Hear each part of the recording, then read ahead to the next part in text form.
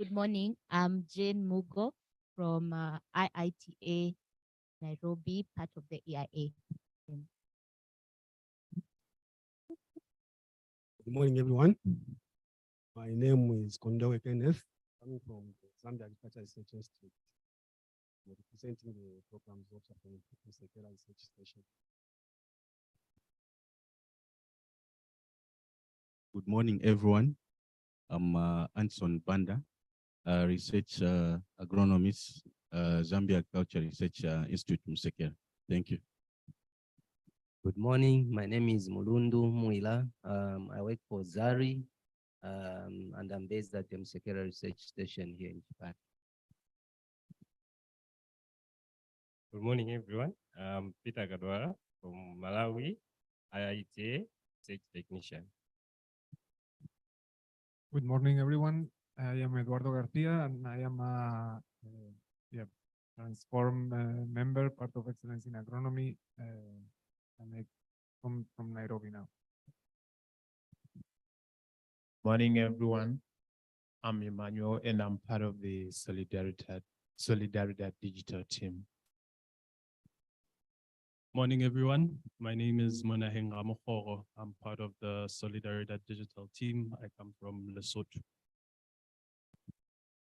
Good morning, everyone. My name is Lydia Banda. I work for Solidaridad Southern Africa, but recently transitioned as the regional manager for Kuvuno, the social enterprise incubated by Solidaridad. Thanks. Good morning. My name is John Okoth. I work for IITA Systems Agronomy from Romania. Good morning. My name is Rose Paju. I'm a program coordinator with CIMIT based in Harare. Good morning. My name is Kuzanai from CIMIT, and I'm part of the communication.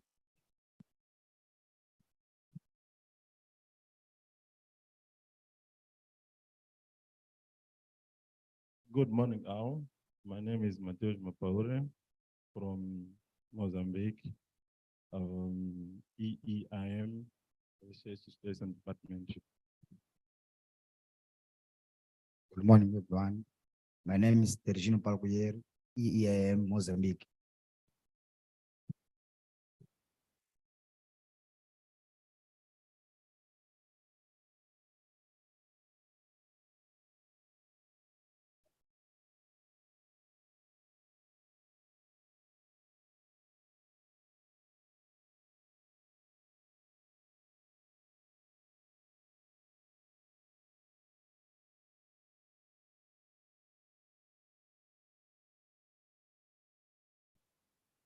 Morning, my name is Patch Mwaka from Rirongwe, Chiteze.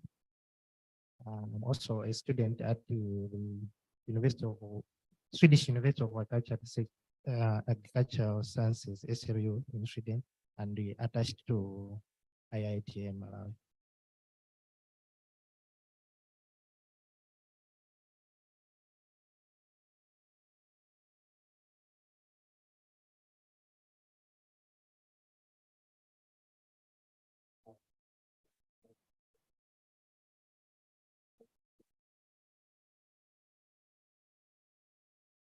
Good morning. My name is Florence Namananguira from Malawi, based at Chiteze Research Station. I'm a legume agronomist. Thank you. Good morning, everyone. My name is Innocent Malunga. I'm a research associate at CIMIT, Malawi. Hello, everyone. My name is Yabosa.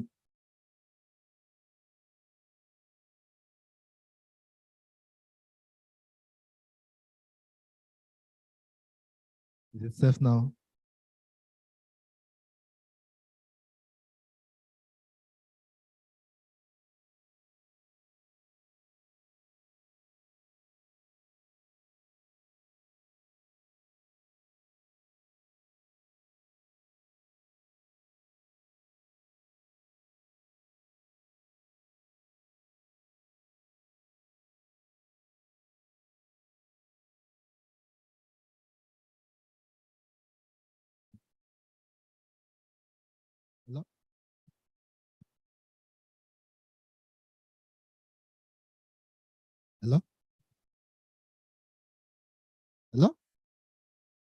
Oh no. Yes. Hello, my name is Yabosam Kuslani. I'm a data scientist working for EIA, based in Nairobi, Kenya, working for IIT. Thank you. Good morning, everyone. My name is Karim Mulongwe. I'm a PhD student at University of Galway under the Lake for Dev project, now attached at the IIT.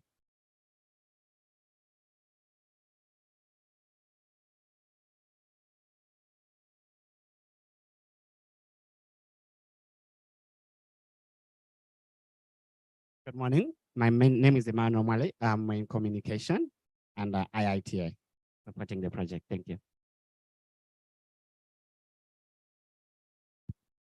We have participants who are participating virtually. Is it possible to get them?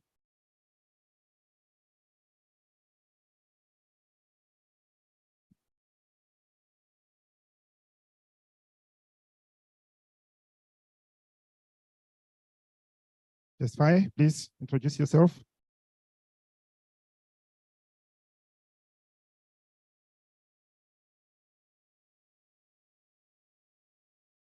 I cannot hear you. You are muted.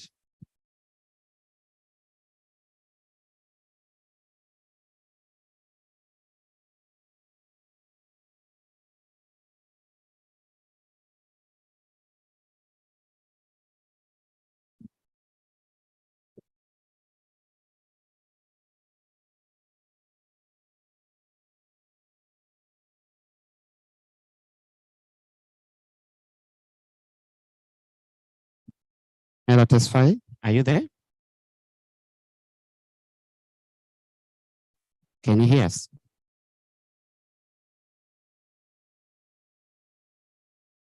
Hello?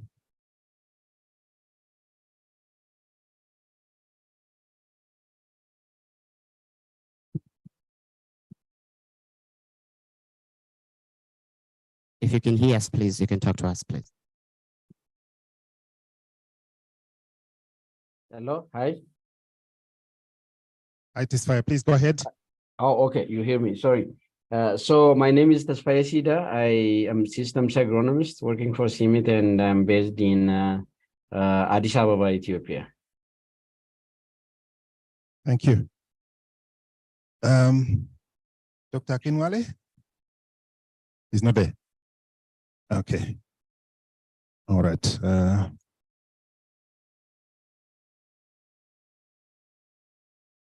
Okay, we're still having some few technical hitches, so a few things are being sorted out.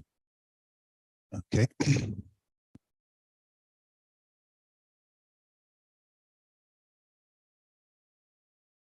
So I guess we can proceed.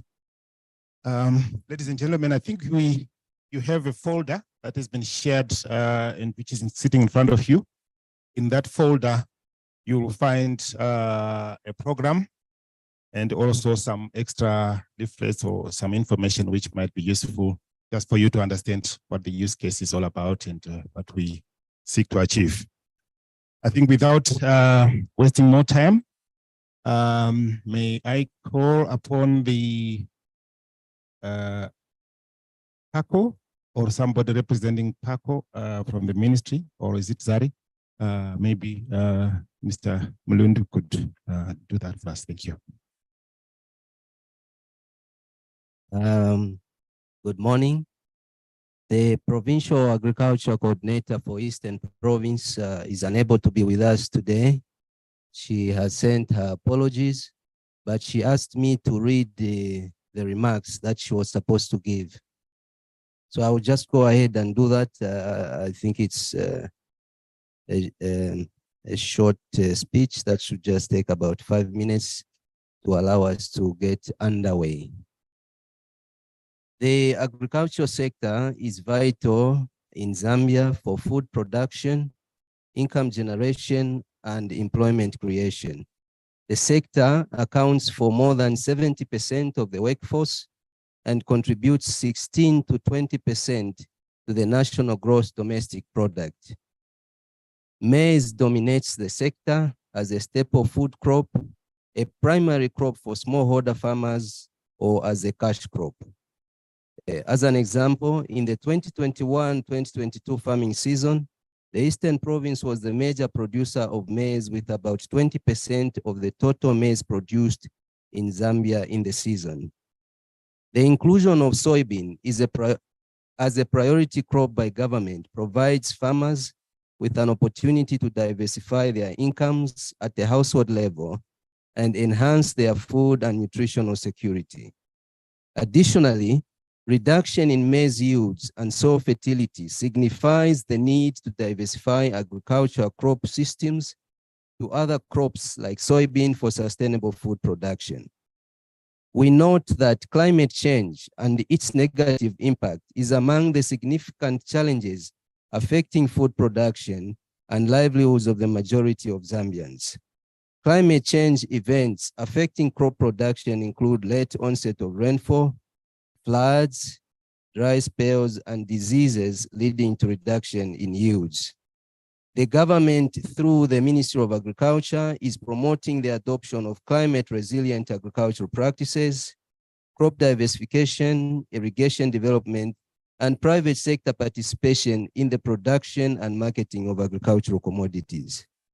In order to accelerate reduction of food and nutrition insecurity and poverty, and to increase agriculture sector growth and employment, the Ministry of Agriculture is partnering farming communities that include input suppliers, agro dealers, agro industry, financial institutions, and other key implementing partners, such as the Food and Agriculture Organization, the World Food Program, and of course, members of the Consultative Group on International Agricultural Research.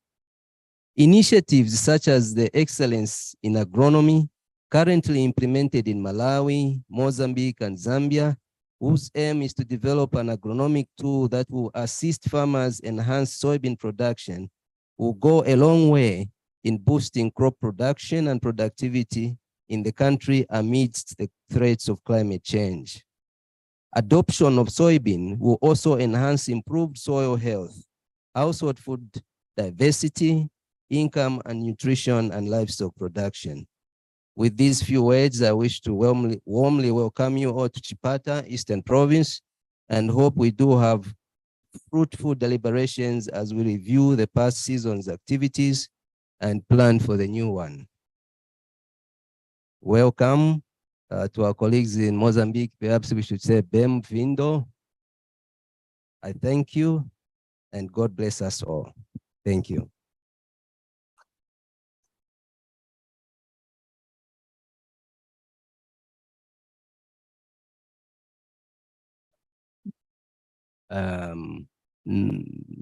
No.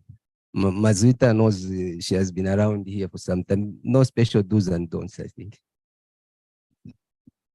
Thank you. Okay, I think we shall smoothly proceed.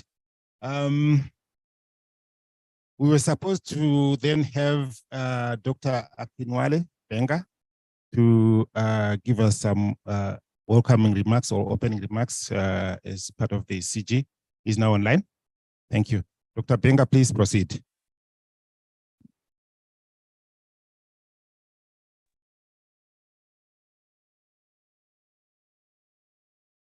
Okay, thank you very much, Dr. Isaiah. I hope you can hear me. Hello? Yes, you're still a little bit faint, but I think it's being fixed from this end. It's not your side, Okay. but we can see you nicely. Let me increase the volume from my end also. Okay. I hope you can hear me now. Yes, very clear, sir. Okay. Yeah, thank you once again, Dr. Isaiah. And also, good morning, colleagues. And then on behalf of 1CG, I would like to welcome you to this very important review and planning meeting, which is really focusing on developing tools for scaling soybean production in the Chianga Triangle. So we are very honored and excited to see this critical mass of expertise that are really gathering today to really review the progress, the achievement, and then the challenges, and also to plan for the next activities of the initiative. You will all agree with me that excellency in agronomy, the Solidarity soybean use case, has indeed been a good example of how maybe researchers across the 3 countries, the extension workers, the private sectors, and then the farmers can come together in a very coordinated manner to really develop a solution that will really drive soybean productivities in those countries. And also one of the compelling mission of 1CG is to really contribute to country effort in transforming its foods, land and water system in a climate crisis. Therefore, large scale impact on production through its 33 game-changing research initiatives. So one of the compelling mission of 1CG is to really transform food, waters, and the land across many African countries where the CGs are really operating.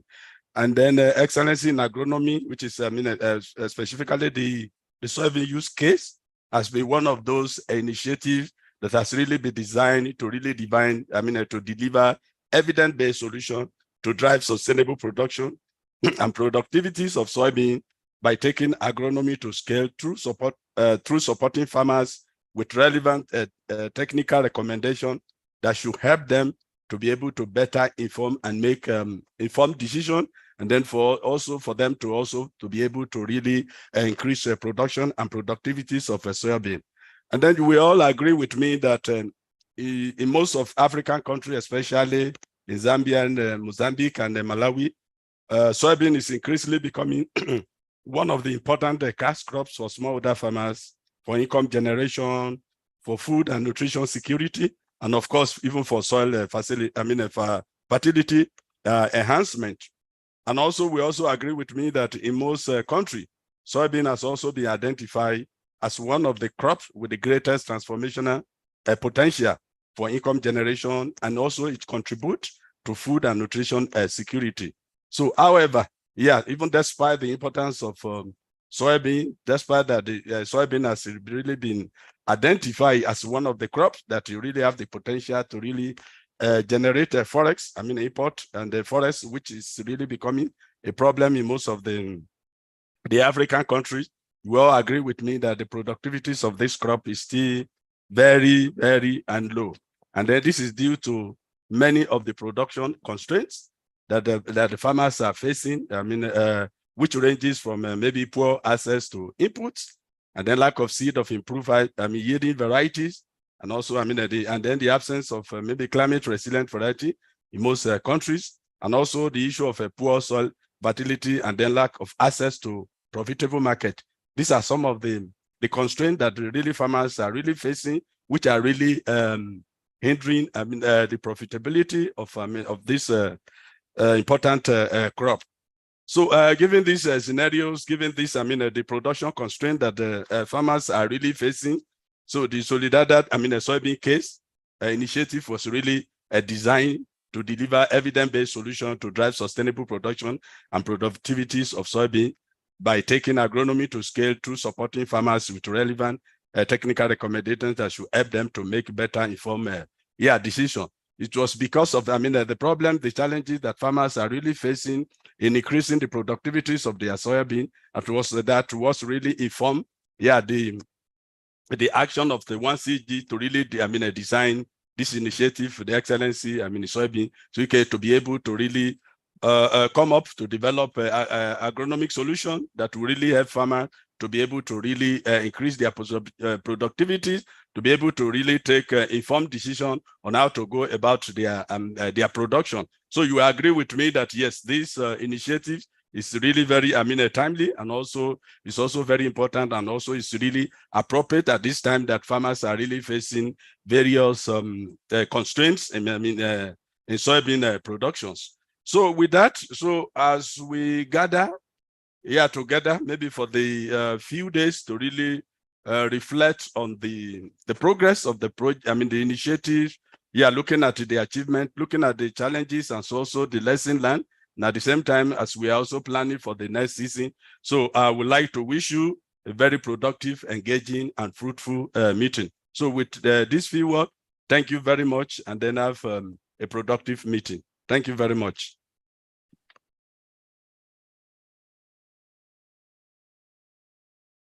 Thank you very much, Dr. Benga. Yes, I think you've really done us justice, and we really thank you. I wonder if there's any questions to him. Any questions that anybody would like to pose to him? Everybody's shy. Okay, fine. Dr. Benga, I think you can hold on and stand by for a while longer.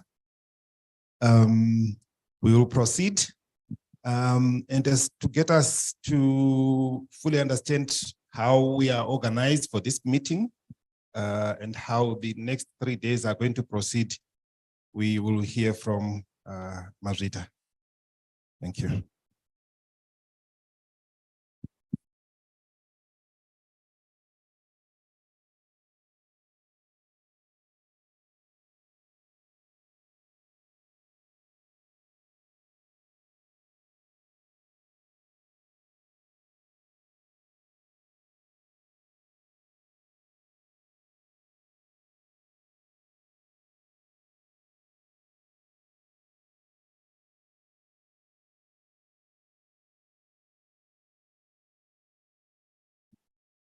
Good morning once again.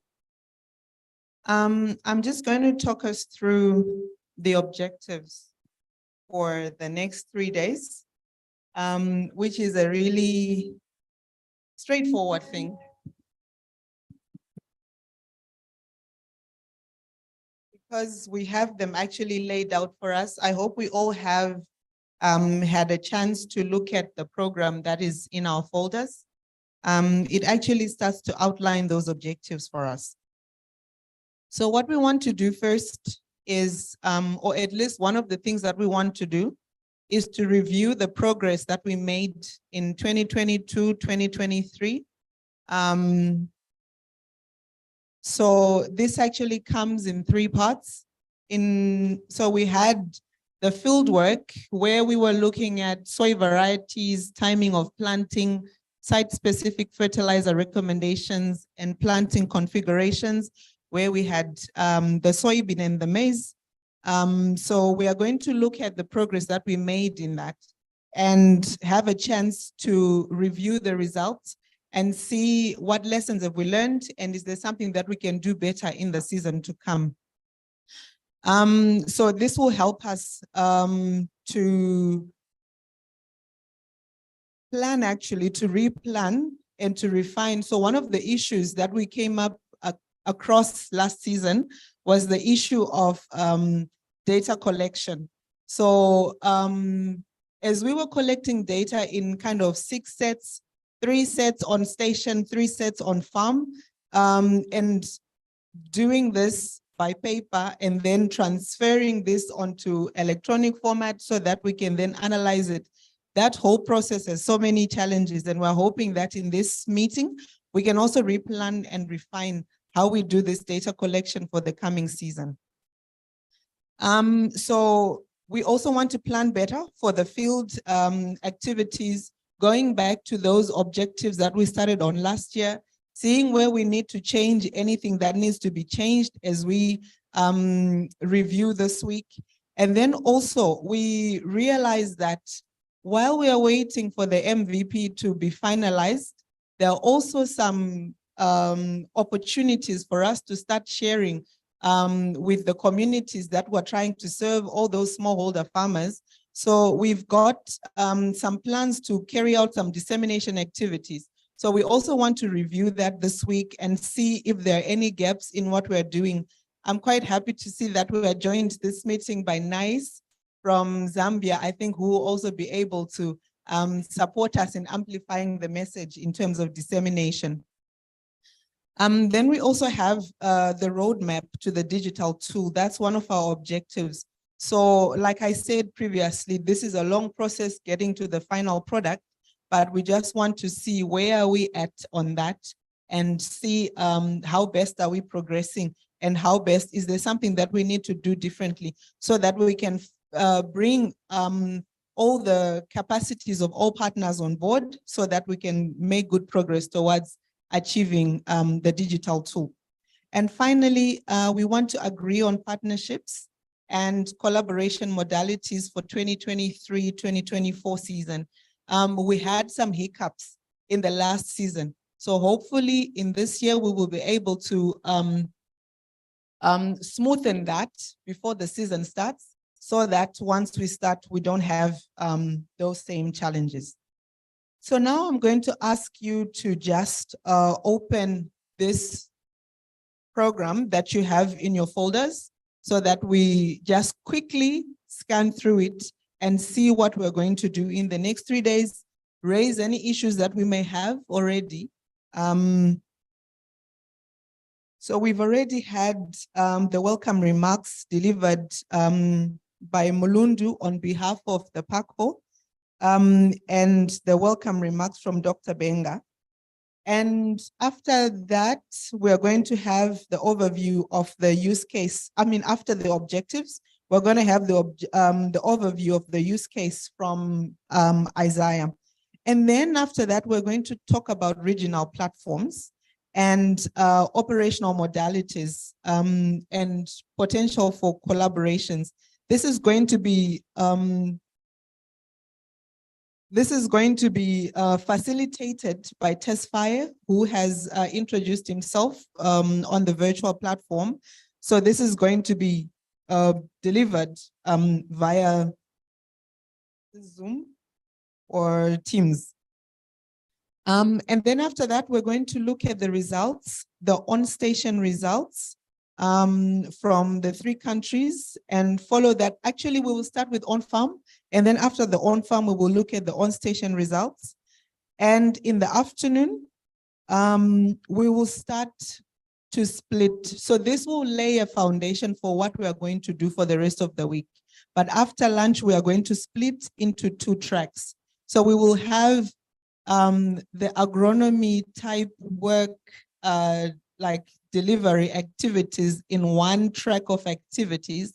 And then we will have a parallel session going on where the data scientists are going to be looking at the data that has been generated so far and work on the digital tool. We are all excited about having the digital tool, but all the work that goes into that. So some of it is going to be going on here based on the work based on the data that we've already generated. And that will take us to development of, that will take us actually to the end of the day. And then tomorrow morning, again, we will start in 2 tracks. The agronomy work will continue with guided questions, reviewing the progress that we made last year and checking again, how can we better the synergies between our different organizations and the different departments within the organizations, also between the work packages. Like EIA is so big, so many organizations, so many work packages. Sometimes we don't have very good visuals of who else is contributing. And so we fail to support each other sufficiently. So hopefully we can look at that in that session. The development of the digital prototypes will continue. And then after that, we will have a session where we are looking at our partnership with the universities, where we have students who introduce themselves, tell us a little bit more about the work that they are doing, and how this feeds into the Excellence in Agronomy initiative, and how the initiative also feeds into the work of the students, and how these can work together and feed into each other. We also hope we will also start looking at the dissemination materials that I talked about. So part of starting disseminating rather than waiting until the end of the MVP is finalized. And then after that, we will go to the field. We will visit Msekera Research Station, guided by our partners from Zari, Mulundu, Anson, and Sam.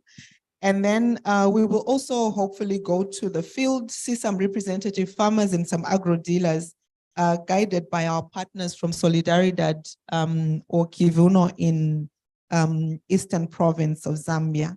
And we will then go into a cocktail after that to end off the day. And then the next day, which will be the final day, we will now look at the roadmap.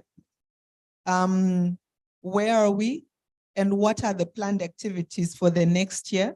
Where is that going to take us in terms of where we want to get to in finalizing that digital tool?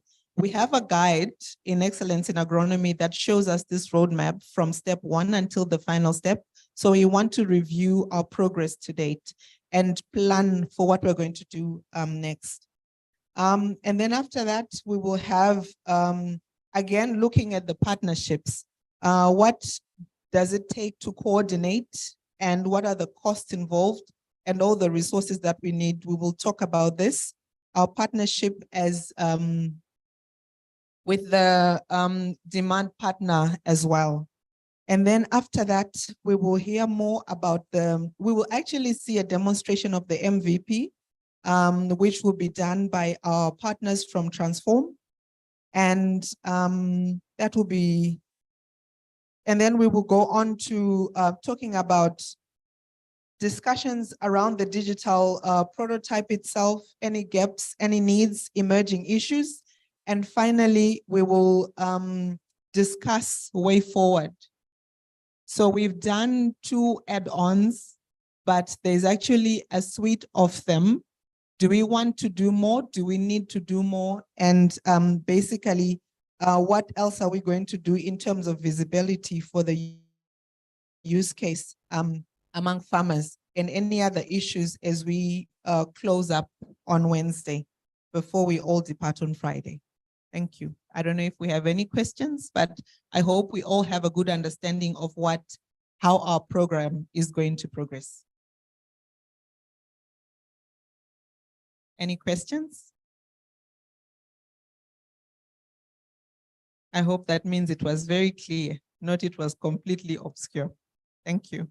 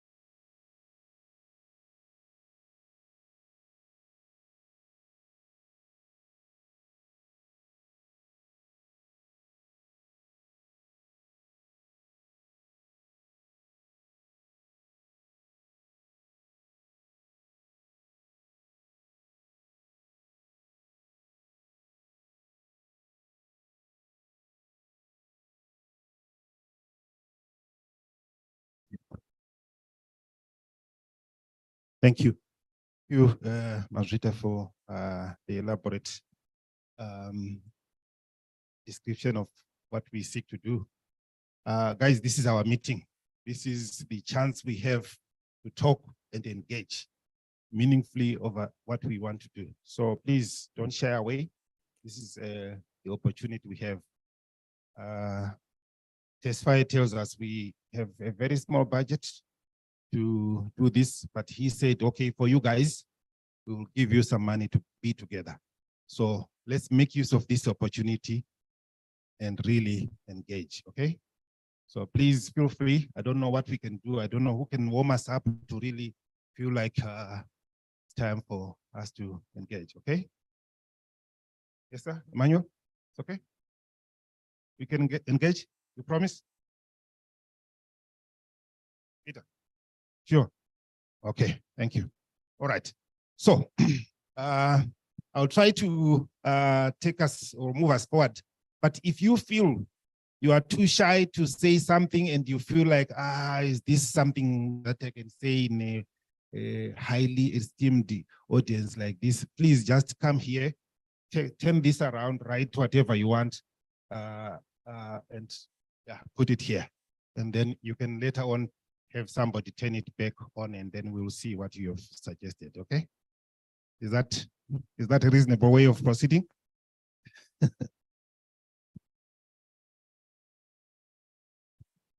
Just want to make a comment. We have some of our Mozambican colleagues who might have difficulty translation or in maybe communicating in English. I don't know how we will help them. Yeah, because they might want to contribute.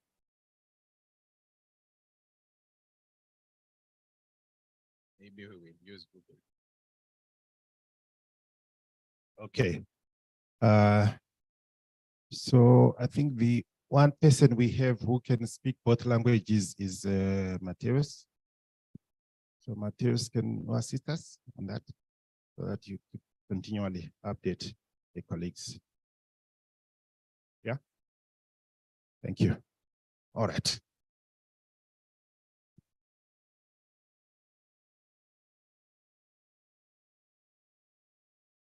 Can you help me?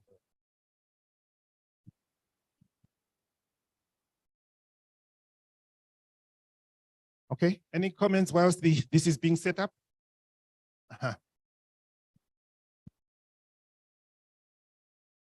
Okay, I'd also want to encourage colleagues to also use your social media links or platforms to also promote this event, as we're also live on the Excellence in Agronomy channel. So I'll also add these on the draft papers for those who want to tweet or post on LinkedIn. Thank you. Okay, thank you. Good.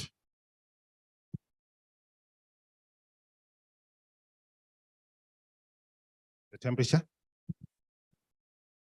Too low. Okay. All right.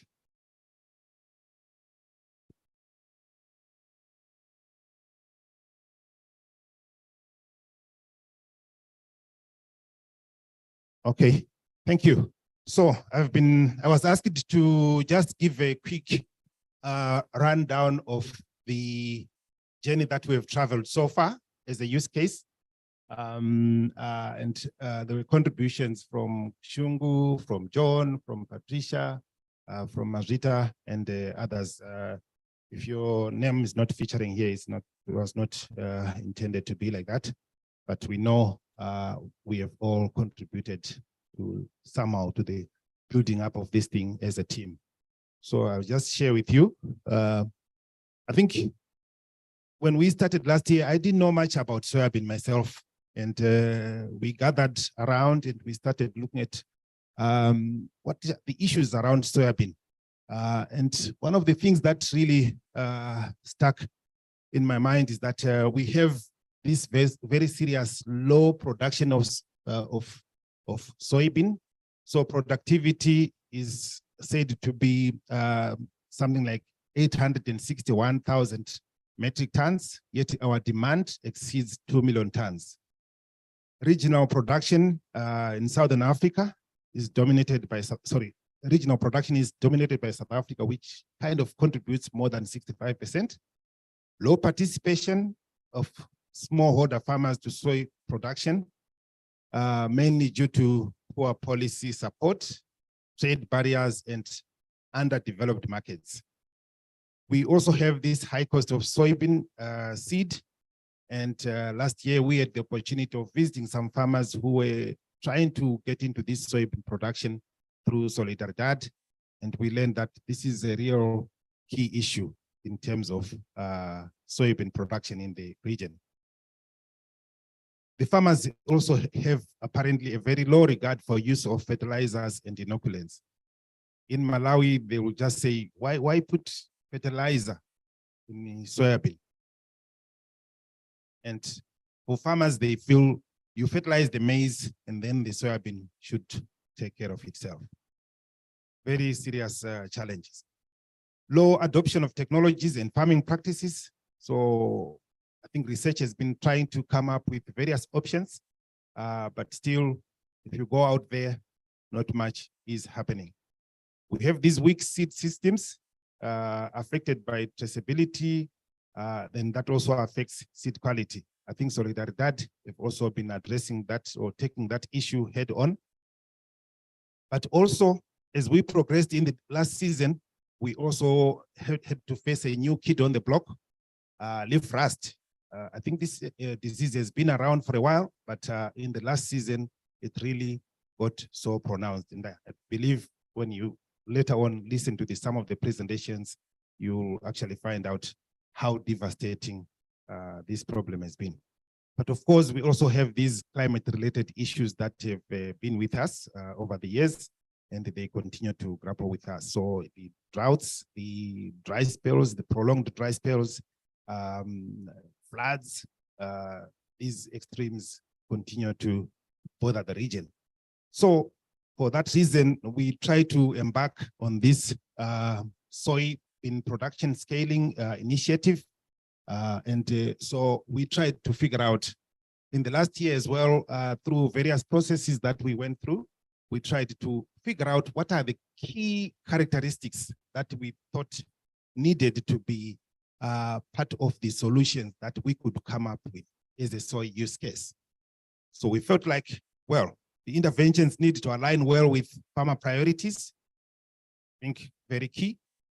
That the interventions should somehow address current challenges in soy production in the Chinyanja Triangle, and that the interventions should be low-hanging fruits somehow. So we want to try and make it as simple as possible, but without being too complex.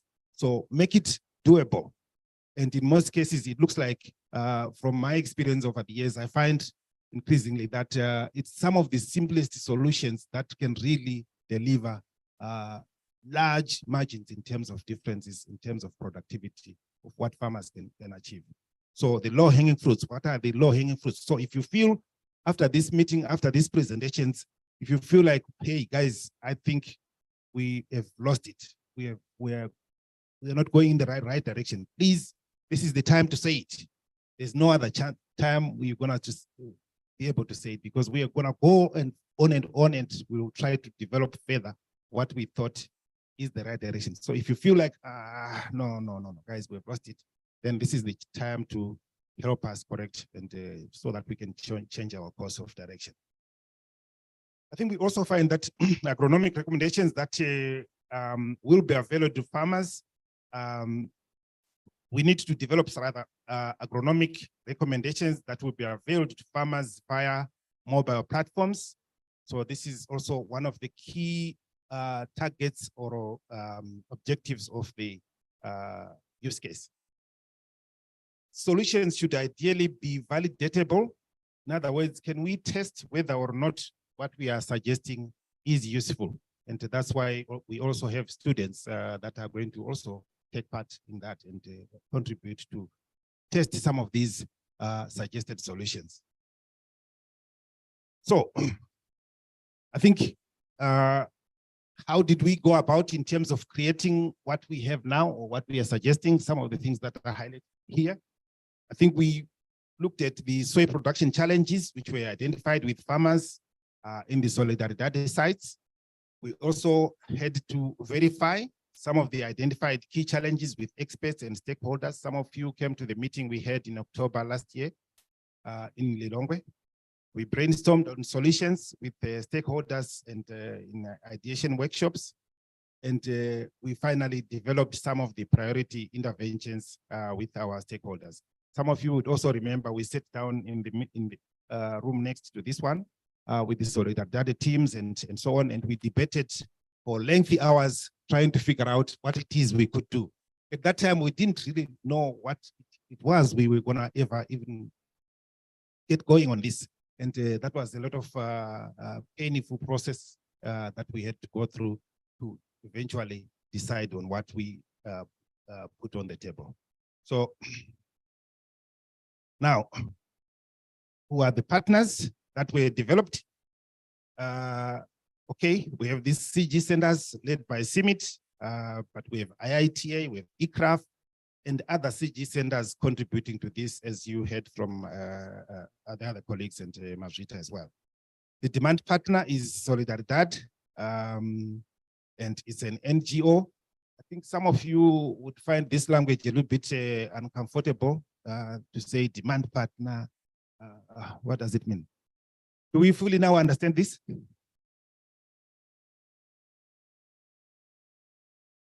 Rose, you have your hand up? Not quite. Okay. The demand partner, I'll try, but I'll ask others to assist me to explain it. But the demand partner, in the sense of the excellence in agronomy terminology, is that this is a partner or a institution that requires certain specialized services. And so we are saying, as experts in agriculture, as CG centers, we are generating, or we are there to support the demand partner with certain services that they need so that they can implement their scaling activities more effectively. So when they talk about the use case, it's like bringing together these expertise from a lot of expertise from the CG centers to support a demand partner who is the scaling institution. So the scaling institution as a demand partner is Solidaridad, and we are supporting them with the necessary technologies so that they can do the job better. So together we then co-create solutions, and then we move forward. Okay? Don't know, Patricia, is that good enough? No, not quite. Okay. So that is what they mean by demand partner, okay? And so this soy use case in particular is focusing on soybean, but it doesn't mean we focus entirely on the soybean. It means we are looking also at the soy-based systems, okay? So systems in which farmers are producing, cropping systems in which farmers are producing soybean is what we are focusing. So maize and the other crops that are part of that system. Eduardo, you want to? It's fine? Okay, thank you. So why and who are we having there? We have Solidaridad, we have DAS in this case. DAS means the Department of Agricultural Research Services of Malawi. We have IAM, which is the Institute for Agricultural Research in Mozambique. And we also have ZARI as the research partners, national research partners. But don't forget that we also have the extension systems. So that's why we wanted the PACO to be part of this. That's why we also have the gentleman from Katete from extension. It's just that we can't have everybody, but otherwise we know from our understanding that we cannot work and do this alone. Then we have the input suppliers and markets who are also part of this. In terms of targets, I think this I don't need to go into anymore. I think most of you understand this, that we are working in the 3 countries. So this is what we're calling the Chinyanja Triangle. This is this region where soybean production is being targeted for the next couple of years. Now, this is, I think, also a very interesting slide, and my colleagues, I think Patricia and who is John, will remember this list I think at the point that this was developed, I think we were calling it like a wish list of things. But I think these were the priorities that we started with based on the ideas that were coming up. So the planting date advisories was something that we considered would be needed. Variety choices, we know that there are a lot of issues around variety selection. Site-specific fertilizer recommendations was also something that was considered key. Crop management recommendations. How do we grow this crop? Do we use intercrops? Do we use conservation agriculture? Do we use ridges? Do we use flat systems? All these kind of issues were considered to be key. Then we had also issues to do with the links to input and output markets, to link farmers to these inoculants, lime, basal fertilizers, which would eventually affect product quality. I think okay, I'll come a little bit later to this, but I think we didn't so far we don't kind of address these issues of markets for some reason, because we felt like there was just too many issues that needed to be attended to. So at least we needed to start from somewhere. Setting up services, there were also concerns that we need to kind of provide mechanization services of issues that could or needed to be worked on. Then pest and diseases identification and control. It's also something that was considered, but we said, hey guys, this is just too much. We can't do all this. So we eventually prioritized on the 4. And so the dream product was that, hey guys, the youth are now more interested in spending time on these gadgets. So we need to be relevant and sound to be very, very, what's the word? Moving with time, huh? Yeah, something like that. So we said, okay, we want some product that can be accessed, services that can be accessed on the mobile phone. And that's why you see this mobile phone there. So the tool that we seek to achieve is supposed to help us address the question of what variety can we grow in my particular. So if I'm sitting in Katete, I should be able to say, what variety should I be able to grow? When can I plant it? This year they say there's El Nino. So when should I plant myself? How do I plan? How do I organize myself to plant this crop? These are issues that are very key. What fertilizer should I use? Should I go test my soil? Or is there some general guide that can be given to me in my specific area? Key issue.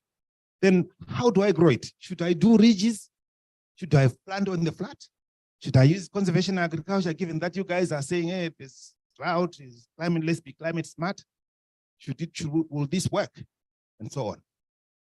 So these are the 4 key issues that we kind of settled on and said, if we can at least address those, we know that there are many other issues, but at least let's start from somewhere. This was the thinking. If this is wrong, please give it a shout and say, guys, I've had a rethink and I think we have lost it. So the tool, ideally, we think this tool is supposed to operate on this Akalimo platform. This Akalimo platform is a platform that has already been established in excellence in agronomy, and it's already operating in other countries like Nigeria, I think Tanzania, Rwanda, I think, and elsewhere, Ghana also. Was I correct? Yeah. So there it's operating already. So the thinking was that if we can use the expertise of Solidaridad, our Solidaridad teams here, they also have their own tools that are operational. And we also witnessed some of them in operation. I saw for the first time farmers are able to actually tell whether it's going to rain tomorrow or the day after on their mobiles out there in Kasungu. It was very impressive. I really enjoyed that. So if we can really build on that and improve on that and use our skills and our technologies to improve on that, then that's excellent. Then, so we would then build in the inputs from Deliver. This is what we do in the experiments and other activities. The Transform guys with their expertise on data and handling models, plus Solidaridad together, then we hope we can have this thing operational. So that is the schematic of how this thing would work with the Kivuno inputs and so on. Kivuno is a, Lydia, can you help me explain Kivuno properly, briefly? Okay, cool. So like I had earlier explained, Kivuno is a social enterprise that is incubated by Solidaridad. The aim of Kuvuno essentially is to leverage off digital technology solutions within the agricultural sector to deliver last mile service delivery for smallholder farmers.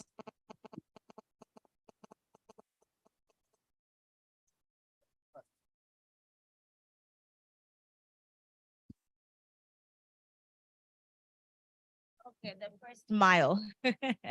Okay, so I am trying, Isaiah. Maybe okay. So Kuvuno is a social enterprise that was incubated by Solidaridad in its effort to leverage off its digital solution technologies to address service delivery or last mile service delivery for smallholder farmers.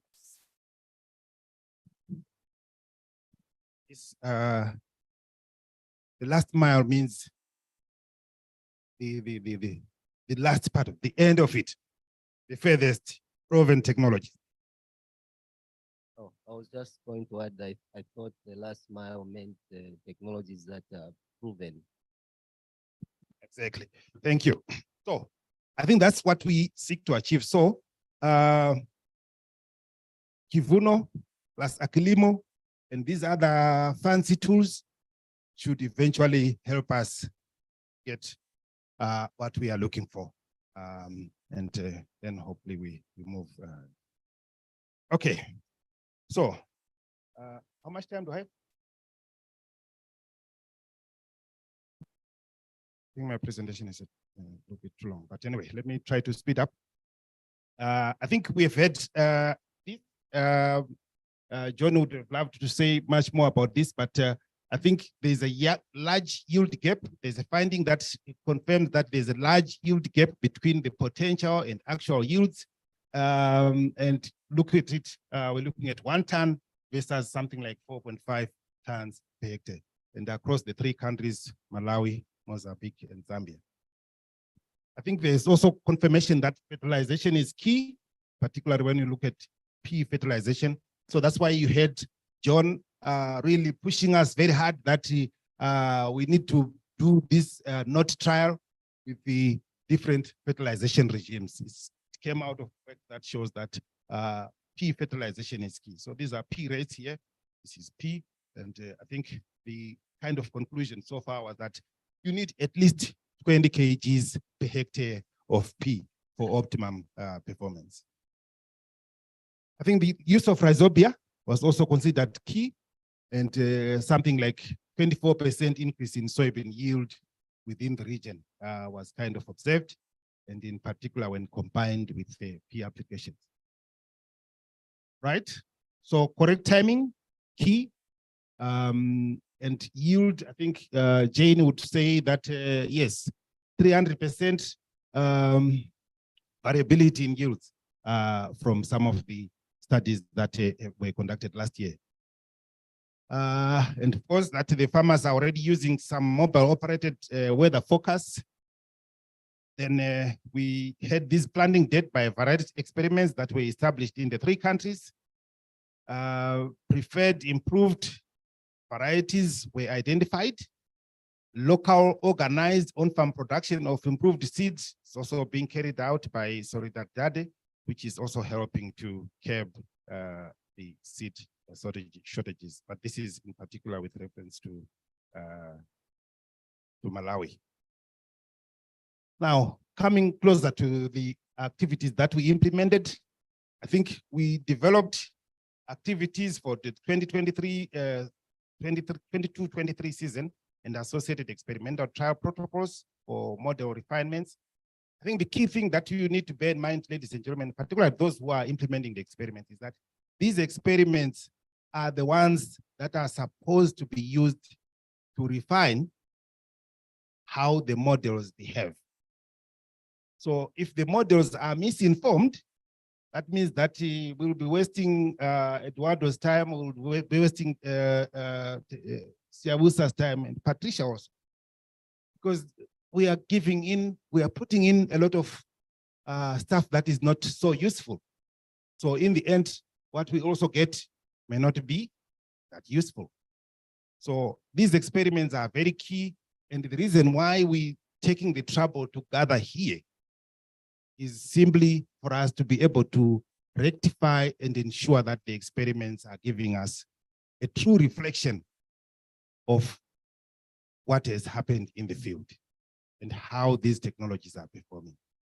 I was saying to colleagues when we were having breakfast that some of the results that we generate out of these experiments will outlive us. A lot of us will live maybe when these tools are being applied later on, a lot of us will be long retired and the people will be saying, no, that guy there is the one who gave us a lot of what I mean. So we need to do a good job so that people will be proud of us and say, you know, this budget that we're using, it was these guys who developed it. All right, okay, sorry. Let me speed up. My apologies. Sometimes you get a little bit emotional on this thing. So anyway, we established a total of 180 on-farm experiments across the 3 countries, and a total of 9 replicated on-station trials that were established. I'll move faster. I think just to get it clearer, and we have this crop mixes experiment at on-station, which looked at testing 3 planting windows and 6 intercropping arrangements or configurations. We also have this crop establishment experiment, which was testing ridging, raised beds, and flat systems under conventional and CA. We also have the nutrient omission trial, which tested different fertilization regimes with or without rhizobium inoculants. I think I can say always successfully implemented in the 3 countries. In Zambia, the crop mixes was planted rather late, and that was one that resulted a little bit in poor yields. And I think you'll hear more from the detailed country teams. But certainly some of the experiments are already starting to show results. For instance, where you've used inoculant and not used inoculant, this is some result from Mozambique, which already shows that there is a benefit to using the inoculant, and reconfirms the earlier statements that I made regarding inoculants. On farm, we also had this planting window experiments, which were testing the planting windows and 2 selected varieties, nutrient omission trials, testing fertilization regimes, inoculation, intercropping, and varieties. Validation trial, I think this is the trial that some did not fully understand at the beginning, but we were really trying to compare what the farmers do with a proper full house. So full house means that you do everything right as far as we think, as far as the developers of the MVP think. And so we then say, we compared. So full throttle and the other one, which is operating, and see whether we are having any benefit. Again, you'll hear more from the colleagues. I think a lot of things went well, but some challenges were experiences in Katete, and the yield results are being processed or have been processed in some cases. I think, what next? I think we can say we want to finalize our data collections with the country teams. I think the idea of integrating the Aquilimo framework to Solidaridad data systems is really key. We have, I think for people like Siausa, you need to understand that we have these field protocols that we used in the last season. These are kind of paper-based protocols where farmers would be filling in for information.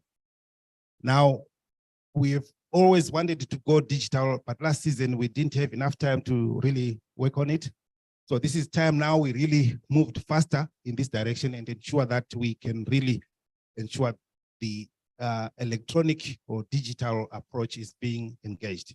And we want to discuss whether or not we drop completely the paper-based, or we shall use both, or whichever. So these are issues that really need to be thought through and decided on. I think we also, like Masrita said, we want to review the gaps from last season and engaging with other interest groups, our students, the Leg for Development guys and others, we will need to come on board and we discuss with them. So we need also to help define, so let's not stop thinking, we need to also help define what the students are going to be doing. The students that are going to be with us, working with us, let's help them refine their thinking in terms of objectives so that they can be proud after 3-4 years of having done what they will have done. Otherwise, they will just be, I think the question that a lot of students get asked whenever they are presenting their thesis is, so what is new? So what? So let's keep thinking about that and help them overcome this kind of thing. Then, of course, any other implementation challenges. But I think for me, before I sit down, I think there's a few very important things that I think we should remember through and through, particularly for those who are working on the experiments. Anything that we're going to do, if it is based on a very poor foundation of poor data collection, poorly implemented trials, incorrectly done, this one has done that, this one has done that, and we think they have done that when the person who is processing the data is thinking that they have done that, then that is the start of a lot of trouble. So good data is key for any subsequent work. Garbage in, garbage out, they always used to tell us. I think this will continue to apply. Let's agree. The reason also why we always think it's important to meet is because we know that there's a lot of divergent views. So if you have divergent views and you keep quiet, then when you go out there to the field, you go and do something different, you have problems. This is the opportunity for us to discuss. If you don't agree, you can say, guys, me, you're saying this, but me, I don't agree. I think it should happen this way. Then we really engage and polish each other up until we either take your idea or we modify your idea until we have something. But once we have agreed as a group, then let's go and implement. I think that's it. I thank you.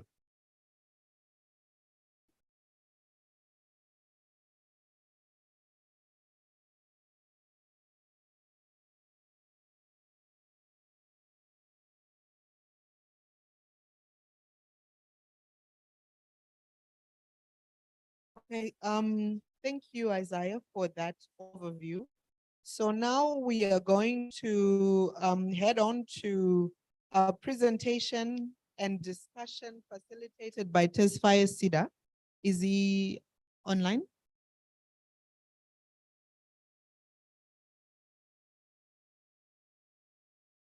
Yes, Rita, Okay, I'm so online. if you I'm can online. connect us.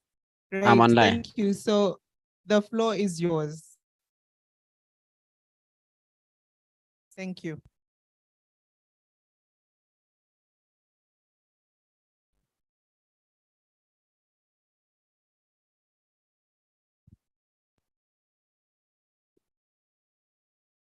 Do you see my screen? Yes, we do. Okay, okay. So, good morning, everyone. It's really good to have you guys, and unfortunately, I could not be there. So I briefly run maybe a 10-minute presentation to highlight what we plan to do in the region. So I talk about a couple of topics here, and the first is the idea of having a sub-regional platform, and in this case, a focus on the Shinyanja Triangle.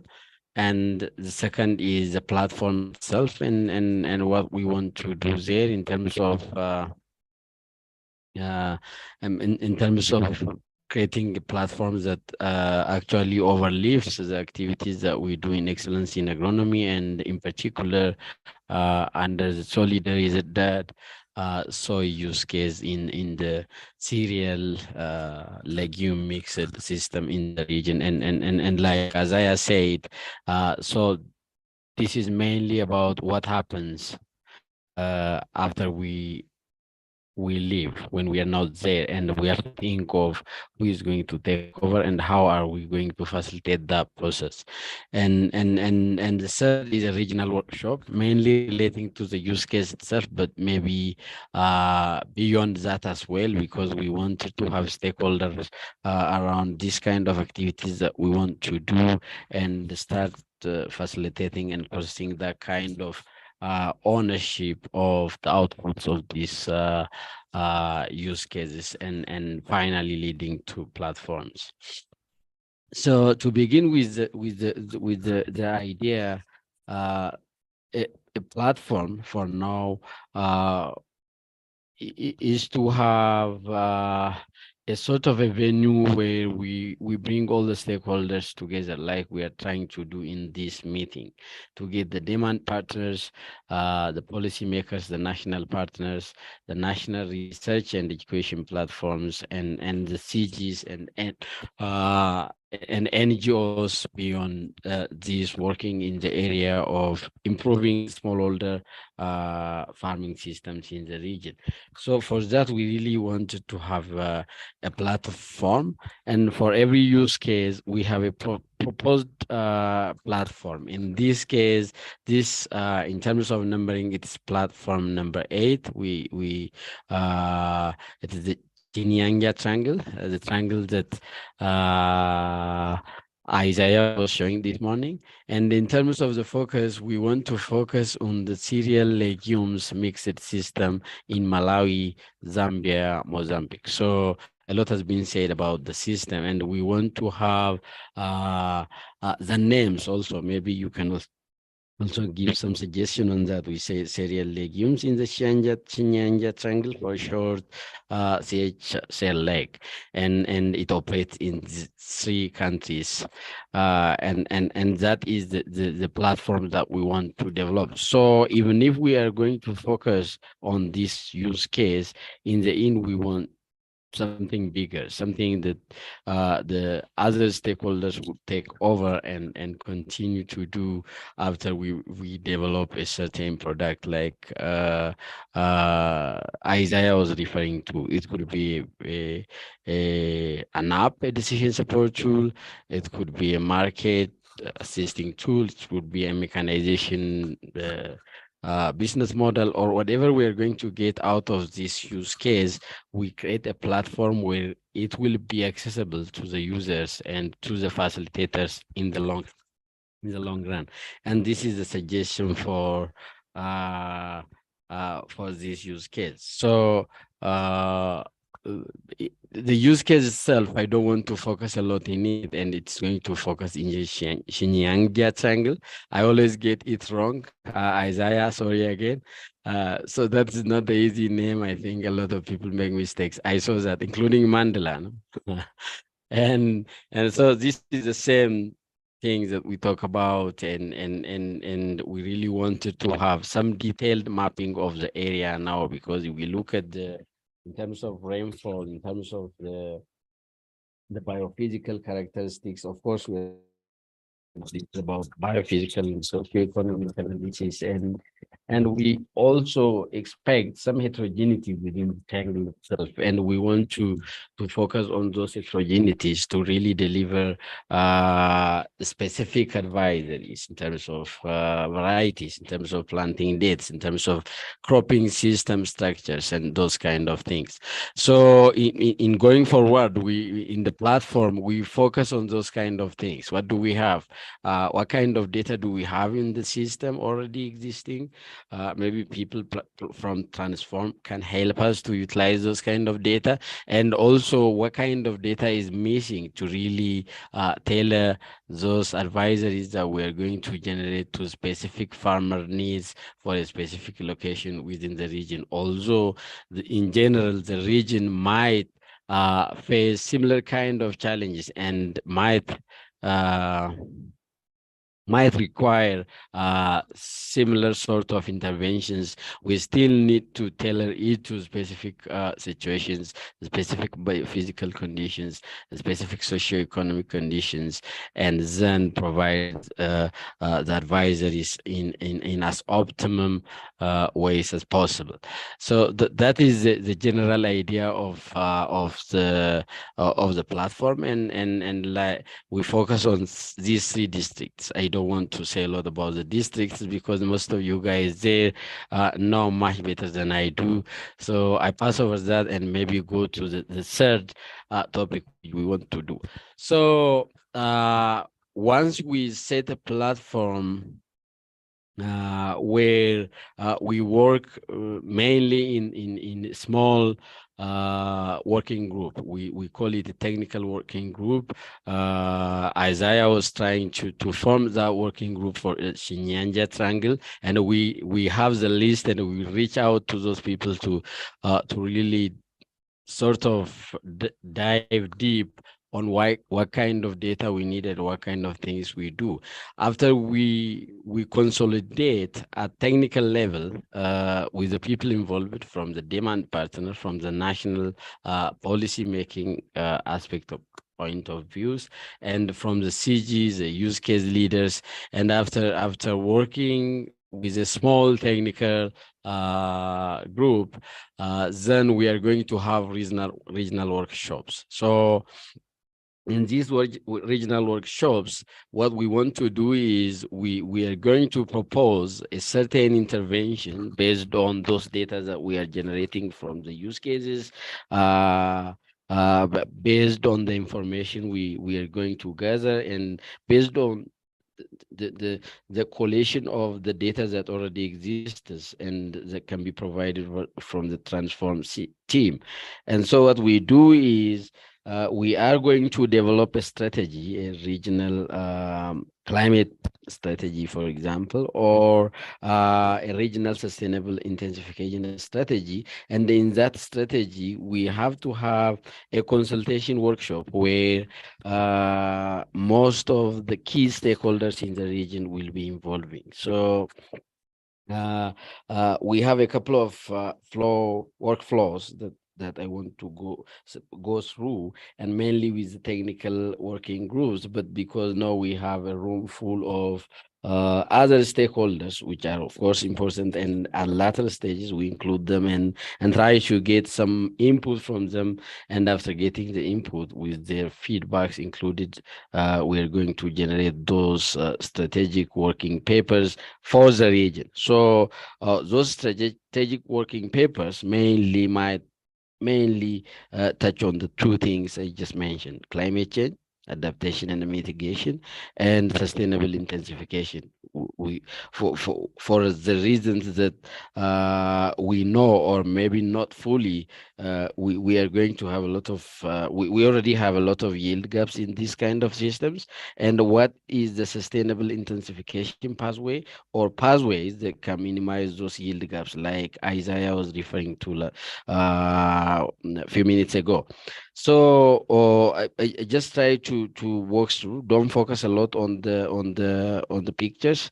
It's just to show that this is the kind of output that we are going to take.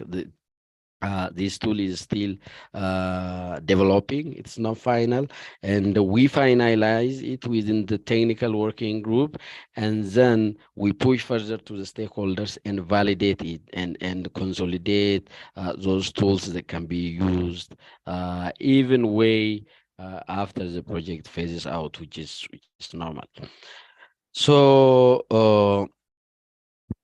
some of the things that we want to do in this is how is this region situated compared to the global zone? What the region is, what is the name of the area? We know it's the Chinyanja Triangle. The farming system is cereal legume system.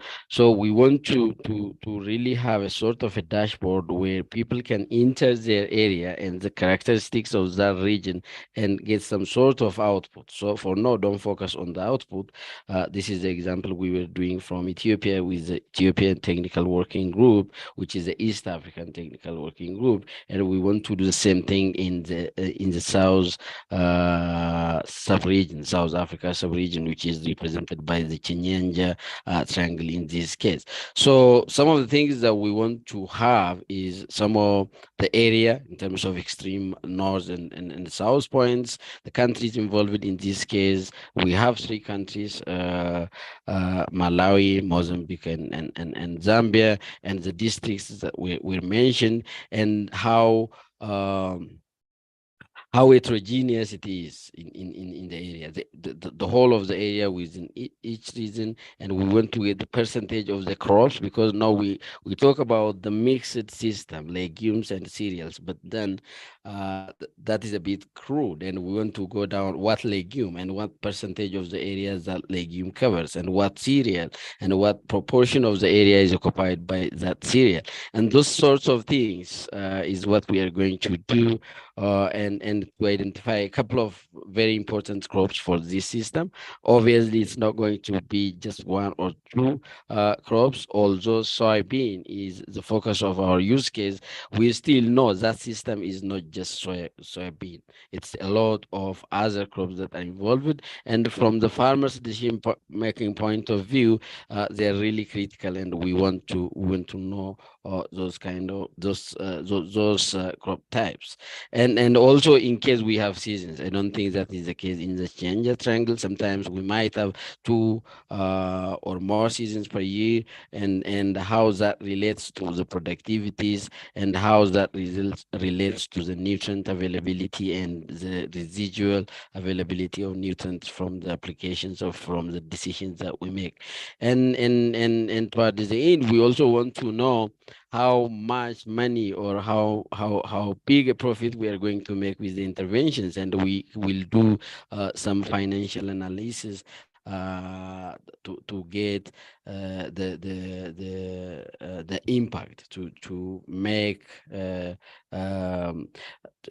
to clearly say that, okay, our intervention does that, this and those, and then the impact is that in terms of monetary values, in terms of benefits, in terms of profit. So we want to get something like that. For example, we want to prioritize our intervention, and what do we get in terms of money from those priorities? Is it going to give a lot of benefit on soybean or maize or any other crops that we identify in previous stages, and then tell the policymakers, okay, if you do those alternatives, you follow those alternatives, the kind of things that you do, the kind of benefit that you get is this amount in terms of very specific kind of outputs.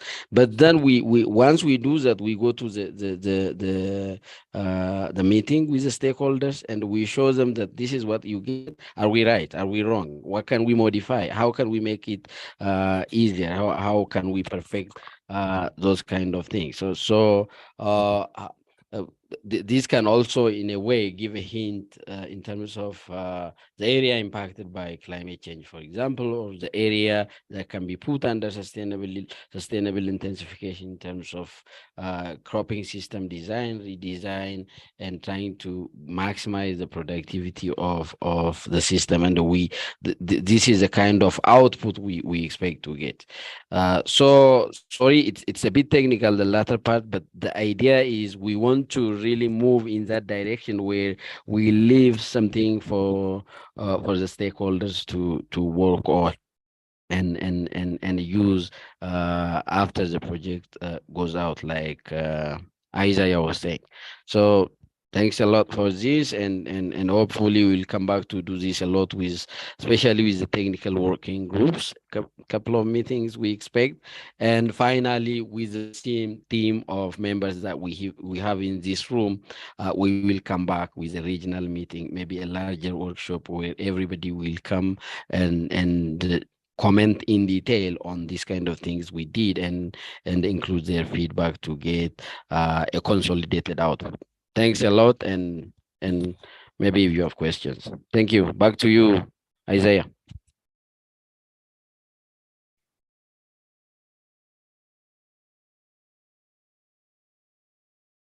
Thank you. you, Tesfaye. Before you go, we need to have some questions, but I think Majita is a comment first. Yeah, I thank you so much for your presentation, Tesfaye. I wanted to ask sort of two questions.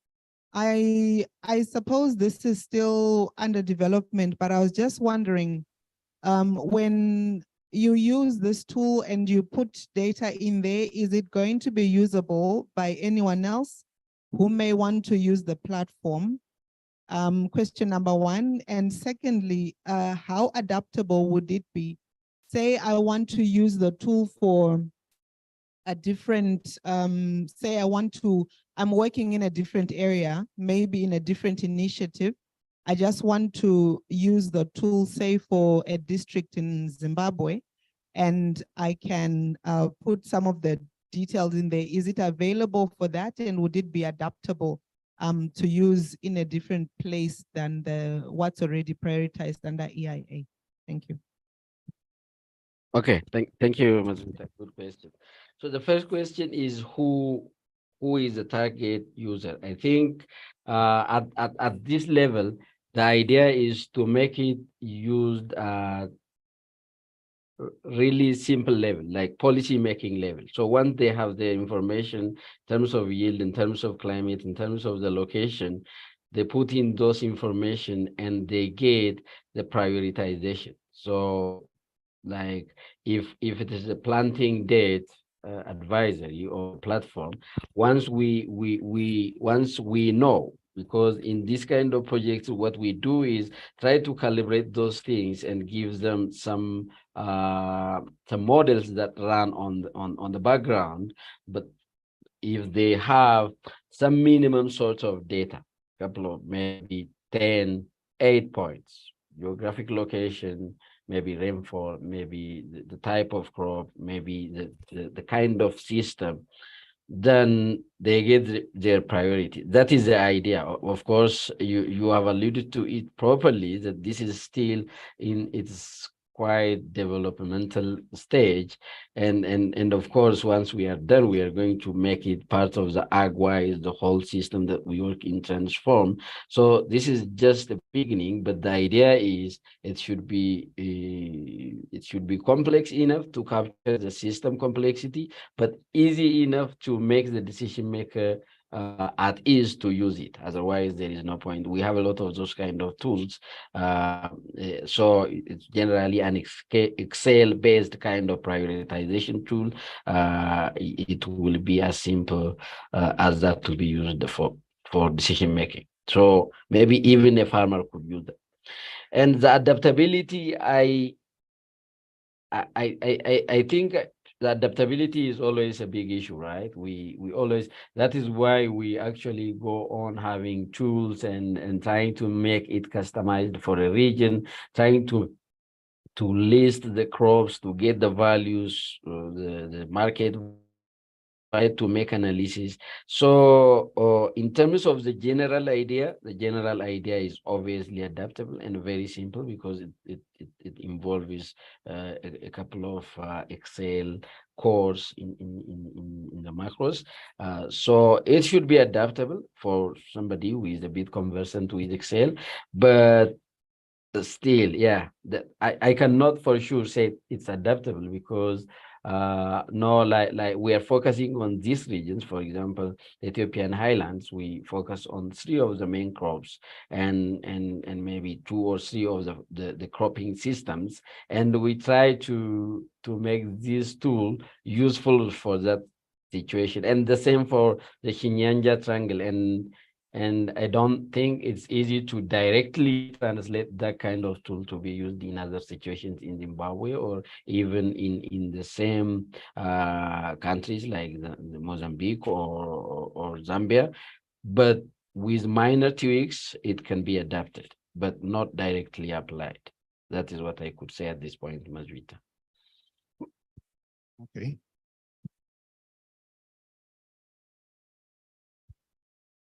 So I'd also ask if the data that is put into the tool, like if it's accessible to someone who also wants to use similar data.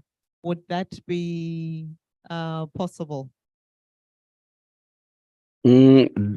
Theoretically, that should be possible because we want to make everything accessible. Everything that we generate from this project, we want to make it accessible. So also the donors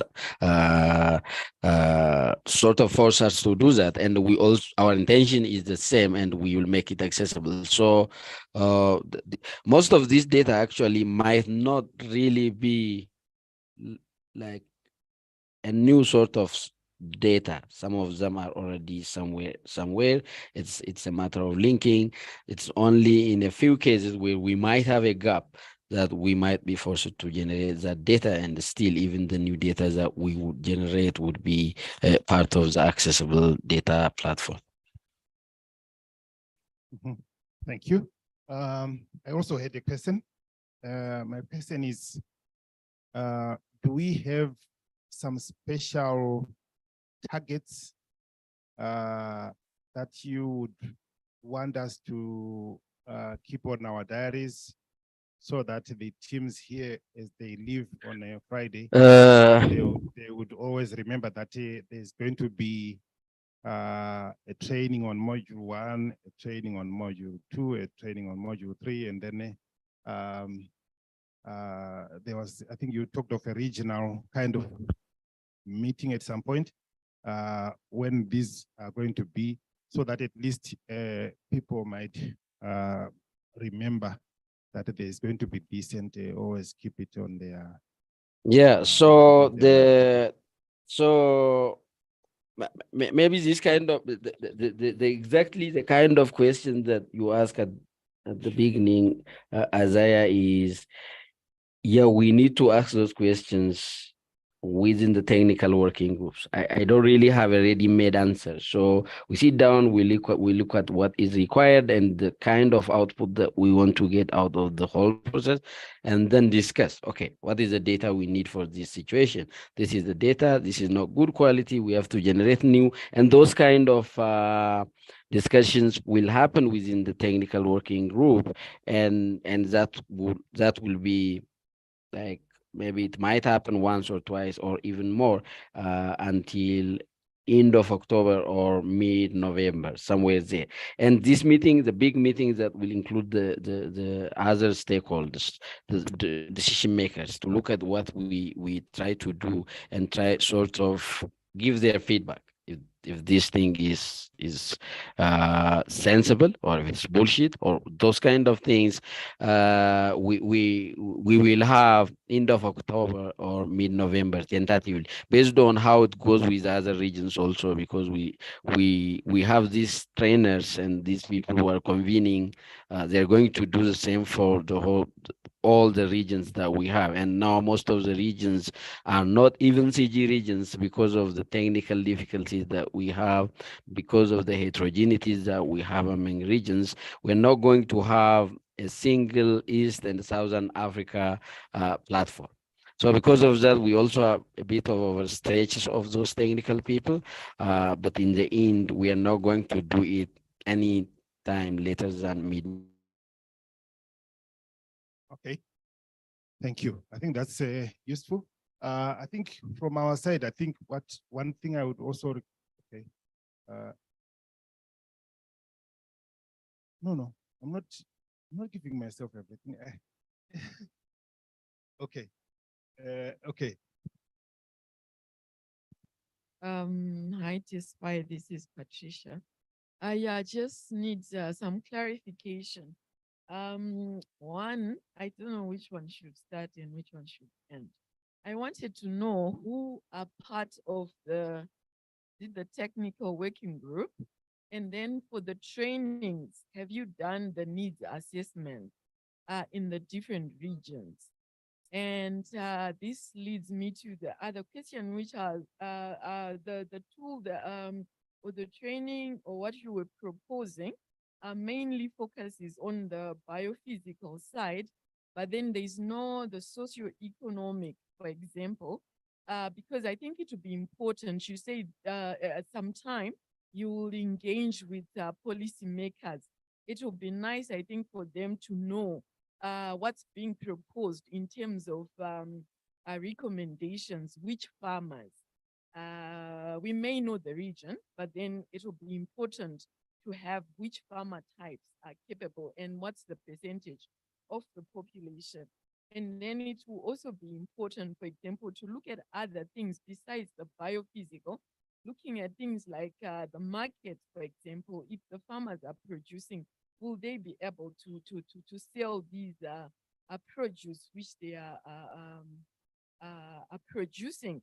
And we've seen that it's always a challenge, for example, in the region in terms of how do we incentivize farmers to produce more. As much as we prioritize on certain crops, sometimes infrastructure impedes, and there are other rules and regulations beyond this. Yeah, thank you.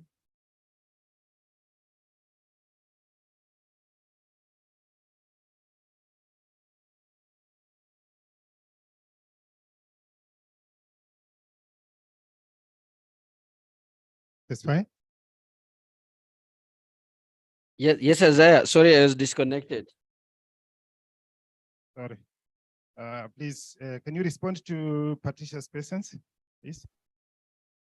Yeah, I don't know if I had heard a lot of it because I was disconnected in between, but the final part that where she mentions we really need to focus and go beyond just biophysical aspects of decision making.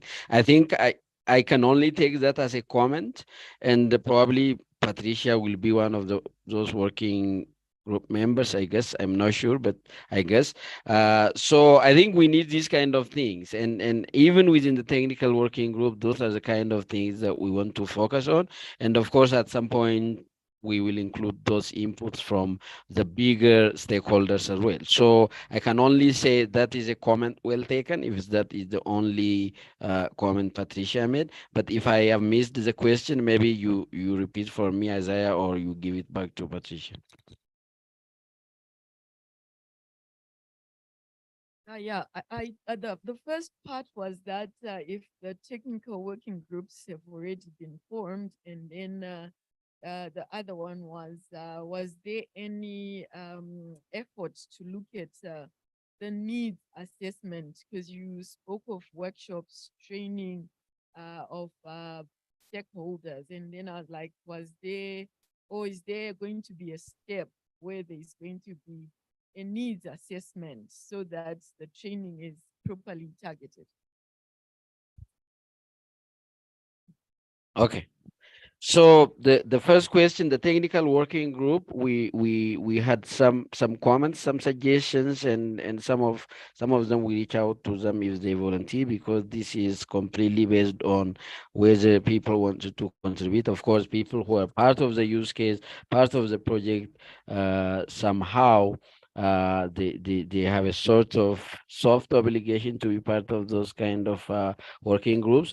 It's not done. It's not done yet. So that is an ongoing process.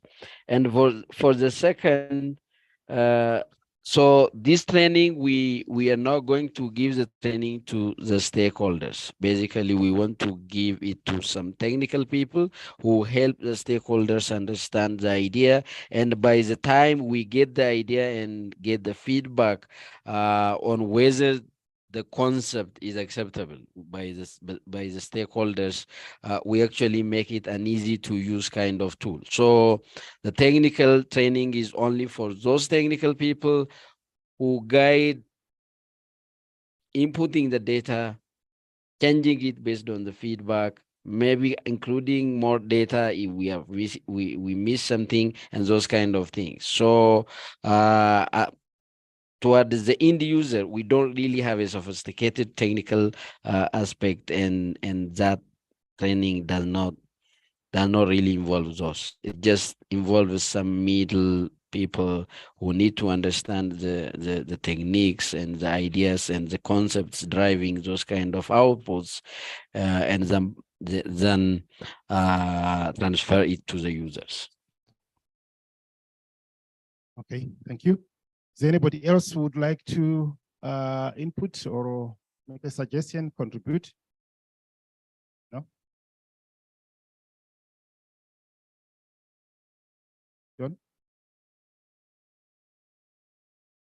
Okay.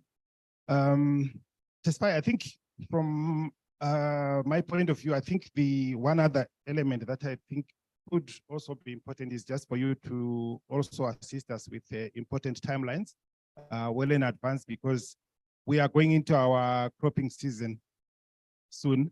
And so a lot of the colleagues here might be busy, particularly the technical people who are trying to support or guide the execution of some of the experiments. So if we know well in advance what's coming, then I think that would also be helpful for people to organize themselves properly. Okay. Thank you, Isaiah. As soon as I know the schedule of the other regions, I will share the timelines. Okay. Yes. Yeah, so I think one time when the last time we met with you, I mentioned on collaborations with other initiatives. I'm sure ICRA had a meeting last week. I didn't attend, but they kind of looking at something like what you're talking about in terms of maybe the impact of climate change on crop production. Although here they focus in Zambia, I don't know if you're aware of that and if there are possible linkages or lessons that we can learn from what is already happening with regards to crop and climate change in could be in the region. Yeah. Okay, thank you, Patricia. That's a wonderful point. Actually, yes, we in a country kind of based approach, we work with the Akira project initiative also, and more importantly for this specific region, we also have the regional initiative, the UU, where most of us are involved in both, and also the project leadership knows of what we are doing, and there are a lot of efforts going on to link those. So yeah, these are the kind of stakeholders we are talking about. Also, there are a lot of initiatives we always try to link, but then miss at some point, and that's a great point. And we have to maybe look for a focal point for Zambia. And you said Zambia, right? And so then try to link up with the kind of things that we do in the triangle. And for UU, I already have a link and we are working with them. But for Akira, in that specific region, we don't really have a focal point. And I think that is maybe Isaiah or somebody you should link up. And are you involved yourself, Patricia, in the Akira? If that is the case, maybe try to create that small link and then we will build on that. Like inviting to the workshops and try to see where the synergies lie and create some solid operational guidelines or relationships.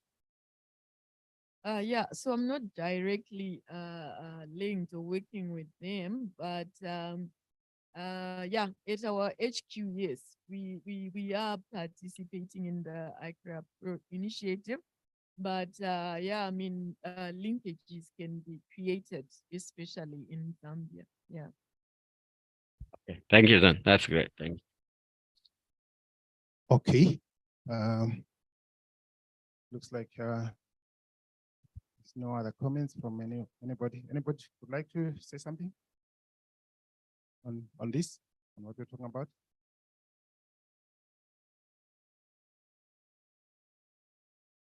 No, you're all shaking your heads. Okay. Thank you, Tesfaye. I think this is very exciting. So we definitely will be waiting attentively for what comes next, and so that we try to see how these platforms can be used to broaden the scope of the use case as initially started, and then we see how this proceeds. I think Ladies and gentlemen, with that, we probably have ended our tea. So we could come to a brief stop, and then we come back again at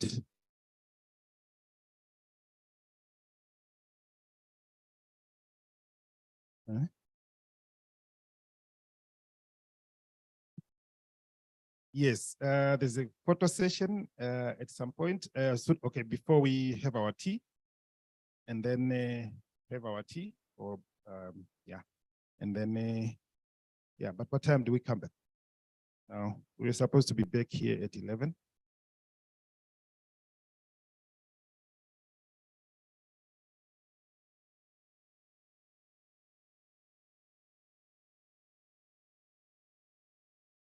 We lost it 20 minutes, so we give ourselves, maybe we here at 11:10 or 11:15, 11:20. Okay. All right. Okay. Okay. So, yes, we can go ahead. Please, can anybody advise us where we go? And if those two ladies, Lillian and Rose, if you have any logistical announcements to make, please do so as we break.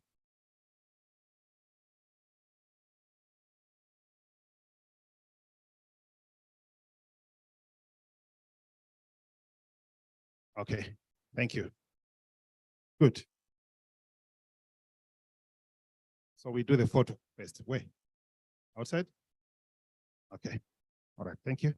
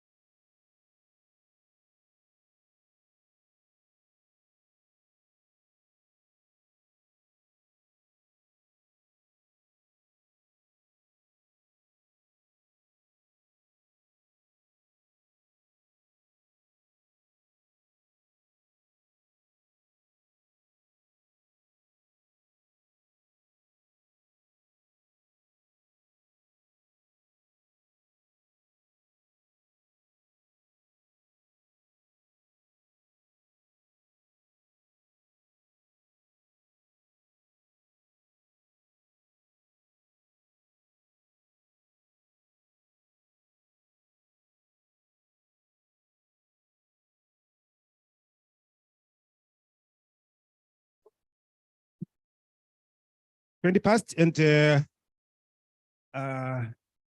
Given is taking over as chair. Thank you. Good morning, everyone. Welcome to the most exciting session, because here we want to discuss about results. So you would agree with me that we did face some challenges, as Dr. Isaiah alluded to say, what we input is what we get. So probably we might have some problems here and there, ranging from or originating from the way the data was collected. I think that's one of the reasons why we are here, to make some corrections in terms of us correcting the data. So what we are going to do is we are going to split into 3 groups represented by Zambia, Mozambique, and Malawi. So what we want to do in these groups is we want to discuss the data that we have, the results that we have. That should not take us so many minutes, probably 15 minutes. From there, then we are going to come back and start presenting. So let's break into those groups: Zambia, Malawi, and Mozambique. I feel pity for Mozambique because there are only 2 representatives, but I think the rest of the team can join them. So very quickly, let's break into these groups. Yeah.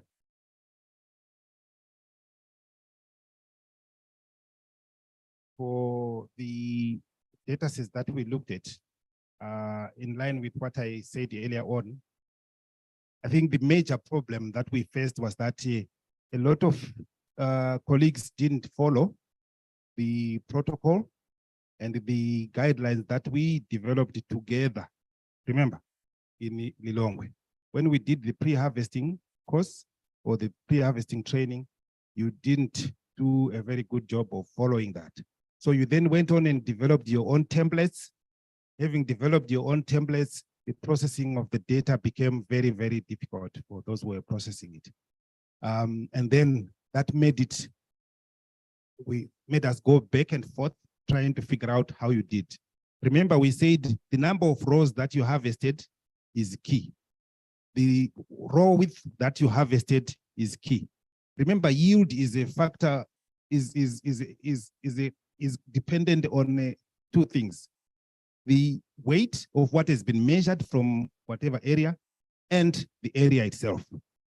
So if we are going to report yield, then it better be done correctly, because we always going to be laughed at, because we have some yields in some cases of 30 tons per hectare, which obviously means something wrong. So please, let's sober up and recall what we did in the field. If we were not in the field, let's find the people who were in the field and make sure that you share the correct information of what was done, so that when we leave this meeting eventually on Friday, we have the correct impression of what was done, and we have corrected up everything. So don't be shy, don't worry about it. It's part of our problems. Let's fix it together, and then we will get it right. Yeah, there were those of you who also got it wrong on rainfall. Where's the on-farm group from Mozambique? Eh? The on-farm group from Mozambique, do we have anybody from? They didn't come. Yes, they have rainfalls in some cases of up to 3,000 or 4,000 millimeters. I don't know what they were measuring, but they have that. But this is part of the learning. So we have to figure out, so given this is why we need people who are going to be on the ground, so that at least we bring the rain gauge to them here and go through the process of reading the rain gauge correctly. so that in the next year, we are not going to face the same problem, you see. So this is the key. I don't know how we're going to fix that, but yes, we had those challenges. Thank you. Thank you, Doc. So like I said, let's split. I can see already Zambia is already aligned in this group. Probably we can have Malawi this side, and then Mozambique, you can be on the middle. You'll be joined by other colleagues.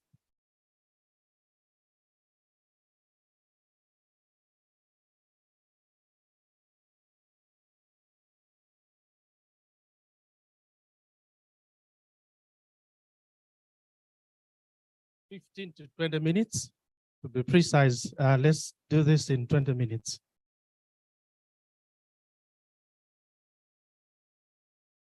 Yes, yes.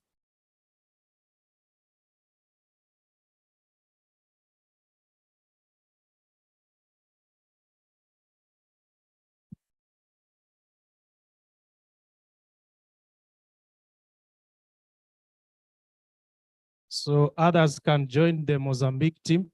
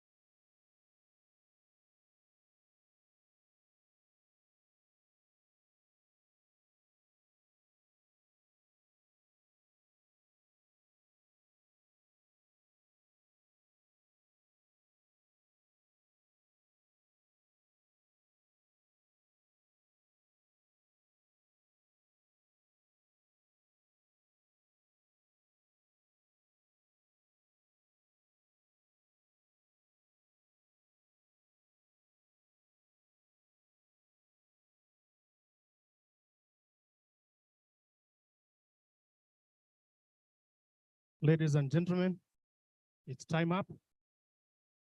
We need to start presenting.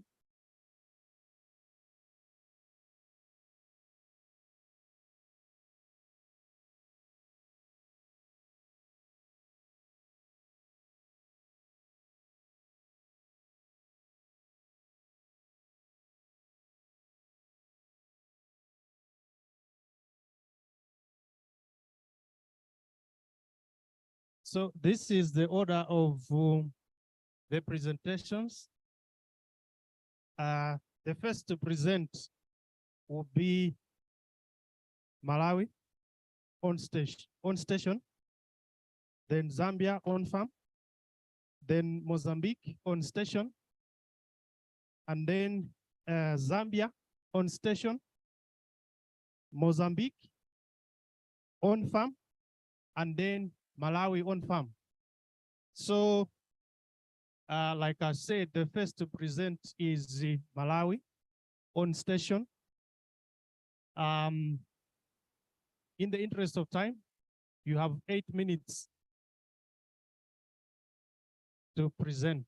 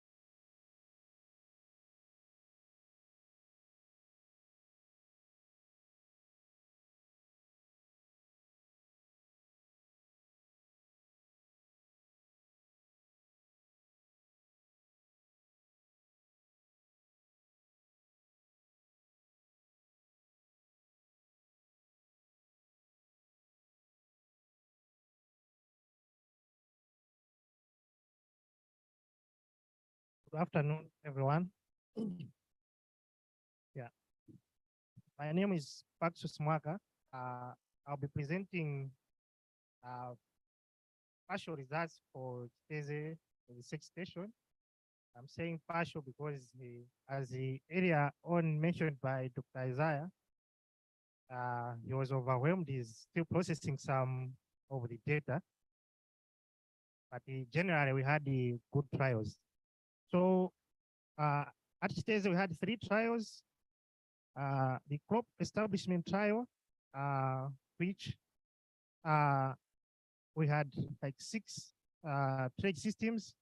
So we are rotating maize with the soybean in those 6 trade systems.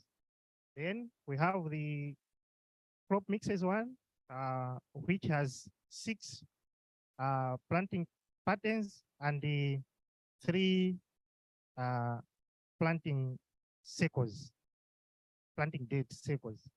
So the other one is the nutrient omission trial, where we are evaluating different combinations of NPK in soybean. So we have about 14 combinations which are being evaluated both under inoculated and the non-inoculated. Within those 14 combinations, we have the 0 as a check. But for the sake of this presentation, I will not present the results on the NOT trial, the nutrient omission one. So that one, the doc is still working on. I'll have results for the crop establishment, which we have the use for both soybean and the maize. But for the crop mixes one, he's also still working on the soybean. But for the maize, we have the results. So I'll present 2 trials, but the crop mixes one, I'll only present for the maize. So generally, the season was good in terms of rainfall. We had about 1,000 millimeters of rainfall, and though I have not done the distribution, but all in all, the distribution was good. So for the crop establishment trial, the results on grain yield, they are not significant both for soybean and for maize. However, for biomass, for maize, there are no significant differences, but for soybean on biomass, both biomass, which is above ground biomass, that is minus pods, and we also have total biomass, which is above ground biomass, which includes the chaff and the pods. So for both biomasses, we have significant differences for soy.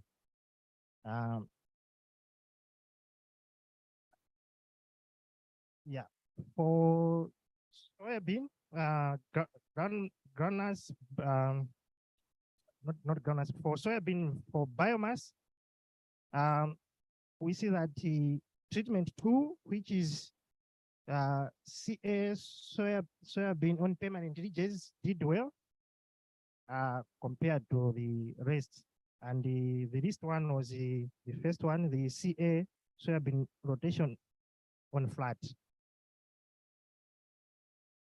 And for the total biomass, the same trend is observed. For the maize, as I mentioned, there were no significant differences for both grain and the biomass. But a trend is showing up since we are in the first season. I'm hoping that in the second and third season, we'll have a good trend, which will have some significant differences. For the biomass, as also I mentioned, there are not significant differences for maize. But for crop mixes, we see a trend, and for grain yield, as you can see the summary there, there is the interaction between the treatment and time of planting significant. The 4x4 and the 2x2, they are the ones which are showing at area planted ones. They are showing a good trend that it's a good practice if we plant area and at the strips of 2-2 and maybe 4-4. Yeah, that's what the ARA told me.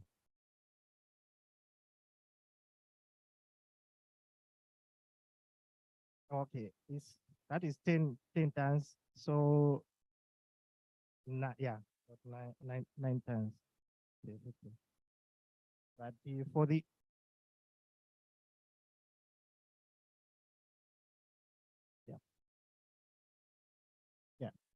but for biomass, which is the stock minus the crops, the interaction was not significant, but the main factors of treatment and time of planting, they were significant. So that's the trend for the biomass, that is minus the crops. As I mentioned, the area planted, which is in red, under the 2x2, gave significantly higher biomass use compared to the rest. But the green one, which is late planting, you can see that it affected the biomass production. So here it means the crop didn't have much resources in terms of productivity. That is why this maize continuous. This one is a sow maize crop. Then the last one is soybean.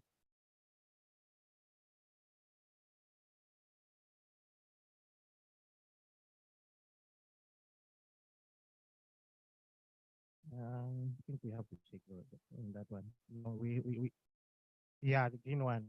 Yeah, we need. Yeah, we need to check again on the. Yeah, but on the trend, the red planted ones is into where. For the total biomass, a similar trend is shown. The 2x2 in terms of biomass seconded by the 4x4, they are doing quite well.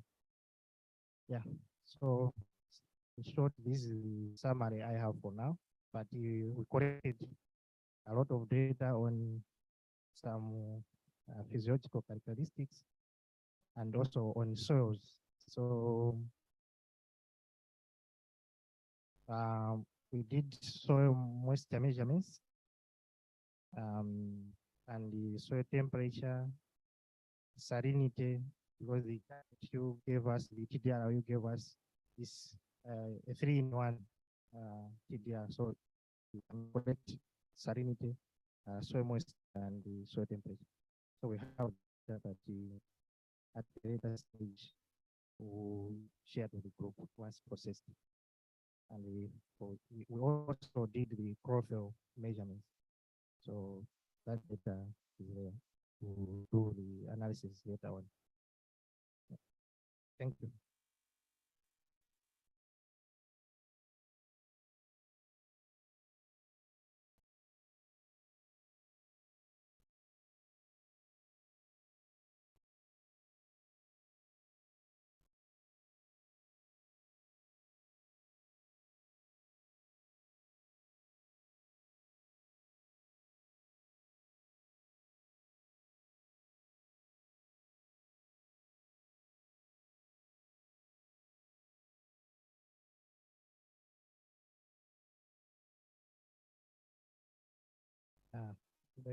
The rust was really a challenge. Besides the logistical challenges on the land preparation, and we had we caught up with time, though a bit late because we missed the initial planting dates for the area, but it was within the planting season. Last was really a challenge. However, we realized it at a very late stage that we couldn't even control it. We thought like the soybean is doing quite well, as you saw the pictures earlier on. During the vegetative stage, the soybean was really green at stage, but within 2 weeks, it was all yellow. So we thought, it's maturing, but eventually we realized it was rust, so it was really challenging. They affected our soybean. Okay, thank you, Pakiso. Can we clap hands for Team Malawi? Before I take your question, Dr. Isaiah, any contributions from Malawi to add on what Pakiso was presenting? Okay, any questions? Start with you. Just a quick one to say, I think on reflection, having completed the season now,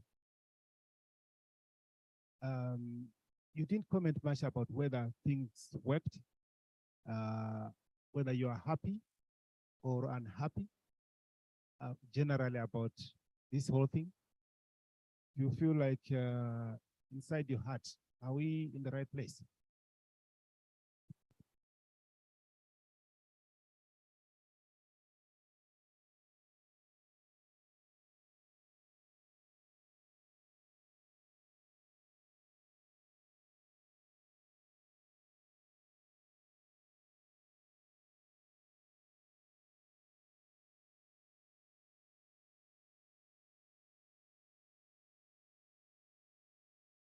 Uh, However, my only worry was on the backroom staff I have, was our hours were limited to on station.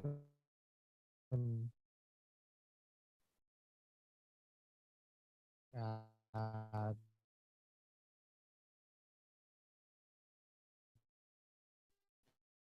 Trials.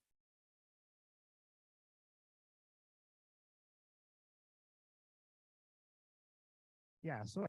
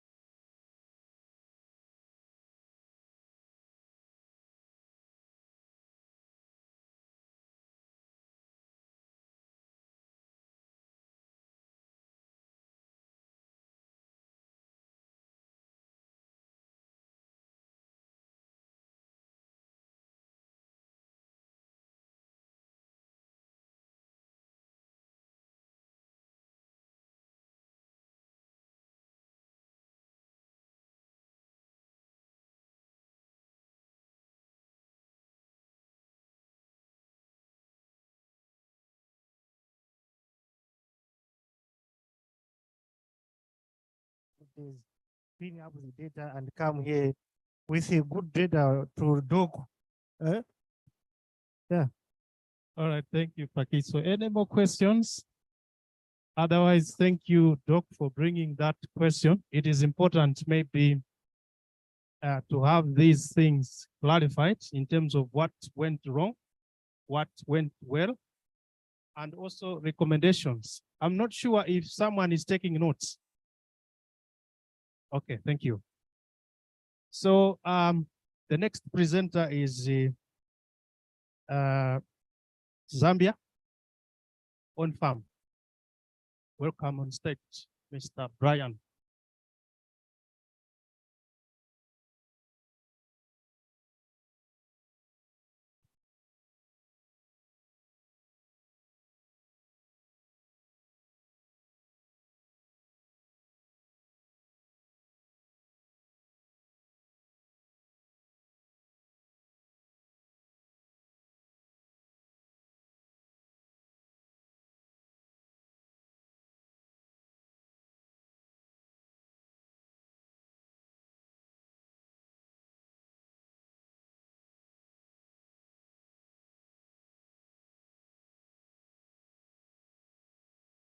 So as Zambia is getting prepared, Mozambique on station, be ready.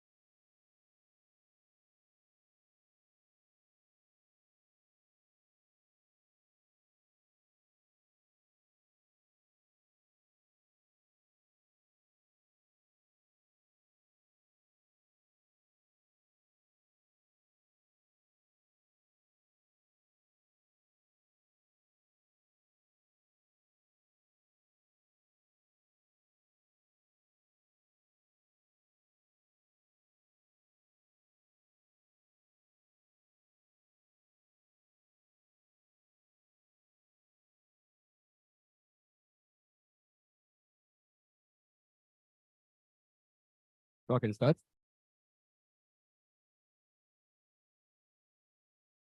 So I'm going to present.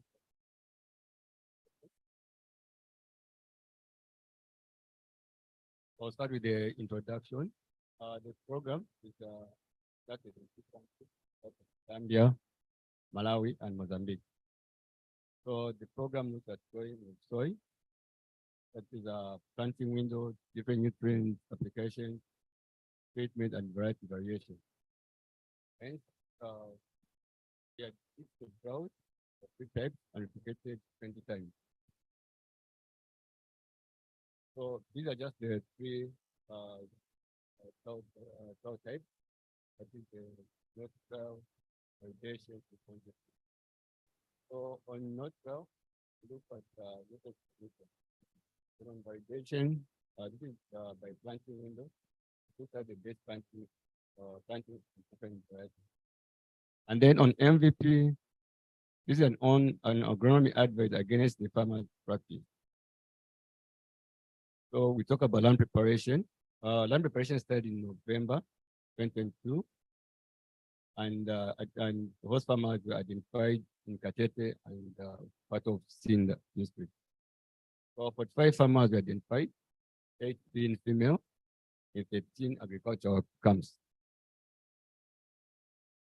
So trials were done in different soil types in the district, as well as the different landscapes and rainfall patterns.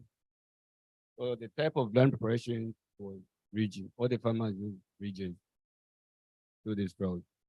All the source from the crop products were analyzed by Kutuno Soil Labs, and the results were shared to respective partners. So, let's go back. So let's look at the rain summary.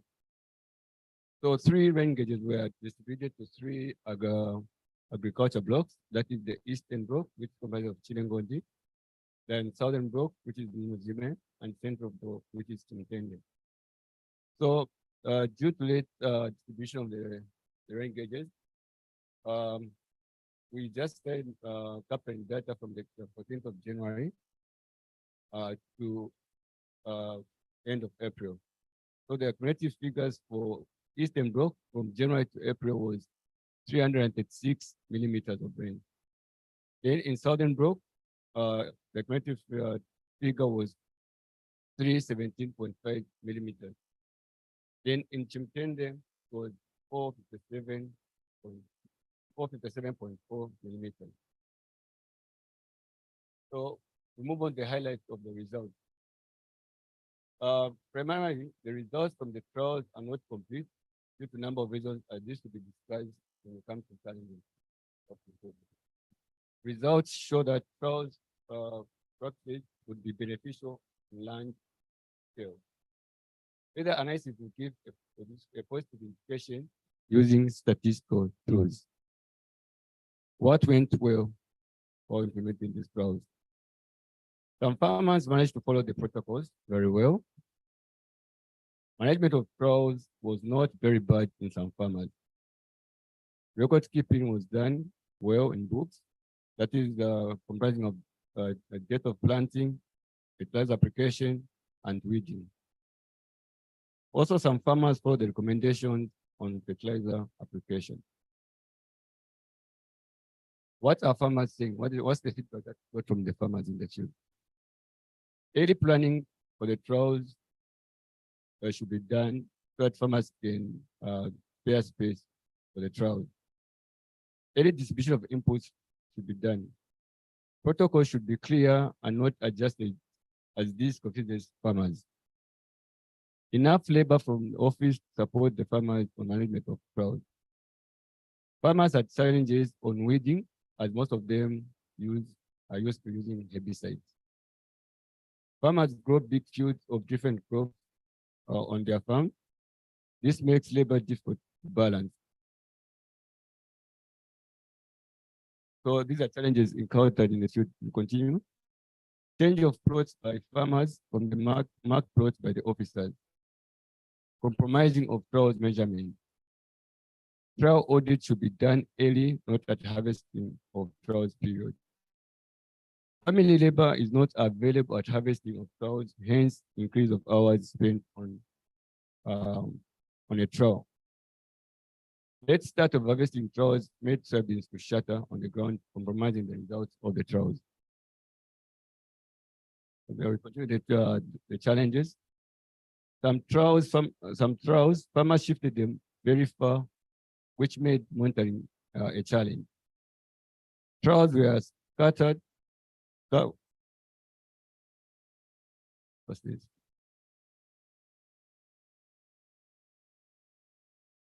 Yeah, the trials were scattered to cover all the different regions of the town, but giving challenges on monitoring with limited resources. It was also observed that spike did not grow well in sandy loamy soils in Eastern Block, and also spike failed in this soil type. Germination was also a challenge, especially for spike, and farmers could not gab because the seed was calculated, rather it was limited. Implementation challenges. So this comes to us on the ground into implementation of this trials. So change of protocols after training of the farmers on trials. Monitoring of activities due to no running budget line, as project line EIA was attached, we had to come to an end. Labor challenge. Trials were too many for one person to manage effectively and efficiently. Late distribution of inputs and challenge of transport to carry the inputs to host farmers. Data capture and tools were difficult to manage. So recommendations for next season. Early release of trial protocols to have enough time for training of farmers. Input should be packed at some site 12, uniformity of nutrients required and not substituting of inputs, e.g. spike instead of safari. Time distribution of all inputs to farmers so they don't doubt and use the marked plots for other crops. Resources allocation toward the activities to be put on time for easy implementation. Increase of labor toward the EIA activities. So recommendations, rather solutions. Casuals should be employed at harvesting as family labor is not available to help finish harvesting the troughs. LV troughs should have same seed variety and the difference should just be management practices. If trough audit is to be done, it should be done early enough before harvesting period. I think only serious farmers should be considered this coming season. So all staff at the office, or rather all people that are supposed to participate in this trial should be trained. There is need to have digital data capturing tool from planting to harvest so that no data is omitted in the process, such as business solution tool, which is being used by Solidarity. Lead farmers can help in capture this data, just like they do with Zawadi program under Kuvuno. Continue the recommendation. The idea is very good on double row planting, but the space between the rows should be reduced to 60 opposed to 90 centimeters, as this can increase plant density. Finally, farmers should see the increase in yield in double row planting compared to single row planting. Thank you.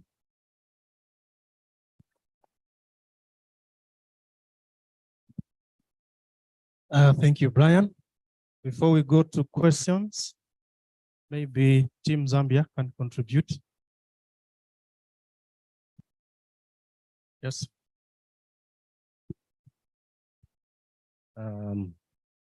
My contribution, it goes to the interest to see us implementing the activities in a better way this coming season. I just want to admit, as part of the Zambia team, that I think that there were a few lapses that we had here and there that we want to improve on. One of them is one that has been suggested in this presentation, which Mazwita also suggested, that maybe we need to remove, maybe remove is not a very good word, but focus. Maybe we need to focus. But obviously, this coming season, I think we will do better.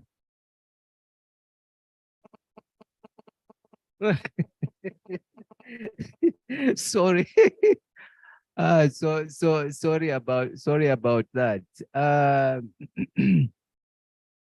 In African folklore, I think in many parts of Africa, they generally use the hyena as an example of an animal that finally loses everything because it is thinking to go in one direction and also thinking to go the other. So we had so many areas we were covering, farmers here, farmers there, farmers there. And when you look at our inadequacies to go everywhere, I think that affected how we implemented the activities. So maybe we need to just maybe pick one area. Thank you. Questions? There's that moment, especially when you are listening to election results from Africa, where you are excited. And then there's a saying that these are not official results. So you are consoled. So I understand these are not official results. They are partial. We should get the real figures once the analysis is done. Yeah, I saw a hand there. Yes, my question is on the soil. Did we get the soil, this soil analysis that they have presented that you did the soil analysis, right? Yeah, you were saying they did the soil analysis. We also have the soil sample. So it means I think they saw results where the doc can share. I think I should have before that. Let's go share. We shared, right? Okay.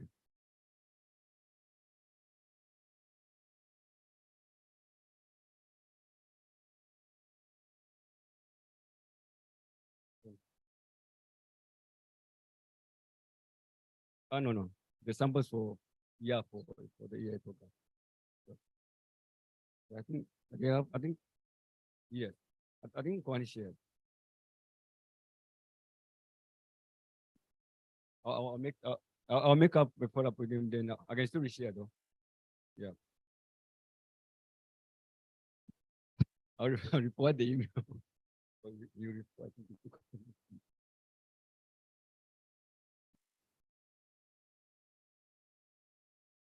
Thank you. Are we done with the questions? Yes, Florence.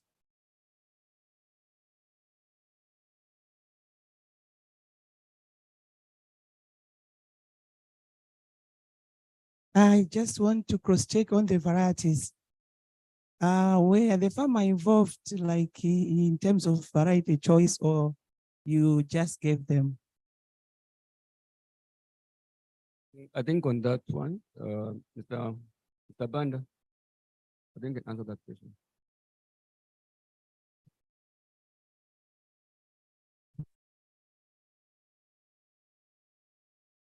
Thank you very much, Florence, for the answer.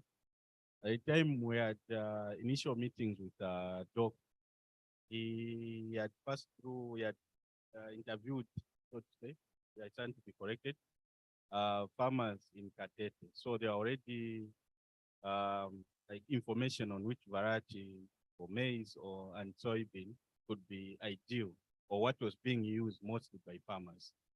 Yes. So the farmers at the hand in picking, Doc, I'm sure can come in.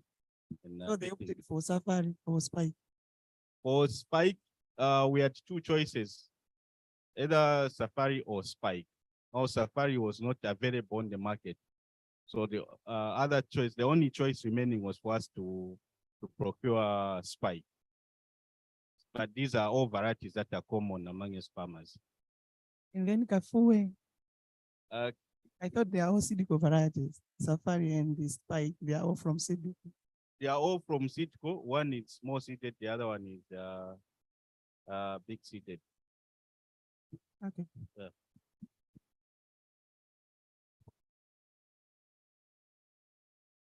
All right.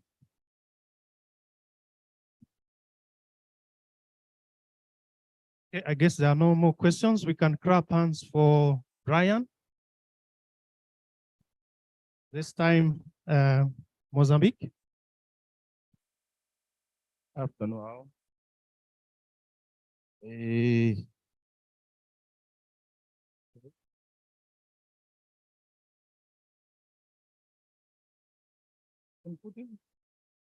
Give it.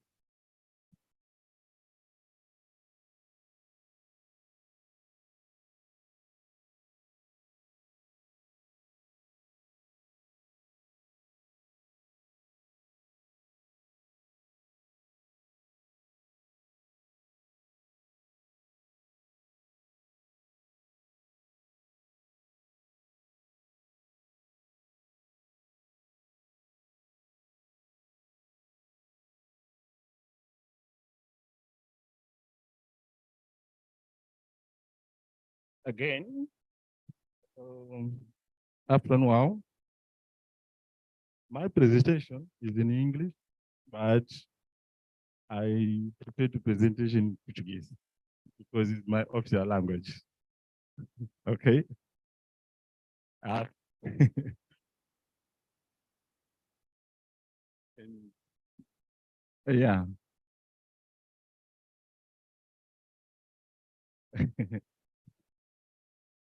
Yeah. Meu nome é Mateus Mapaura, o primeiro. Inicialmente vou apresentar os dados de precipitação, são dados de chuva. Ao longo da campanha, tivemos um total de 1.388 milímetros na Vila Olongo. Ali tem duas datas, tem duas localizações, Olongo e Ntengomozi. Então, nós vamos usar os dados da Vila Olongo. E tivemos um total de 1.388 milímetros. O primeiro ensaio, que é o Nutrient Omission, né? O objetivo do ensaio era de avaliar a resposta à inoculação em diferentes níveis de fertilização. A variedade que foi usada foi a variedade do amino, e tivemos dois fatores. O primeiro, que é a inoculação, onde tivemos tratamentos com inoculante e tratamentos sem inoculação. E o segundo fator são as quantidades de fertilizantes que foram aplicados dentro dessas parcelas, dentro desses tratamentos que foram inoculados, assim como as que não foram inoculados. A data de sementeira foi... A data de sementeira foi dia 18, acho que tive um erro. E a data de colheita foi dia 18 de 12. E a data de colheita foi dia 11 de 4 de 2020. Ali temos a média dos rendimentos no primeiro fator, que é parcelas inoculadas e parcelas que não receberam inoculação. Então, os dados, se formos a ver, em termos de rendimento, tivemos uma média de 2.341 quilogramas por hectare em parcelas inoculadas e 1.717 quilogramas por hectare em parcelas que não foram inoculadas. Esse é o gráfico que ilustra os dois fatores, que é o primeiro fator, que é a inoculação, e o segundo fator, que é o não inoculado. Como podem ver, já ilustrado, tivemos quase acima de 2 toneladas para o rendimento de parcelas que receberam inoculação e abaixo de 2 toneladas por hectare para parcelas que não tiveram nenhuma inoculação. O segundo ensaio é o crop establishment, com o objetivo é de testar a produtividade de diferentes sistemas de sementeira na cultura de milho e soja. Temos 6 tratamentos, estavam ilustrados os tratamentos, onde temos tratamentos de rurais e tratamentos de conservation agriculture, sendo dividido em 3 trechos. A data de sementeira também foi no dia 18 de dezembro e a colheita foi no dia 5 de junho de 2023. A variedade usada é do milho amarelo para soja, para milho, e serenade para soja. Tivemos 2 variedades, na qual apenas o Amini é que usamos para o ensaio de norte e serenade usamos para o planting of crop mixes e crop establishment. O compasso, tivemos diferentes arranjos no compasso, na qual para parcelas convencionais era de 90 para o milho e 45 para a soja. A ideia é, como ilustra a imagem, na próxima campanha, na parcela onde tem soja, lá vai ser plantado o milho. E o sistema de raised beds, o compasso foi de 75 para milho, dentro do raised bed de 1,8 metros. e para a soja foi de 30 centímetros. Para o sistema de conservation agriculture, sistema flat, que é plano, sem nenhum camalhão, o compasso foi o mesmo de 90 centímetros para o milho e 45 centímetros para a soja. Os dados ilustram aí na imagem, na qual o convencional, com rotação do milho e soja, tivemos cerca de... Essa é a densidade de planta. Tivemos cerca de 41 mil plantas e o mais baixo que tivemos é o Raised Beds, que teve 34 mil plantas. Acredito eu que o arranjo que foi feito no Raised Bed é que influenciou para termos uma densidade baixa de plantas. Espero que saia daqui com um arranjo definido que possa nos ajudar para termos um standard de planta que vai equiparar-se às outras parcelas. Quanto ao rendimento do grão, o convencional flat é que teve maior rendimento, com 6,8 toneladas por hectare, e o CA flat é que teve baixo rendimento, com cerca de 6 toneladas por hectare. Em termos estatísticos, não houve diferenças significativas. Este é o gráfico de rendimento de grão de soja. Como tivemos parcelas com milho, este é o rendimento do milho e este gráfico é de rendimento da soja, na qual tivemos até 2,8 toneladas por hectare no rendimento de soja no sistema de ridges.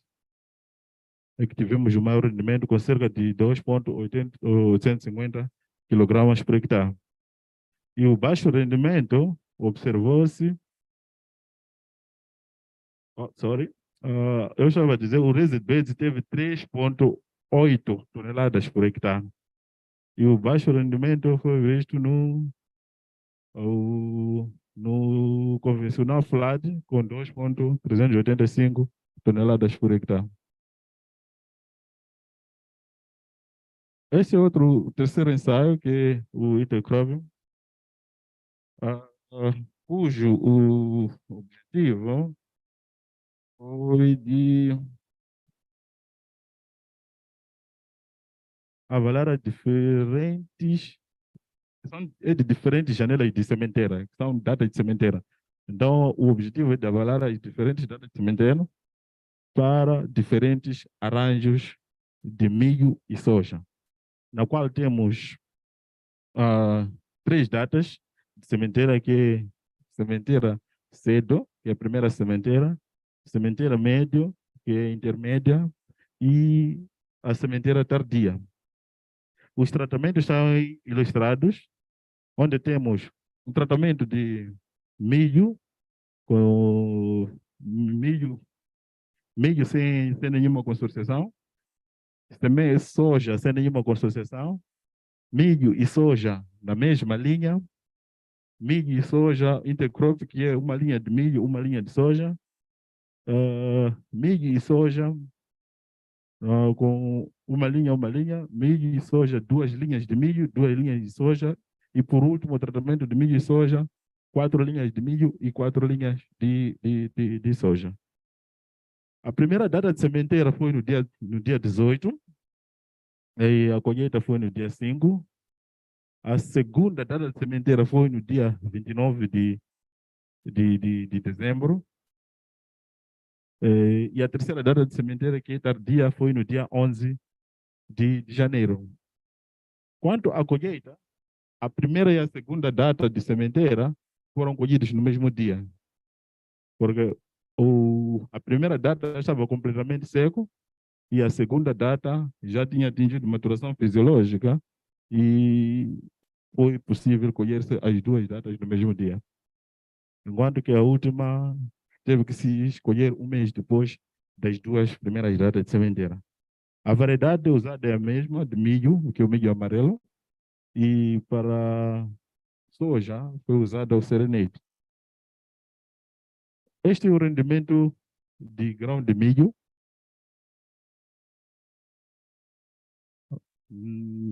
O primeiro gráfico que é o gráfico azul, que é o grão é a primeira data de sementeira. O segundo é a segunda data de sementeira.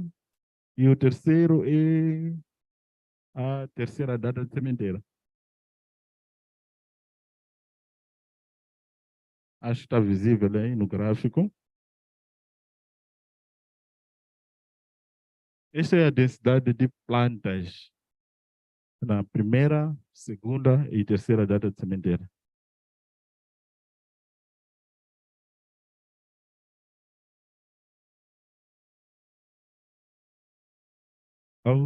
Mais além, tem os dados de rendimento da soja. Temos a primeira data de sementeira na soja, onde tivemos esse é um rendimento de 1,93, 931 toneladas por hectare. Essa é a primeira data de sementeira. Em tratamento, soja contínuo, não teve nenhuma consorciação. E o baixo rendimento foi de 103 toneladas por hectare, 103 quilogramas por hectare. Na terceira data de sementeira, que é na consorciação de milho, soja, 4 linhas, 4 linhas.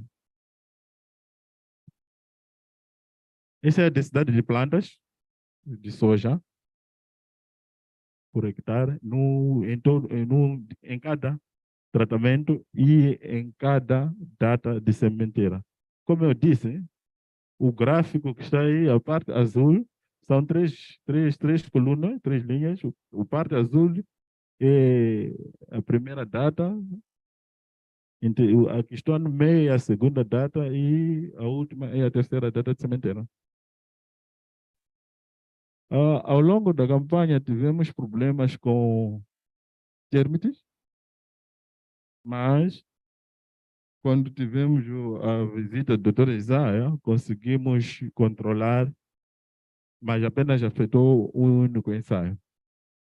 E também tivemos o problema de rastro, né? Que é ferrugem asiática para nós. Aí, no mesmo momento em que o Dr. Isaiah estava com o John, estava na visita, recomendaram que a gente tratasse e nós conseguimos tratar, razão pelo qual os nossos rendimentos de soja não foram afetados. E o excesso de chuva, né? Tivemos muita chuva, e diariamente, se não caía de manhã, à noite que caía, mas todos os dias nós tínhamos chuva. E muito obrigado.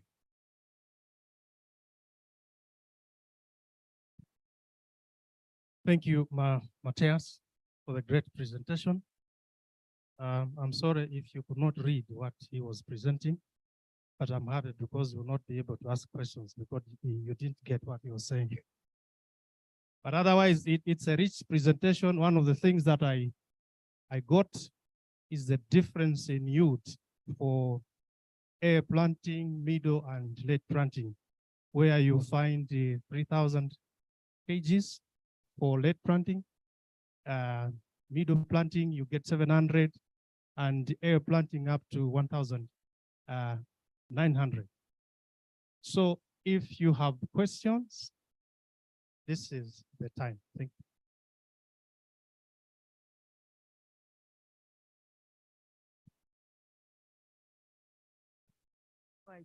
A little bit. I just wanted to know if you measured the impact of rust on the different dates.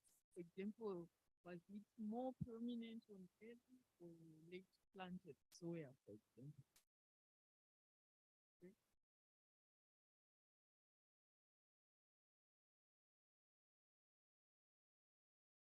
Oh, the late. So the incident. Tá bom, ainda bem que percebe. O Rust começou a atacar enquanto que a primeira e a segunda data de sementeira já estava na fase de enchimento do grão. Por isso que não foi afetado as primeiras duas datas. Can you speak Chichewa? So I translate.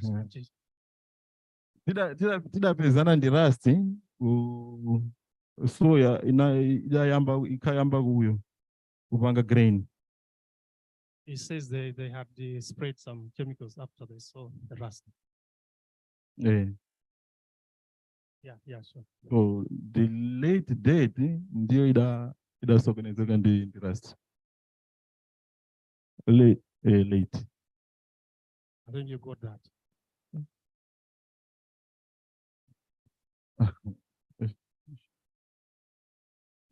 Shona.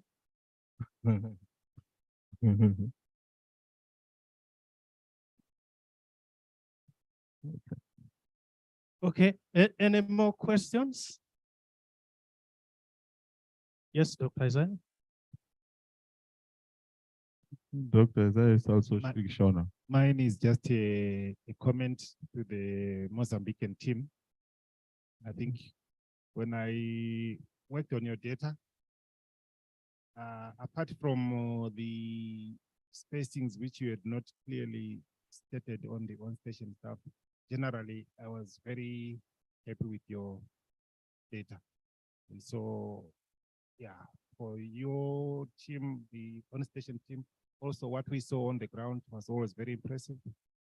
The trials that were also implemented on farm, they're beautiful. Some of them you would feel like you are on a research station and it was just out of this world. So maybe, I don't know whether we could make a pam for these guys. I think they agree. Obrigado.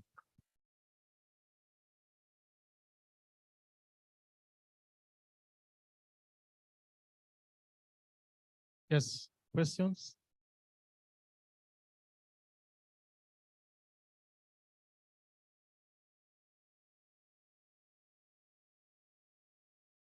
It's just a general question. You said early planting, medium planting, and late planting. What does it mean? Maybe this applies to the colleagues from Malawi as well. Anyone who wants to take that?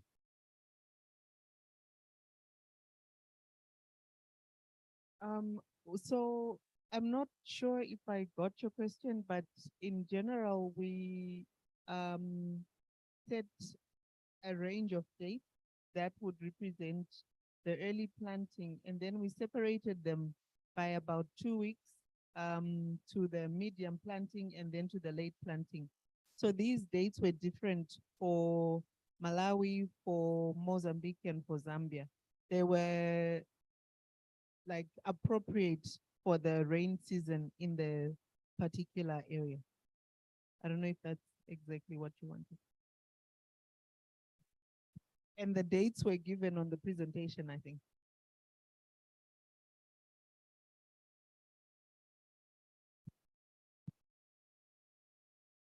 Thank you, everyone.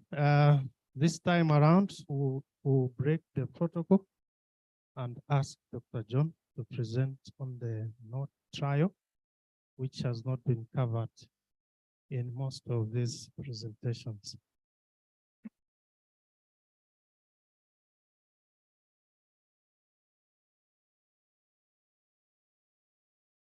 Is reminding me it's there in the Zambian presentation, but okay.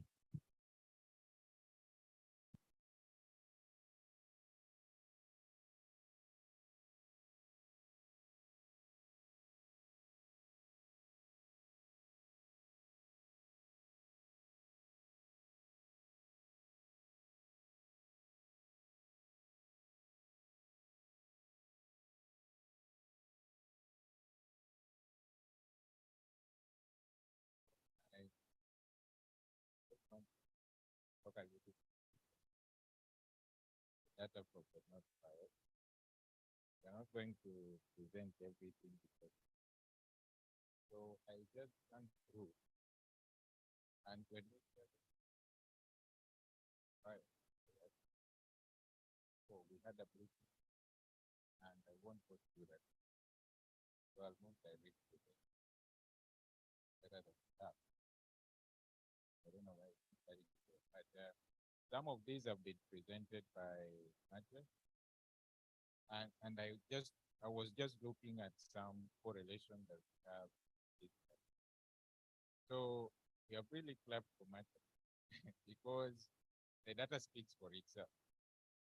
You can look at what is happening at Longwe and the effect of, and you look at the grain yield of soybean. See at Longwe there is a significant if when you don't inoculate and when you inoculate. But when you look at Idete and Nsekera, and one thing that we also need to say here is the yields at Nsekera.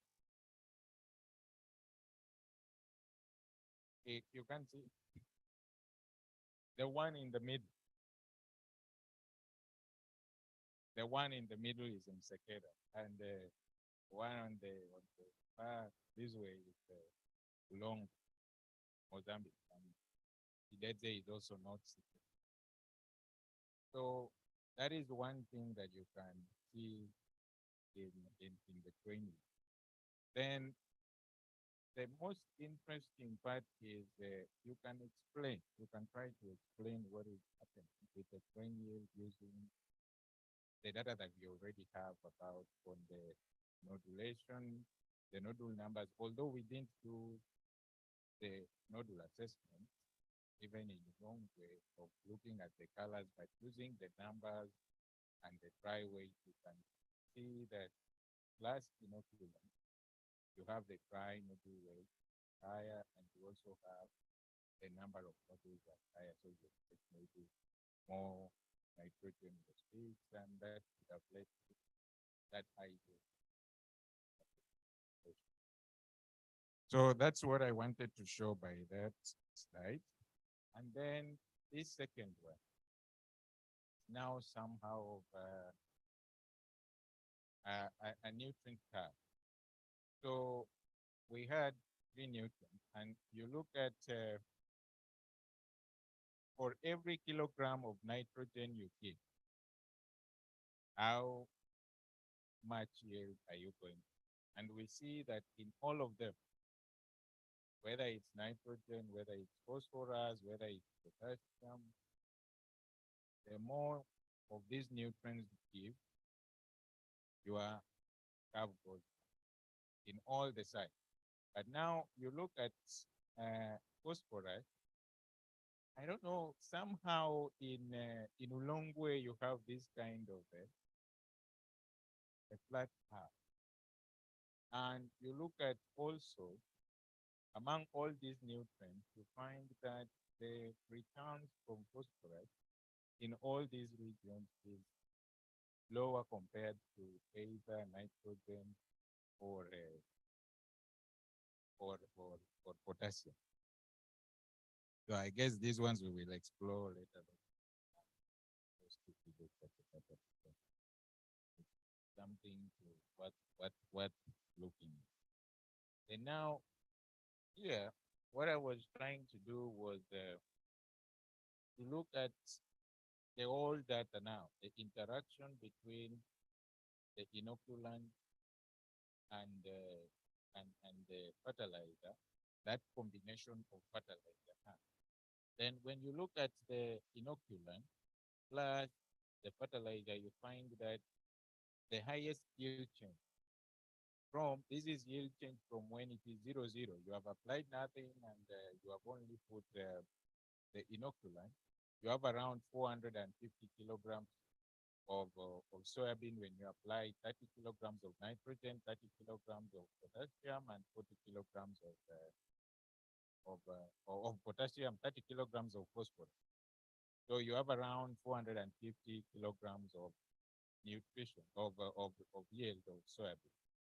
Now you come when you don't apply inoculant, then you will get 435, 437 yield change. from the zero.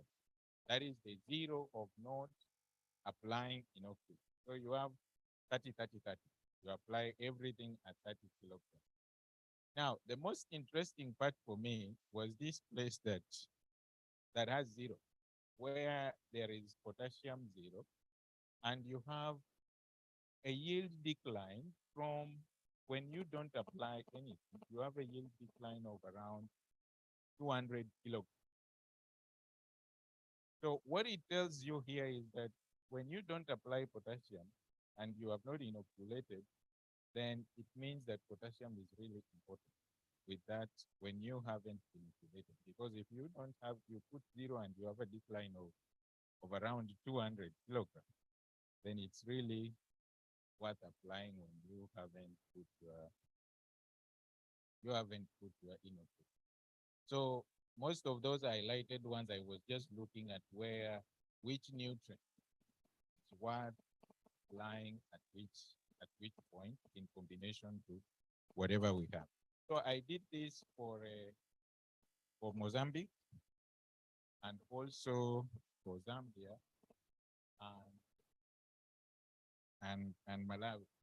But again, in this one, what you see, the chart at the far end, the graph, you see a lot of greens or a lot of blues up, and the blues are plus inoculant. So whenever you have an inoculant, it means that you have more of a yield change as compared to when you don't have.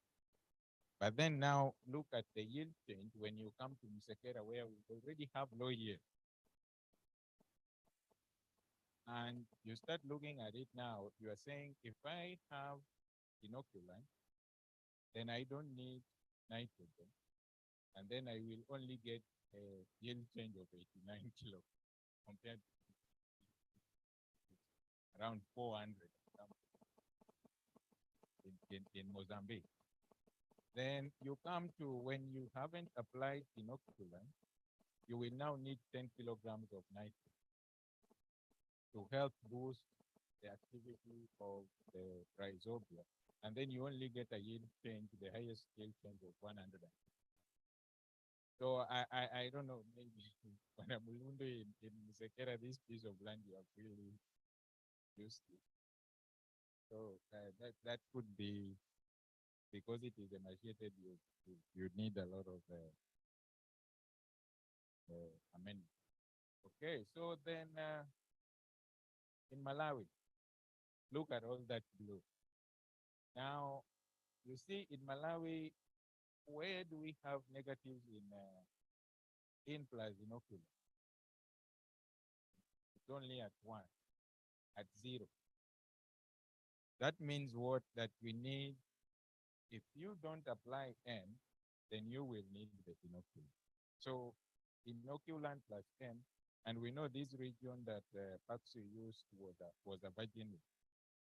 So most likely we are not also going to see a lot of effect of fertilizer.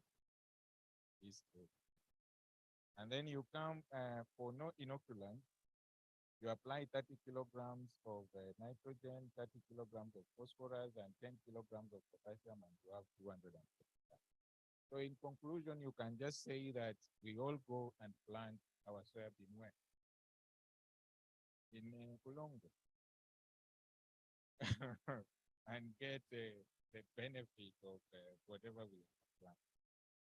Because we are getting more longer for every fertilizer nutrient that we put there. Yeah. So that's what I wanted to add.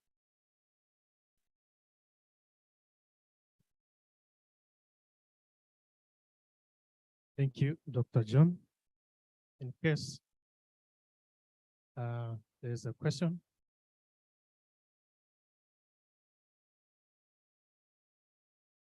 If there is no question,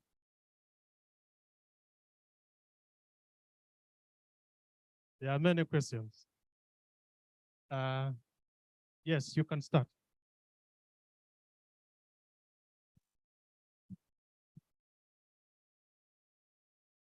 So just one key thing that I got was from Mozambique.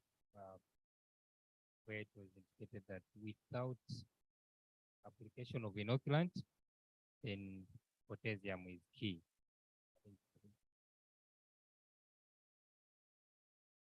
I think that's I wanted to stress there where they are getting -100 without inoculant and then without K. So what would happen if we say we remove N and we remove P, we focus on K and then inoculation? We remove P and we remove N. No. We have we don't have, but I don't think it would work because from the previous studies we have already seen that P is important. So we would really be just lowering.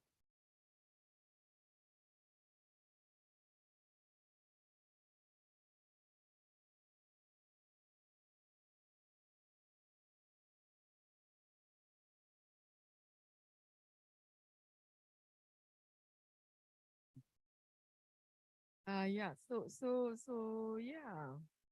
Interesting. But two things which I wanted. One, the first one which I wanted to highlight was when you said, should we go and do our soy in Mozambique? My answer will be no, because if you look at the yield in Mozambique, they are high. So a 200 over 1,000 could be 20%, and then 89 over a 400 could also be 20%. So the changes might actually be relatively the same because the yields are different. And then my question was, why are we having this response like of kg of nutrients added? We actually getting less yield. Is it that our soils are already saturated when we start already to make a 10 kg per hectare of nitrogen? That graph, the graph is going other way, yes, like this. So I think maybe it would be nice to have our soil kept and actually make confirm that maybe we have enough already. And then my other one was on the inoculants. To say, was our source the same in terms of their performance across the countries? Was our source the same? The handling, the storage, because we know inoculants are a living thing, and if the storage and the handling and the source not the same, then definitely we may get and then additionally to that, I think it's interesting also look at our soil biology, well, instead of just I think it's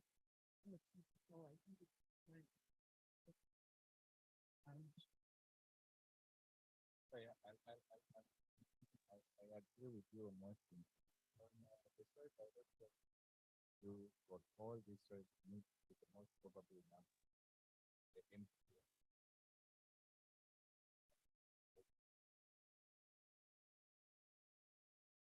Need access.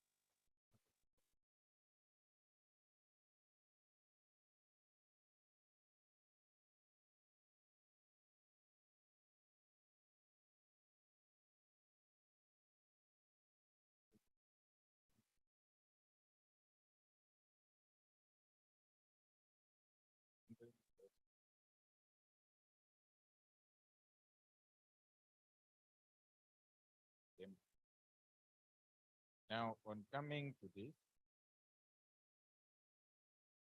need the soil that whatever. If for every kilogram of nitrogen, once you move %, by that one, we already know that when certain nitrogen, 80, whenever you move that way.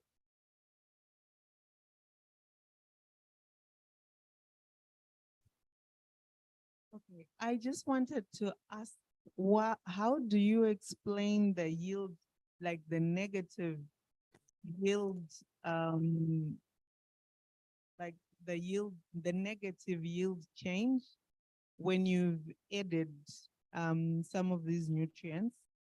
And my second question is this generally a management story when you look at the three countries all together?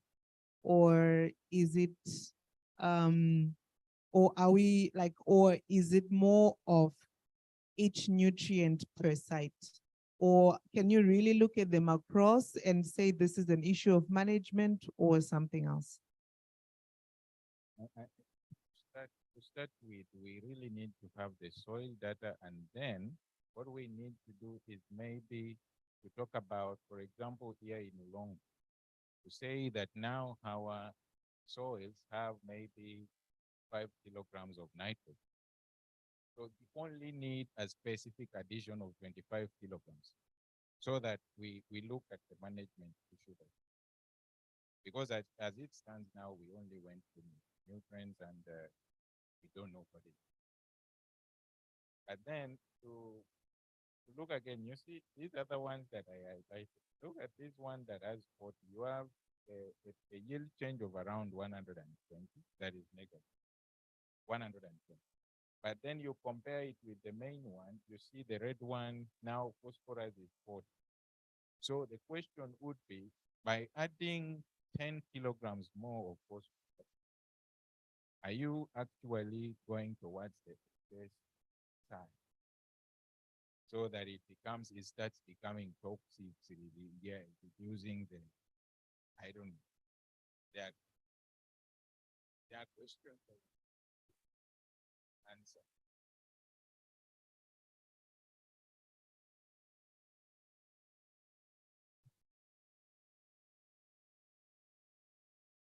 Yeah, when you do manipulate.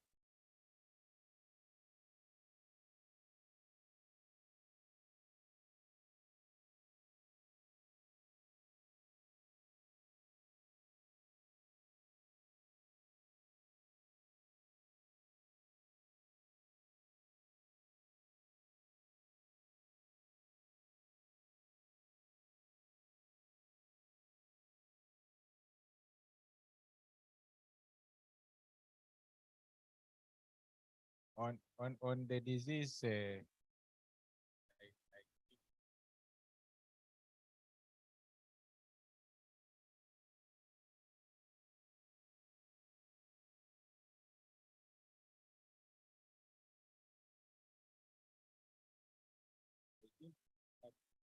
what I also saw to answer your question is, there is a point, I don't know if I have it here, on the pods, the number of pods.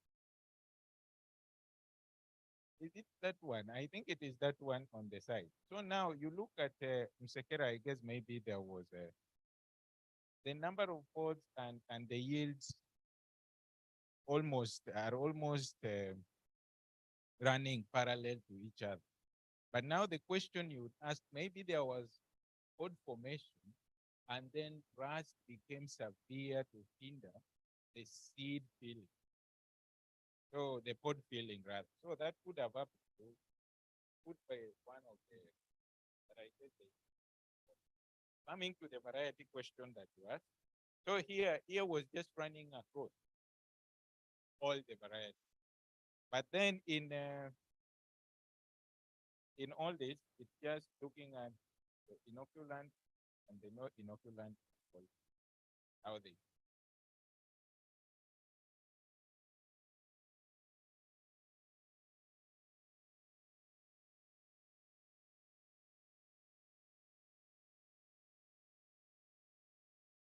Just wanted to say, it's a very interesting analysis you've done. But I want to say maybe, we would need to still be cautious. We carry what you have told us with us, but we see whether the same story may be told if we run a second season, just in case we have some things that didn't go quite right, or yeah, that's or other factors that still didn't define themselves properly from the first season, given the challenges with the leaf rust and so on. Thank you. I will add this to what you have said that even before we move to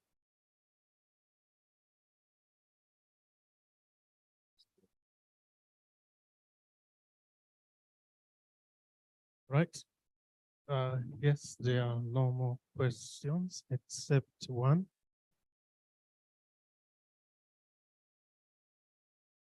A question as per se, but just trying to add to how best could we explain such kind of things?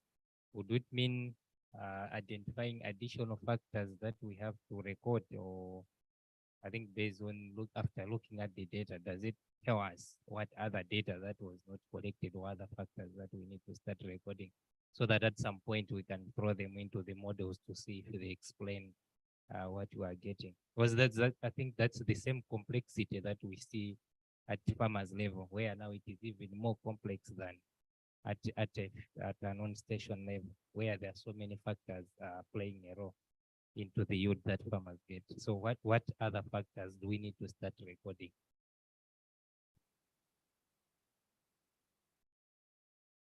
John is the modeling man. All right, okay. I just wanted to find out what would happen if you were to run a stochastic model, predict the yield. Could we tell the same story, or what would happen? Could it confirm the story? Yeah.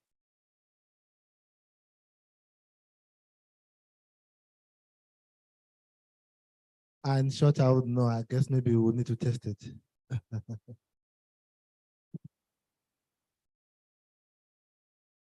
All right.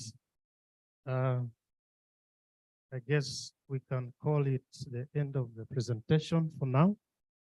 We will break for lunch. This is 20 minutes past 1. 20 minutes past 2, we should be here to finish the rest of the presentations. But before we do that, let's clap hands for Dr. John. So when we come back, we'll proceed. Oh, of course, a big hands for everyone who presented.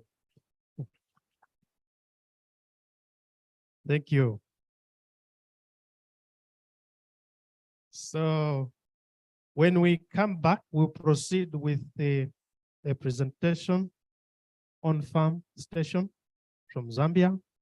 Then we would go to Mozambique and finish with Malawi on farm. Let's go for lunch. Thank you.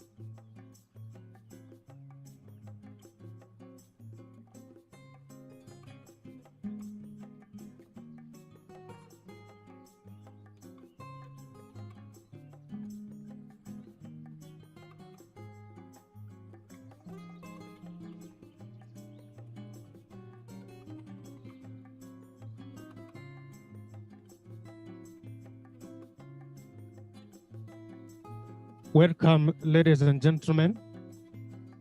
Can I have your attention, please?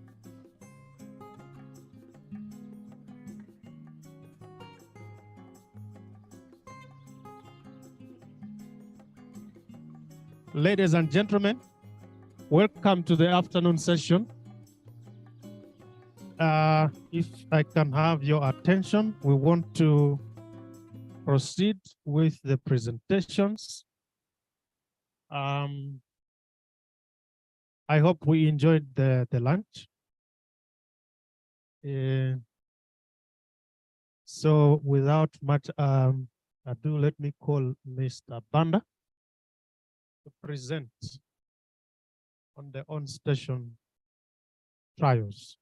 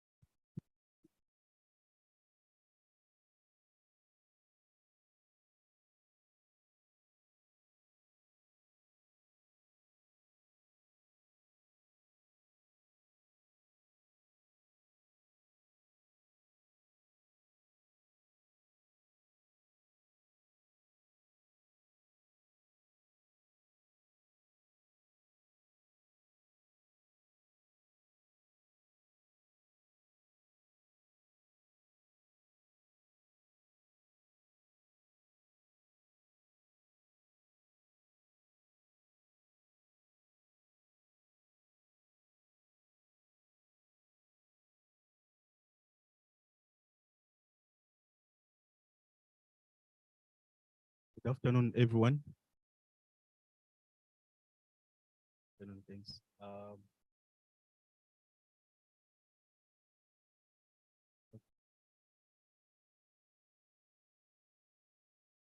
Is that?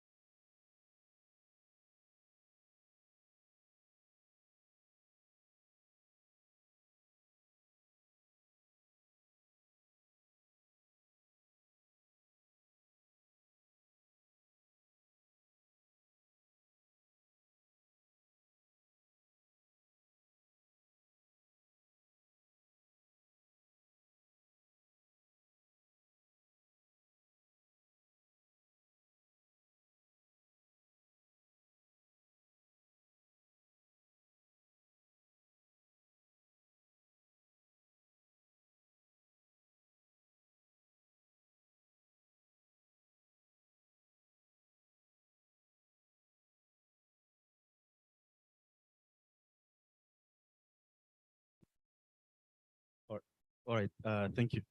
I'm Anton Banda, representing Zambia Agriculture Research Institute. With me, my task is to to present session findings for the year 2022-2023. So I'm not alone. My team, I was not implementing these works alone. Seated, allow me to recognize the colleagues whom I work with hand in hand. There is Mulundu Muida here, seated right in front. And there's also Samuel Daka. These are the people whom work with. Samuel, maybe you can stand so that people.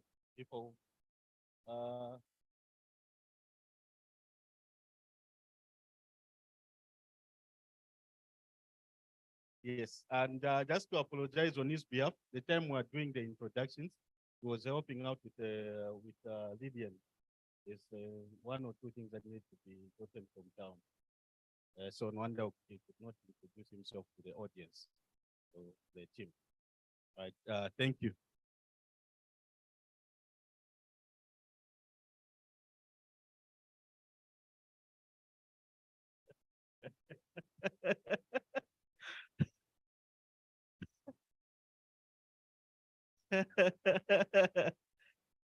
Okay, Yeah, so that's how I thought this can be a good starting point. Fact that we're from having lunch, maybe I can proceed now. So we implemented 3 trials.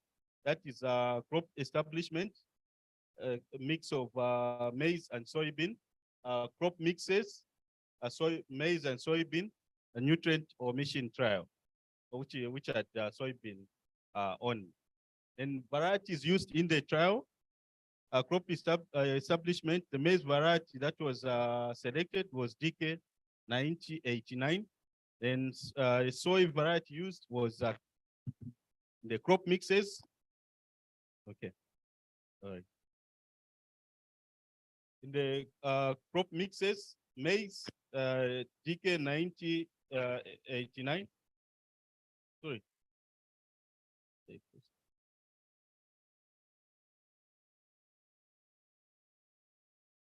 So that's a typology error on treatment number 2. It's 9089. And then for the seasonal rainfall,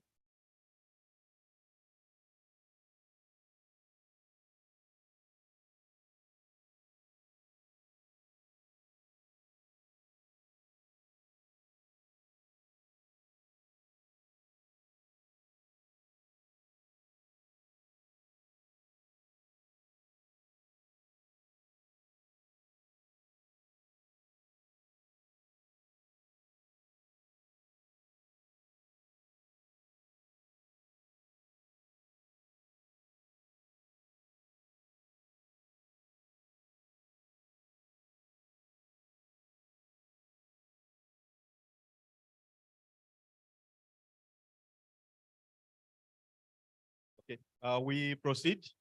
So on the note trial, the soybean variety used was Kapiwe. Then the summary of seasonal rainfall data for 2022-2023 season. So here, this is a tabulated form of the rainfall received. So I'll just quickly go through. And the total, the second row is for the total received per specific month. So the data was collected from October to May. TR simply means stress. Then for the rain days, of course, we had rainfall in November, but for agriculture, we normally consider the effective rains as the onset most. That one we use to determine when to start planting or not, when we can plant or not. Stress is the amount of rainfall that, though it was recorded, but for agromet people, they say that it cannot be considered as rains, meaningful rainfall. So it was stress, but it could not be measured in the rain gauge. Maybe it was wet, but I don't know how best to explain. Yes. One, yes, yeah. And then R days simply means the number of rain days. So in a month, there are specific days in which maybe we would receive rains. So they are on the table. It shows that the month with the most number of rain days was in January. That's when we had a number of 21 days. And then as the season progresses, we see that in April we had only 5 rain days, and in May we never recorded any rainfall. Then the cumulative total for the season we had 1,299.7 millimeters as a seasonal total for Msekera, because this was gathered at Msekera Research Station. On the results, we had this analysis that is for maize. So in crop establishment, we had both maize treatment where there was maize and soybean. So these are the data analyzed. So underneath here, on the X, we have these number of treatments. So here it's 4,000. So the grain yield was between 4,000. The highest between 4,000 and 3,000 and 4,000. And then whether there were significant differences, here the data shows that there are no, after running an analytical test, shows that there are no significant differences. In soybean, so with soybean, it's same here. Okay, so on the treatments, okay, so on the treatment, that's CA, soybean rotation on flood. Then the one, second column, CA, soybean maize rotation on permanent ridges. And then the third one is on raised beds. So according to the protocol, one for raised beds was treatment number 5. I'm sure my colleagues will agree to use what was indicated in the protocol. And then the fourth one is continuous on maize soil, continuous on ridges. Then the fifth one is conventional maize or soy rotation on ridges. Then the sixth one, it's a conventional soy or maize on flat. So those are the treatments given as the protocol. Then same applies to soy. The same way in which we are setting up the treatment methods for soybean was the same as for maize. And then on the nutrient omission, on this treatment, John did take us through. He did present quite, he did a presentation on various getting from the nutrient omission trial. So here again, we did some tests, but much of it was discussed by John. Then this is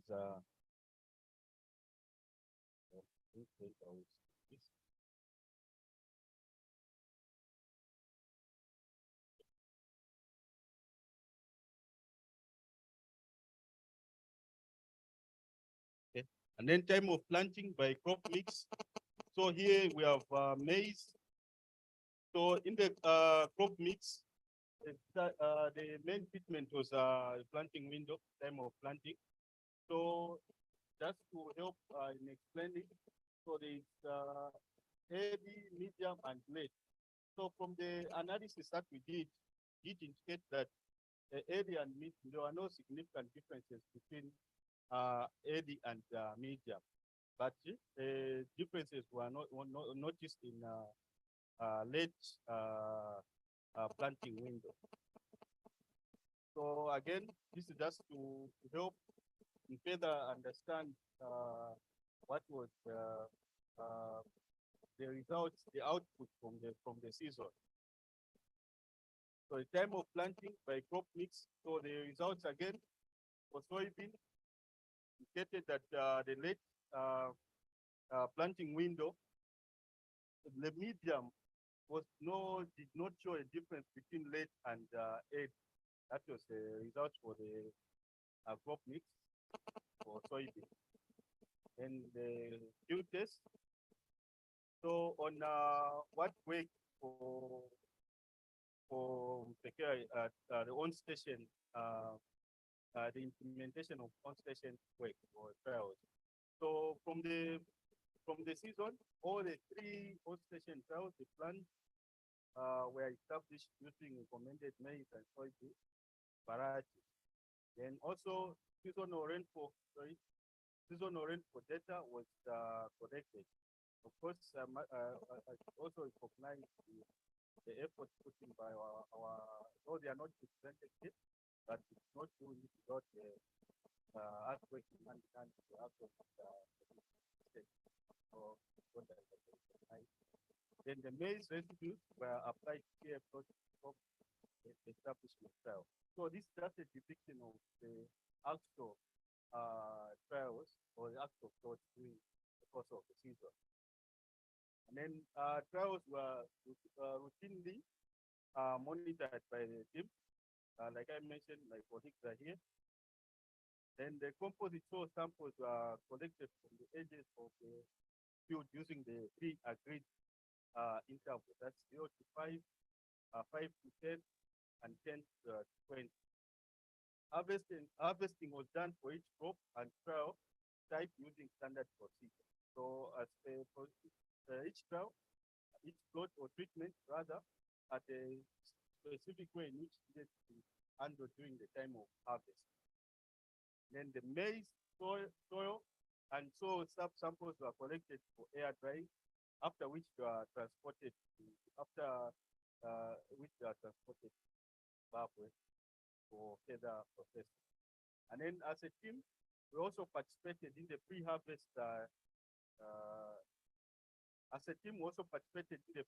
training held in Lilongwe, Malawi, Lilongwe as well as in Malawi.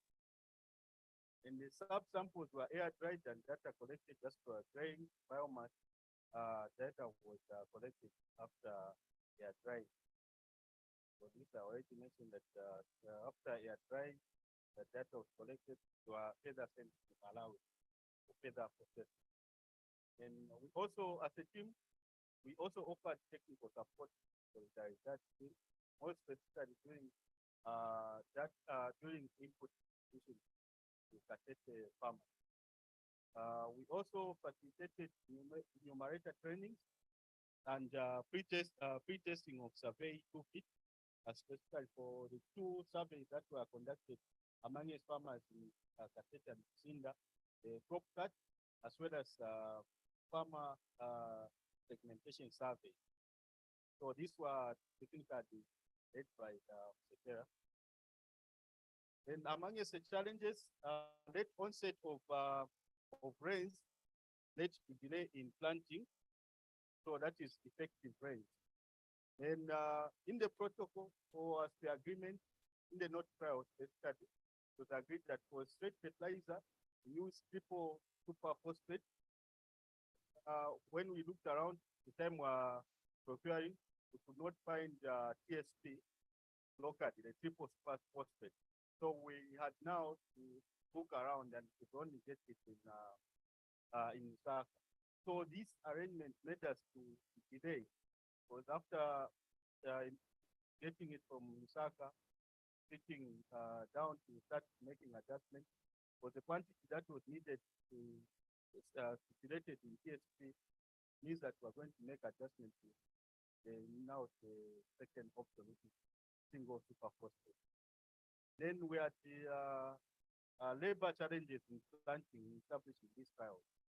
The effective rains came that we had now had to wait for where we could get this and that fertilizer.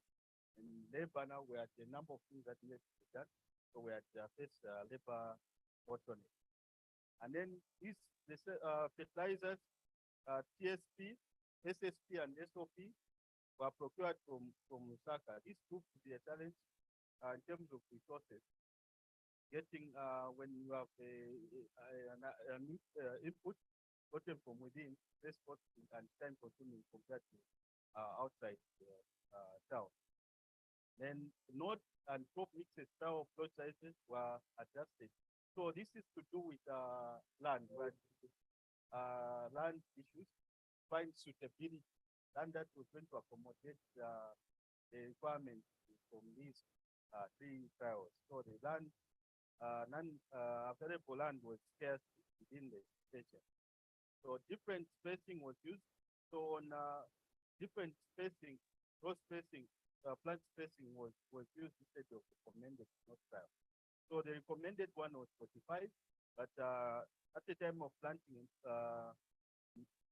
mistake was made where instead of 45 centimeters, we used 6 centimeters, thereby altering what was agreed from among part for the total. And heavy rains in some trials caused runoff and waterlogging. So runoff, it means that you lose some of the nutrients to the beach. And one of the challenges that we faced was disease and insect pest attacks. On diseases, colleagues from Malawi did mention the most notable one, which was soil rust. But Sekera, the place where we had set up the trials, there was a heavy infestation of snail. So snails, they really affected terminated plants.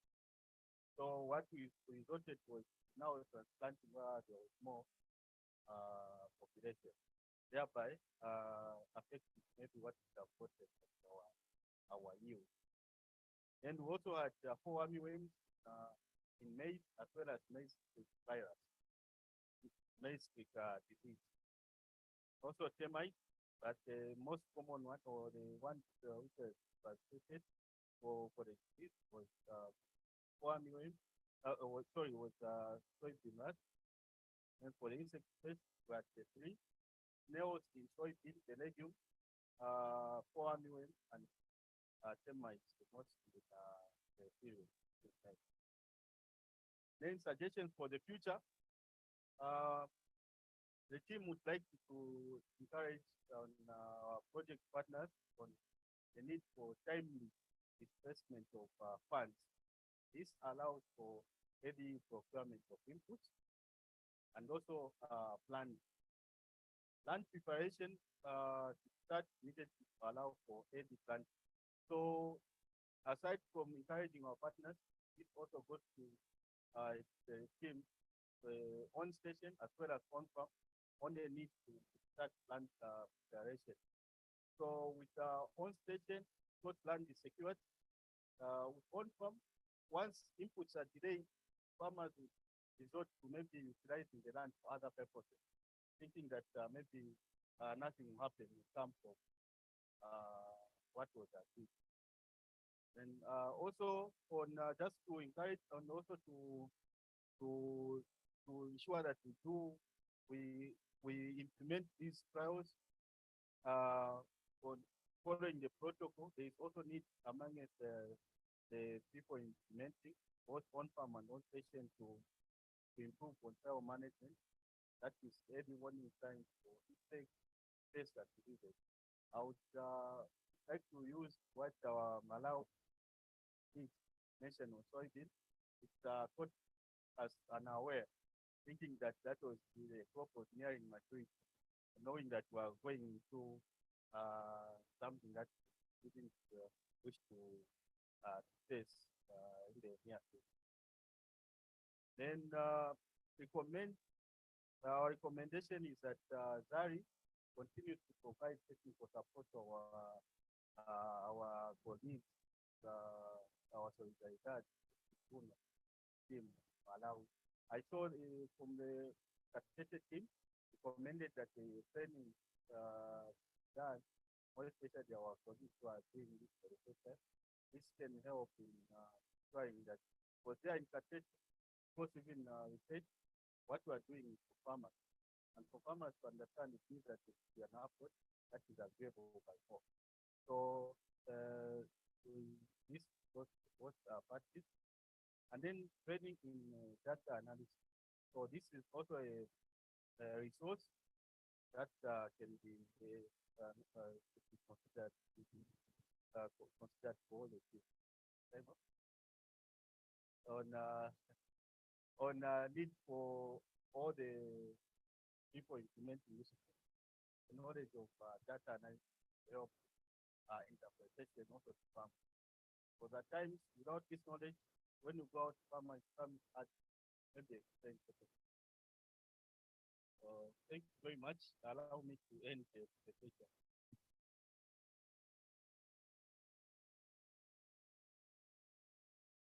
Thank you, Mr. Banda. It's time for questions or comments from Team Zambia.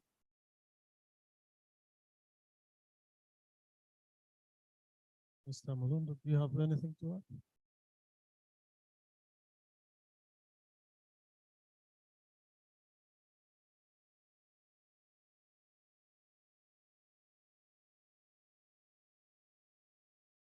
Question with regards to damage of crops by pests. Did you know the extent of damage caused by these? And the second one was You said you transplanted, you moved crops. Okay.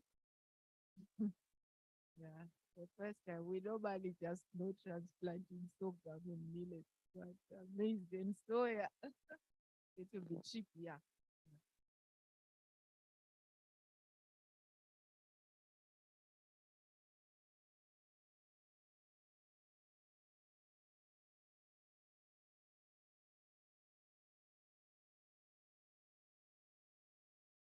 Just answer.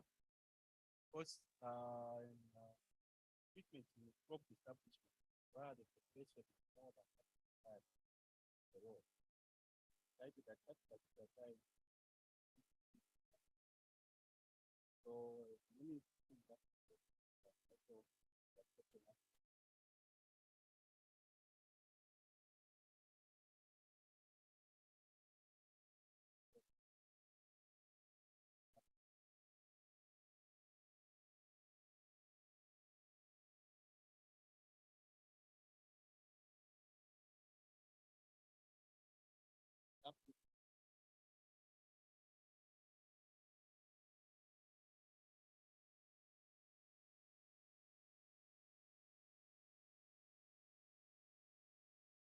yes, just to confirm, it did work.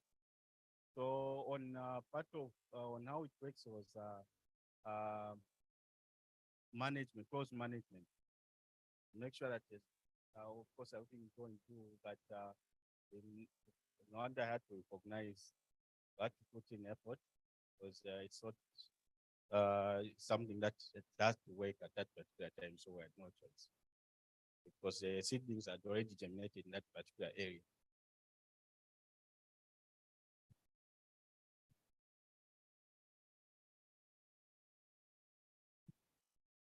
Thank you for owning up to some of the challenges. I think that's the right spirit. If we own up to our challenges, then we have room to fix them up.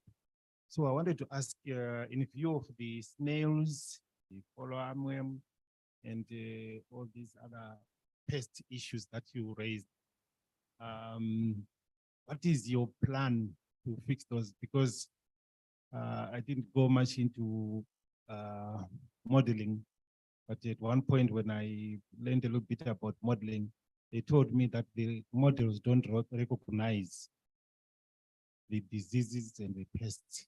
So they assume that everything else is under control. So if we are trying to model the yield of a crop, which has been heavily infested by leaf rust, then the modelers are going to be in a serious mess. So maybe can you comment? Thank you very much, Doc. In view of what you've raised, I don't know whether I should take them as concerns or questions. Okay, so here on this point that we indicated here on improving on trial management. So trial management, it means scoring for pests before the attack is severe. So whether we move to this area, we move the trial to that area, these things, since it's infested by snails, means they'll still come back. So one of the ways that we used to curtail this infestation was use of there's a certain chemical which worked well for us. I don't know whether you're able to see. So this chemical, it helped in curtailing the effect of fall armyworm. Then other method or other measures by planting guardrails. We do not have guardrails in around the trial sites. So we have maybe 4 or 5 possibility. And then, like I mentioned, the damage was at the early stage of the crop, where we had the labor challenges. We had only 2 or 3 people to manage. It was quite a very difficult thing, though possible, but it was proved to be difficult. So we need to have more people, of course, ensure that we're, and also among us ourselves, we have more time, ensure that is meaningful progress, to avoid reporting the same things in the follow-up season. Thank you, Mr. Banda. Yes, Matthias.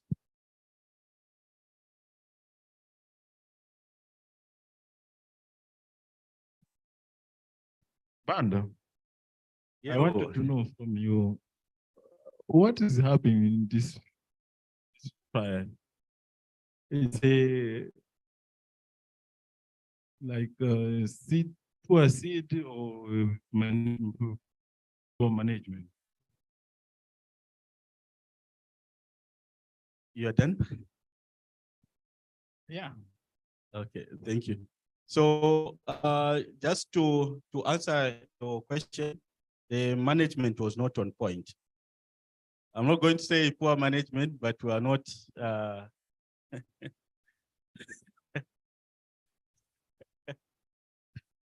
the trials at this time planted were not properly managed.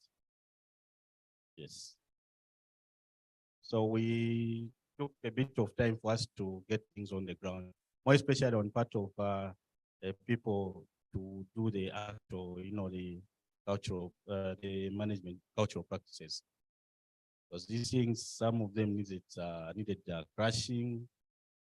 Before we could sort out which chemical, we tried about 2 or 3 chemicals, and the one that I showed is what I can recommend as one which worked well for us. Yes.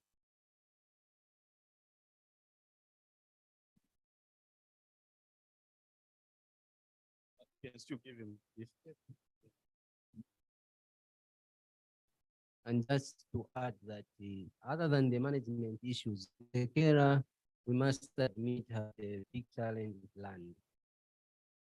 The state of the land that was used for the trials was not really good land. I don't know how we proceed this season on whether to look for new land yet, but maybe that's something we need to discuss. So the issue of land was a problem.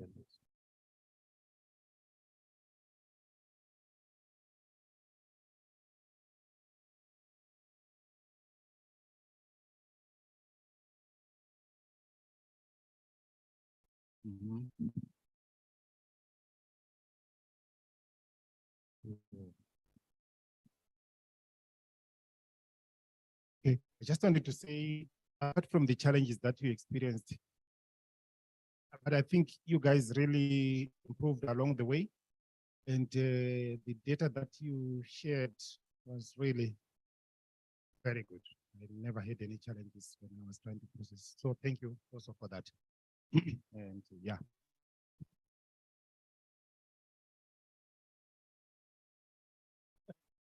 Thank you, Mr. Banda. Once again, a big hand for Mr. Banda and Zambian team.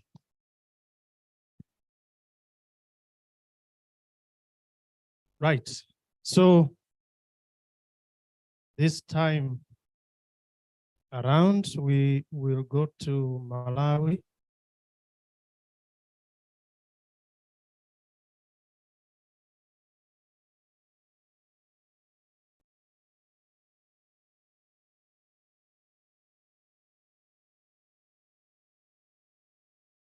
Yeah, so my name is Given Piri. I'll be presenting on behalf of my colleagues that are not here with us. I'm happy that Pakiso was successful to make sure that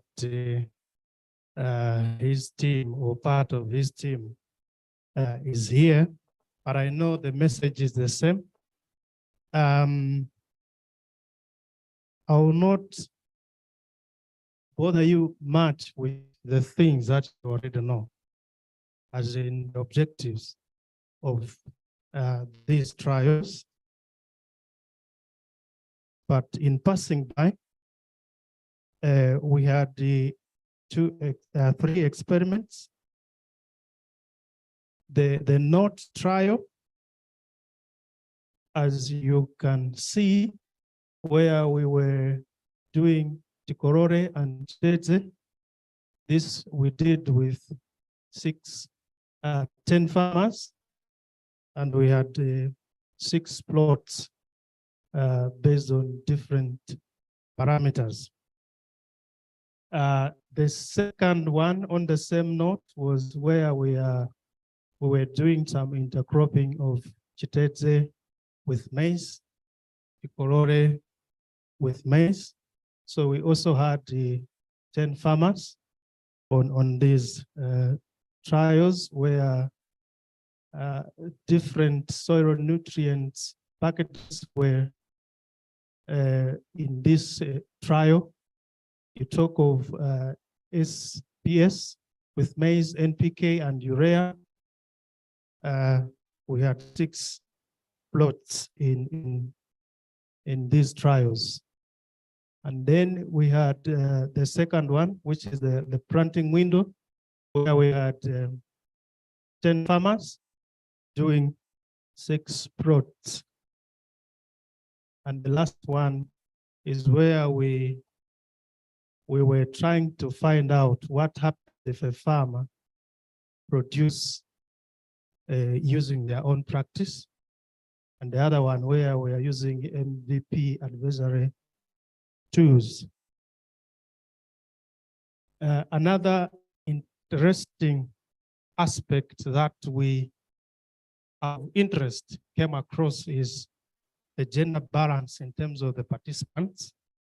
As you can see, we are doing well in terms of making sure that women are participating in these trials, whereby 62%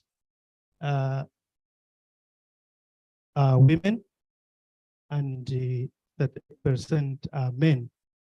It would also be interesting to find out from the results that out of these 32 women, which ones have done well in terms of managing the plots versus the men. You can say that again. Another interesting aspect that we would want to see is out of the 60 farmers that we engaged, some of these are lead farmers. So we would want to find out if our lead farmers are really doing a good job, and we want to compare the results of the lead farmers and those who are just mere farmers. Unfortunately, you are not going to see that difference here. I'm just pointing out. In terms of rainfall, we had 2 rain gauges, but here it's reported 1. We are missing some data, which I am sure we should get. But we did receive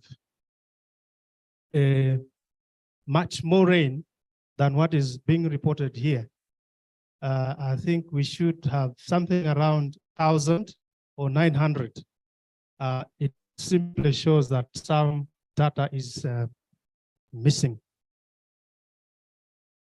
In terms of the planting window, we did come across this data whereby if you compare the pods for Chiteze and the Tikorore, it's a minimal difference.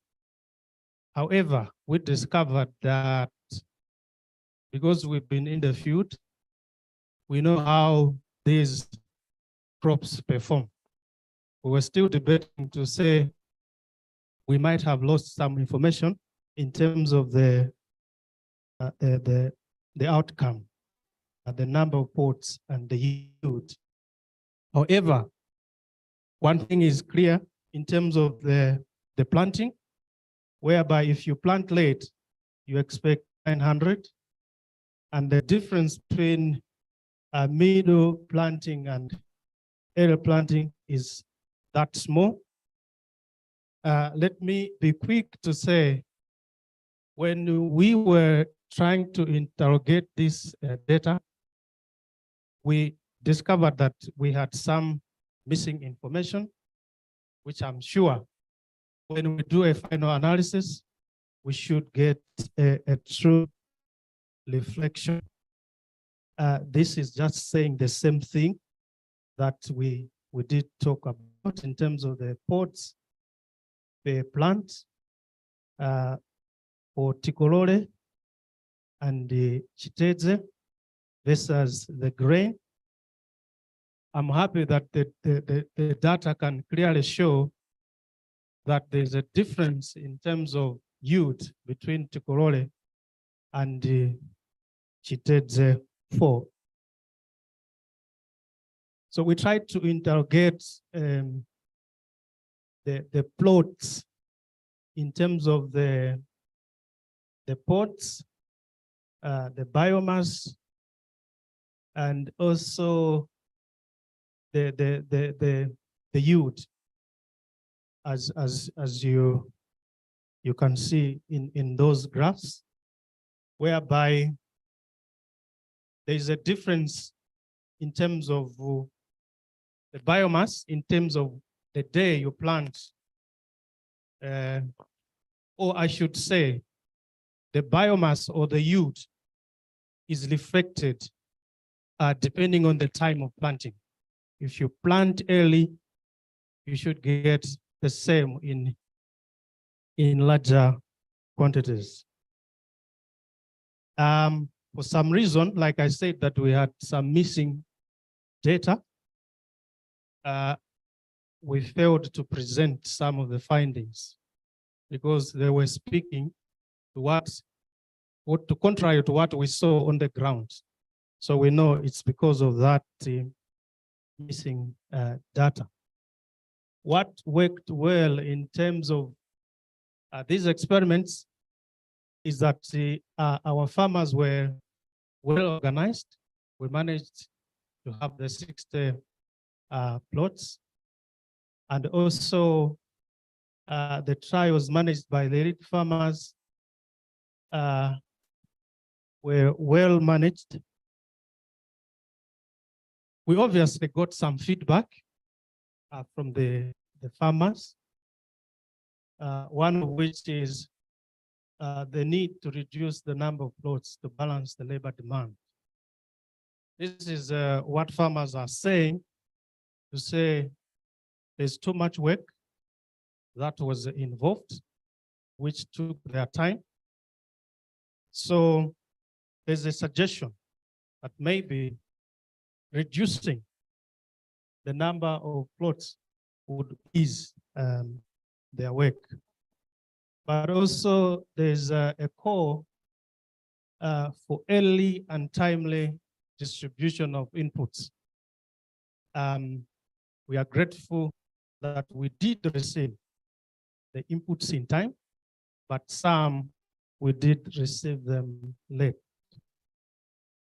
But also another feedback that is coming from the farmers is that of limited technical support. You can imagine these trials. We had 60 farmers, which translated into about 700 plots. So the supervision from the technical team was not enough. So that is what is coming from the farmers, and also the need for consistency in the protocol for the experiments. At one point in time, we could tell farmers, can you do this? And then we could come back to say, no, things have changed, let's do this. So there's a call that we be consistent. The challenges that we had, limited technical labor support, compromising supervision, and data collection.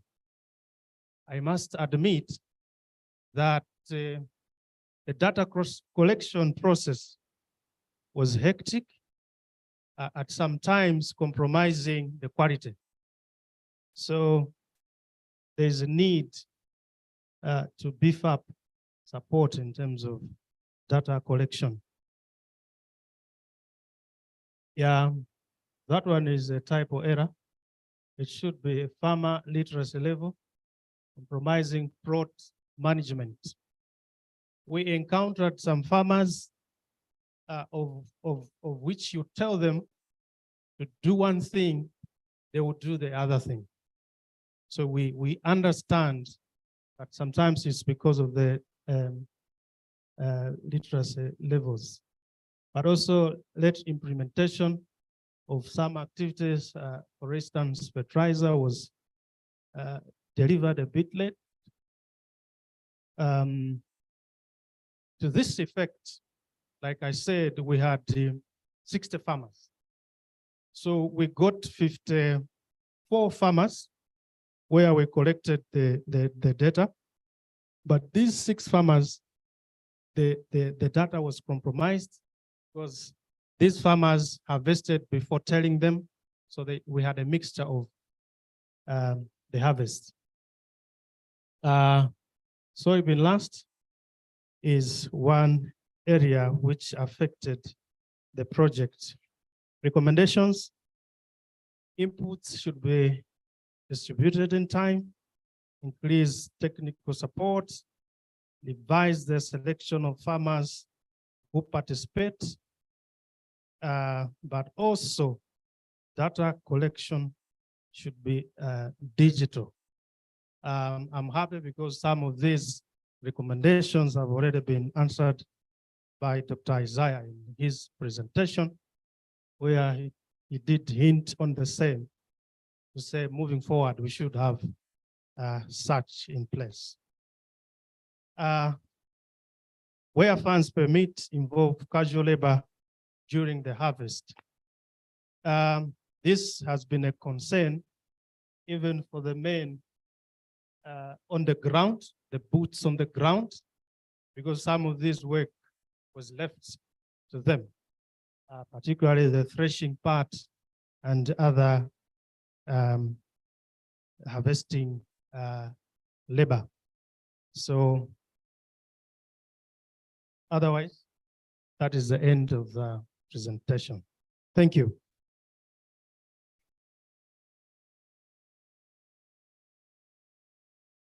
Questions, comments?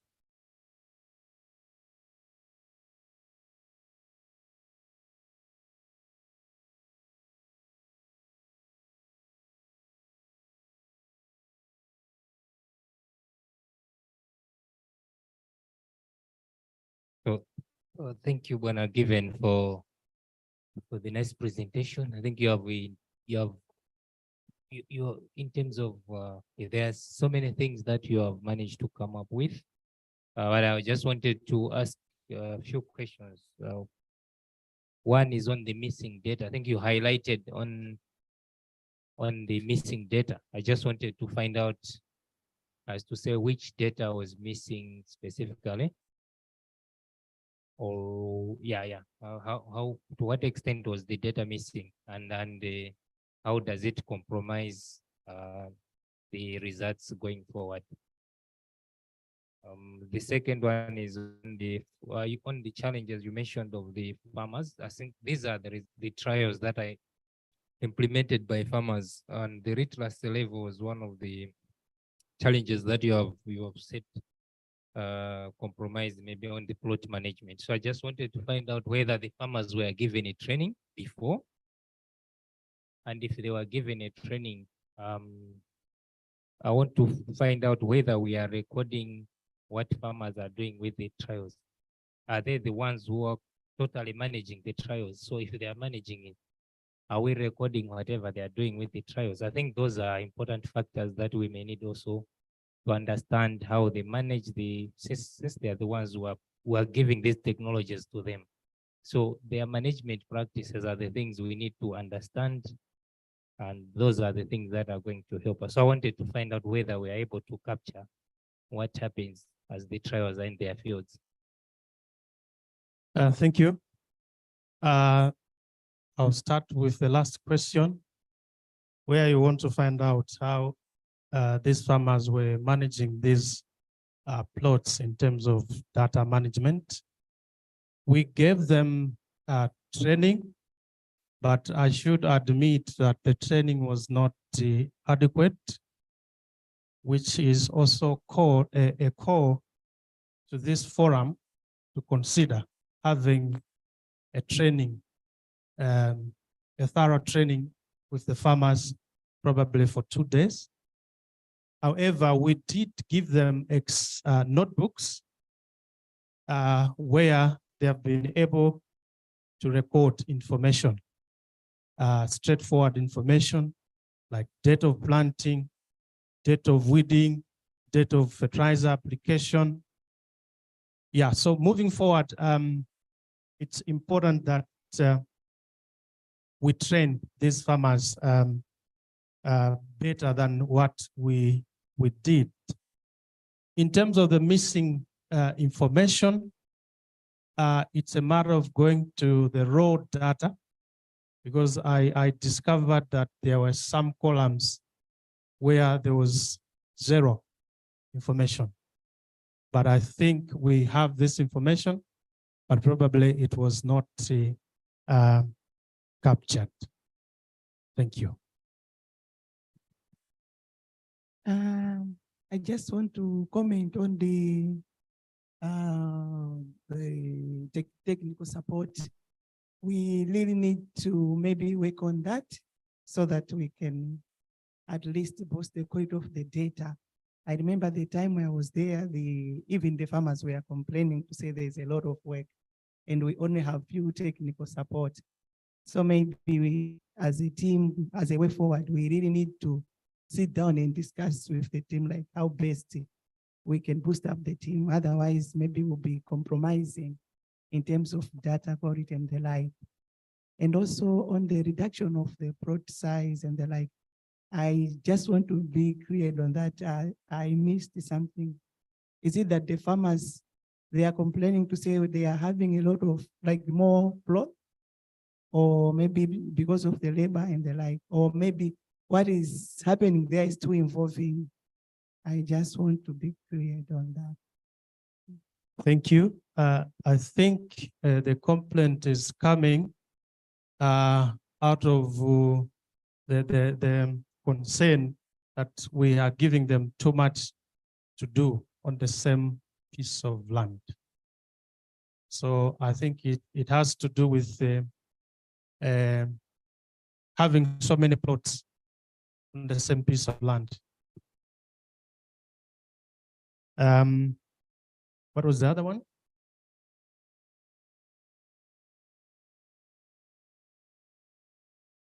Yes, yes. I think let me echo that one.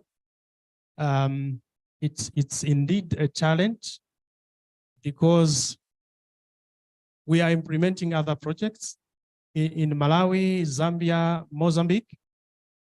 We are implementing this project under Kivuno, but Kivuno is not just doing this project.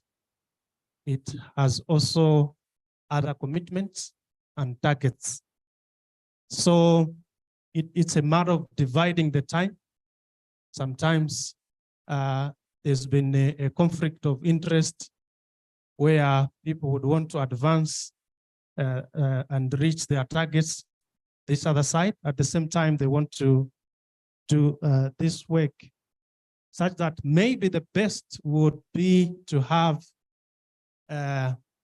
special people, maybe enumerators that could be doing this work, solely doing the work. Yes, please.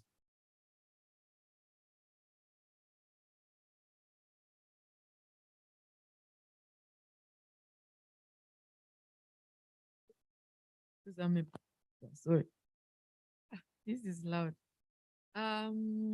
Maybe I should have spoken, because what I want to say is this.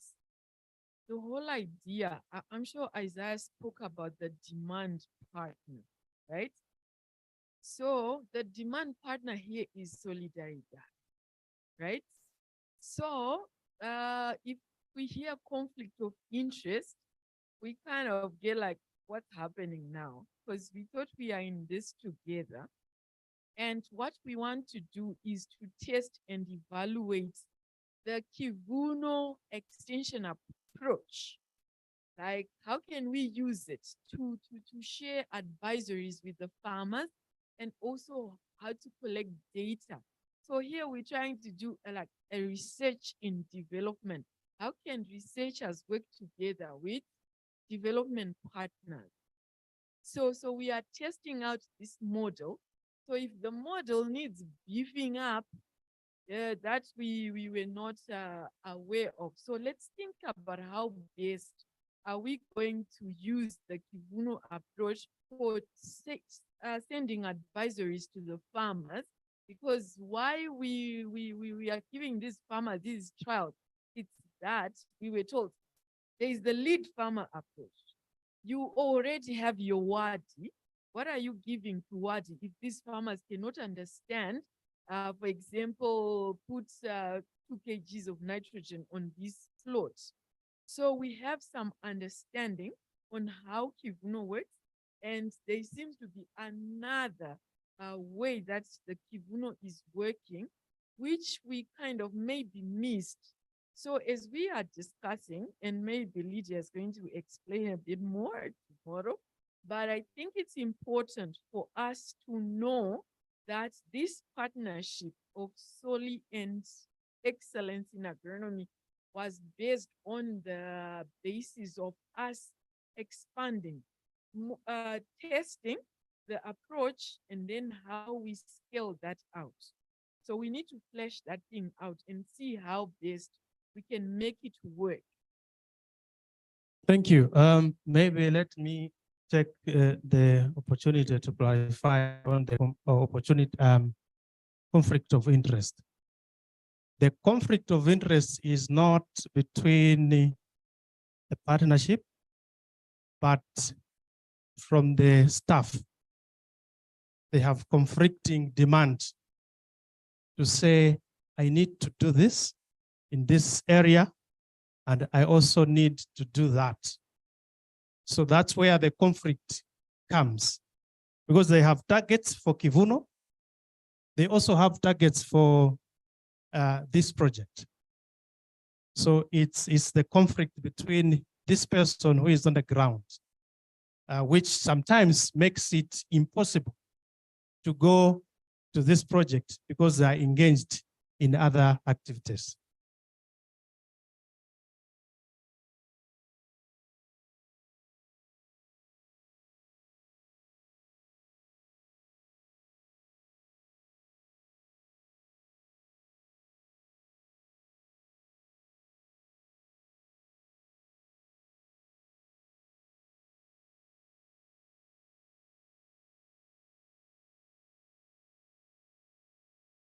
Yes, thank you. Lydia. Thanks. Patricia, I think your point is actually quite very valid. I think what is the missing link between the initial trial period that we've just come out of was the lack of communication between Solidaridad and Kivuno on what those roles would have looked like. From our understanding as Kivuno, this process was given to the Solidaridad extension staff and not necessarily Kivuno. And how our model is built around Kivuno is, as much as we create and establish a digital relationship with farmers, we also deliver what we call bundled up services. So this is an accumulation of different services that farmers are in need of in order for them to address certain issues or challenges that they have within the agricultural sector. Now, you can imagine if we take for a scenario, for example, Katete, which is a hub you've actually visited. Each particular hub has a total number of 3 agents. And these 3 agents, utilizing the lead farmer model, is in charge of a total of 3,000 farmers. Now, imagine now layering the experiment under excellence in agronomy without clearly articulating whether the capacity and the model in which we already deliver services can be accommodated to layer that on top. And I think that was the gap that existed. But I think what this platform does for us now, it enables us unpack and interrogate areas within the model that might need boosting in order for us to still be able to deliver both activities at the same time. And I think what Given is just alluding to is, if you look at the geographical mapping of the farmers that we actually work with in Katete, there's quite a distance in each opposite direction that you need to travel in order to interact with the farmer. And our bundled up service model requires that the delivery process of these services is such a short turnaround time, as opposed to the experiment that is being run with the level of precision and monitoring that needs to happen. So that was just the layer that wasn't there in between these two conversations that didn't happen. And if you will notice, like for Katete, we only came in later into the conversations to sort of boost that capacity that the Solidaridad extension staff needed, because from our understanding, it was going to be implemented with Solidaridad. But that's absolutely okay. I don't think it's really a disadvantage. I think it's a great opportunity for us to actually come up with a solid structure. Thank you, Lydia. Yes, Dr. Isaiah. Just a small contribution there. I think the fact that in Katete, we have these long distances where it almost takes a whole day to see one farmer and the next. I think this was not this team's design. After our planning meeting, I went straight through Katete and sat down with Maurice and explained to him how we wanted, and we even sat down with some farmers and we said, we want these farmers to be fairly close to each other so that you can be able to access them and visit them periodically without having to stretch yourself. But for some reason, he still went back to some old camps that he had always operated in. So it was not us who, but it ended up hounding him again after he had done that. So that was one point.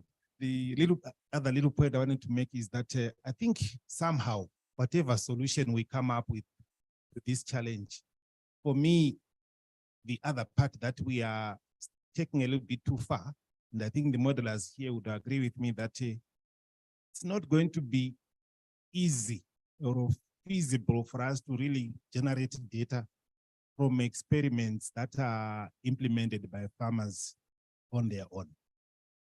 I think we have to be there at least at the setting out, the planting, so that we ensure if we say 45 centimeters, it's 45 centimeters. If we say 10 centimeters in between planting stations or 5 centimeters, so be it.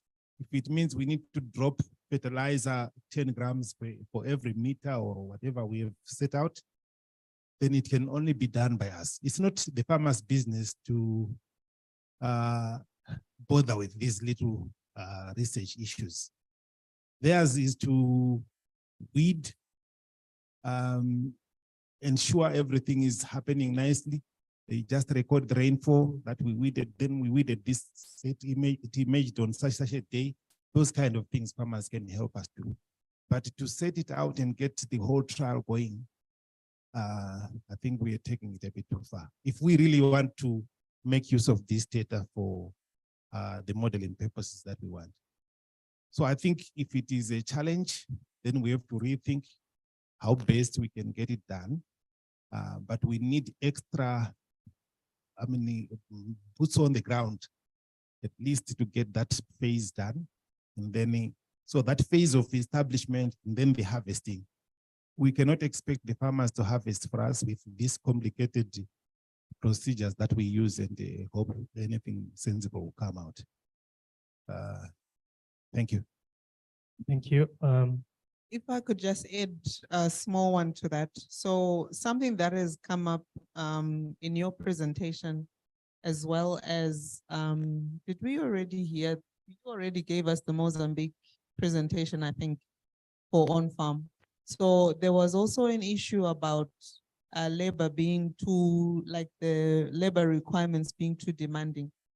that's a little bit surprising for me because like all these farmers, at least the way that it was supposed to be, a farmer is only handling like one child, right? And I think one of those general things that we know is when you're selecting farmers to work with a research initiative, you're going to look for someone who is appropriate for that. So that's somebody who has at least the minimum, you know, you're not going to pick someone who's 60 and they don't have anybody at the home to help them with the weeding and all of that. So you kind of expect the farmer selection to be in line with those requirements as well. And for a farmer to be handling one trial, I'm a little bit surprised, and I'm wondering if you can as well, I mean, if you can speak to that a bit, why the farmers need support with managing the trials, like in terms of labor. Is it that the farmers are not, you don't have any farmers who can, or did something go wrong in the selection? I don't know. Thank you. Over. Okay, Pakiso, before I respond.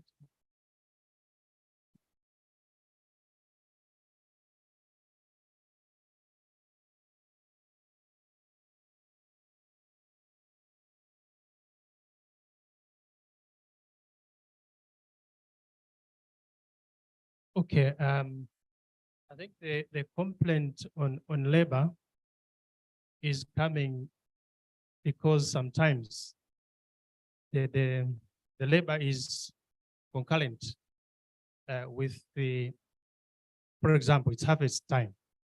So a farmer needs to consider harvesting their maize. Probably they want to take it home in fear of thieves. The soybean that has also got to be harvested.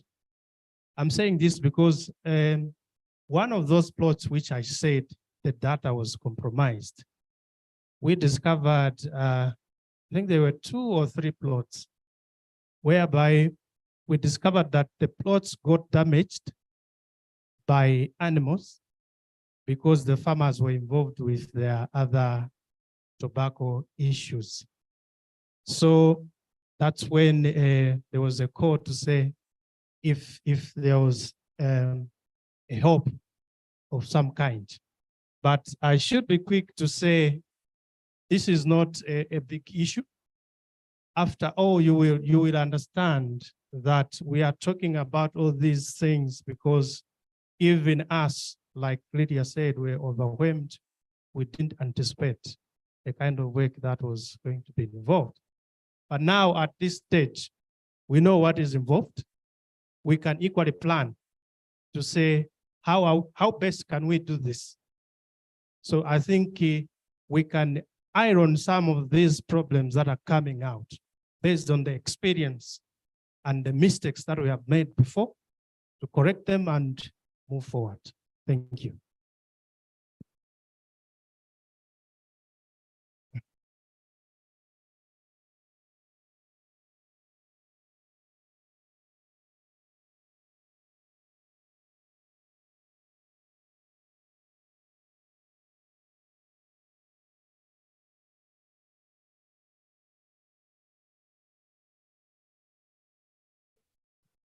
Yes. So one of the things I wanted to talk about, which I had asked John earlier on, was what is the incentive?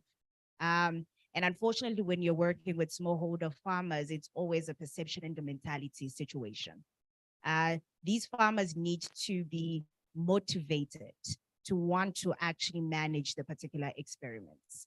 And the motivation comes in different forms that each organization would choose based on the intended outcome or objective that you want to achieve.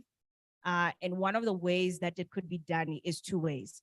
One, obviously, is the one that John explained to me about how the harvest or the produce from those particular trial or plots is actually given to the farmers. And I think the explanation of what the farmers get out of it in participation is actually very crucial at the training stages. But the second thing is Kuvuno has what we call a rewards system program that enables organizations that want to drive behavioral change. or any particular action and intervention in order for you to get the intended output helps then boost farmers to participate, keep records, and through those record keeping processes, they end what we call our D points. These points, they then have the ability to redeem it for a particular product. And again, these products again can be influential based on what level of interventions you want the farmers. So this can be gumboots, it can be a cell phone, it can be inputs, it can be seed, it can be different variety of products that are targeted specifically to drive that particular adoption and participation. So there is an opportunity there, but I think it's really coming up with the right incentive model for these farmers to want to actually participate in these trials, monitor them, manage them, and see the value of doing so. Thank you. Thank you, Lydia. Yeah. Kiso. Yeah, just an addition, though we have a partnership between Research and the maybe Kivuno and Solidaridad, but I feel like some of the crucial activities like planting, harvesting, maybe fertilizer application for these node trials, a backup team from research should really be on the ground. Otherwise, farmers who are working on those trials, those are peak periods for farmers. They prioritize their fields. In the end, will compromise everything and you will lose crucial data at crucial times. So much as maybe the budget may be not that much, but at least on these crucial activities like planting, maybe crucial fertilizer applications, because we have different fertilizer levels, harvesting, a backup team from research should be there on the ground. That's my suggestion.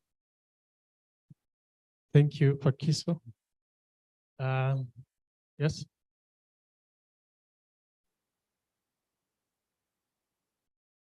The testing of the model, because the idea is research wants to do, because we are used to doing research with 30 farmers, 60 farmers. It's nothing. So now what we want is research working with 10,000 farmers. And we can't have 10,000 researchers following, or 1,000 researchers following the farmers. So the thing is, Lydia and John stopped. The thing, we need to test this thing so that when we are scaling, because the whole idea of excellence in agronomy is reaching to thousands of farmers with advisory. So if we go back to what we used to do, like we want to check the farmers with our few booths that we have, we are not going to achieve our objective, because the objective is test this with 60 farmers.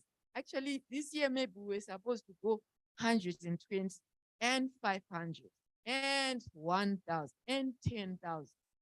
So as I said, let's be thinking on how best we use the Kivuno Ziwadi approach to get to farmers. Because once we leave, the idea is we want to continue sending the advisory messages to the farmers, right? We won't be there on the ground. So we want to make this model work.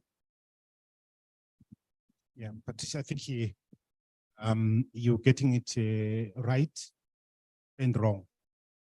The right part is that you are talking of, remember we had, when we were discussing this thing, we were saying we have different phases of implementation.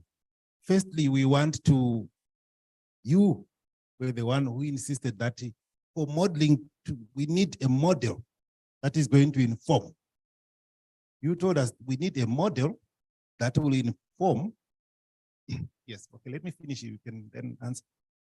A model that would inform what to do, what variety to plant, how much fertilizer to do, to apply, and so on, right?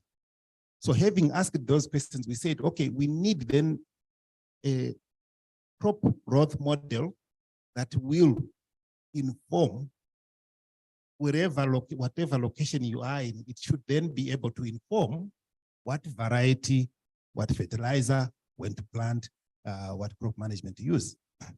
And then we said for that to be achieved, we need hardcore data that comes out of those sites where we are implementing. And that's where we have these planting date, not experiments, planting windows, and so on. That's where it comes from. So those experiments, for them to inform the model properly, as you theoretically wanted it to happen, have to be done correctly and properly, and not en masse.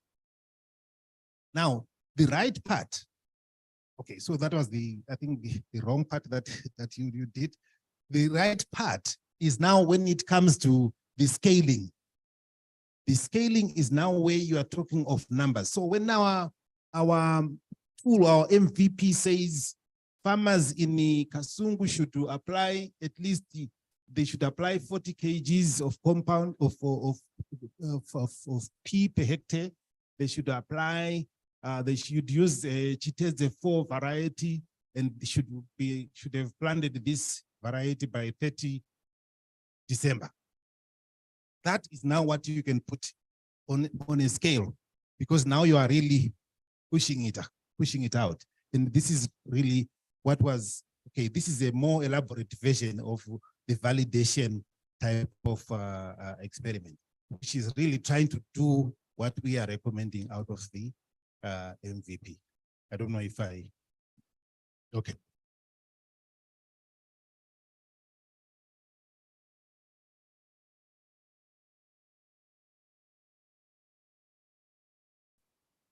So either way, Isaac, the idea is we will scale everything, right?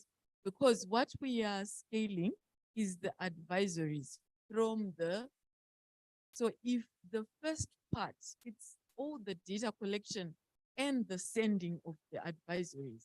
That's what, and then we are also, so it's in two ways, correct and no wrong.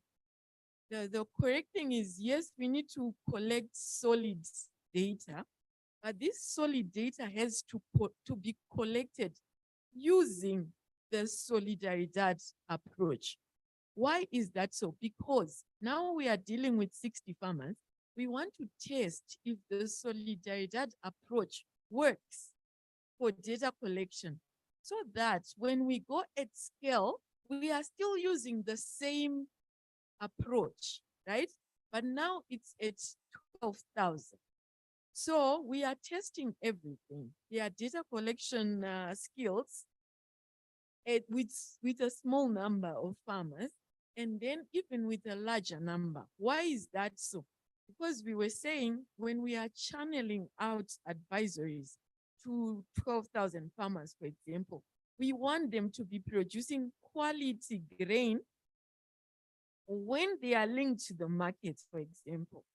So at small scale and also at large scale. So we need to have a solid approach and test it right now. If it will work with the 60 farmers, then we can scale it. So either way, what if I'm right or wrong, the difference is the same, because what we are doing with 60 farmers will also determine what we are going to do with the 12,000 farmers.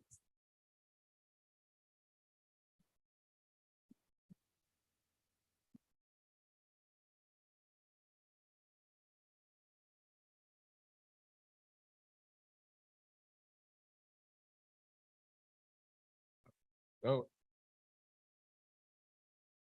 when Patricia was talking, she said, John, can you keep quiet? I was trying to get from Lydia how many farmers now do they have in Malawi under Solidaridad, under Kuvuno that. So that number will help us to know.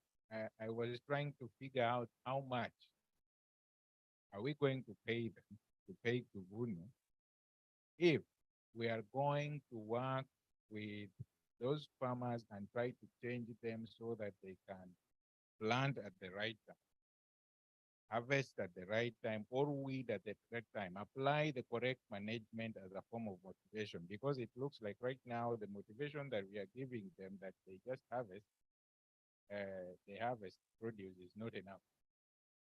But if we go through this Ziwadi and find out how much Kuvuno will be charging us through Ziwadi every time we tell a farmer, if you do a good job, then you will accumulate points that in the end will make you get a bicycle, because that is a reward under Kuvuno, under Ziwadi. Then maybe this farmer will be able to collect and monitor the trial very well. But that will only be pegged to the cost that we have.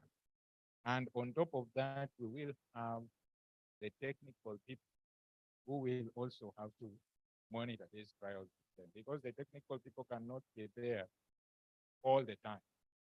But you will be assured that if a farmer there is an incentive, then the farmer will be able to implement this.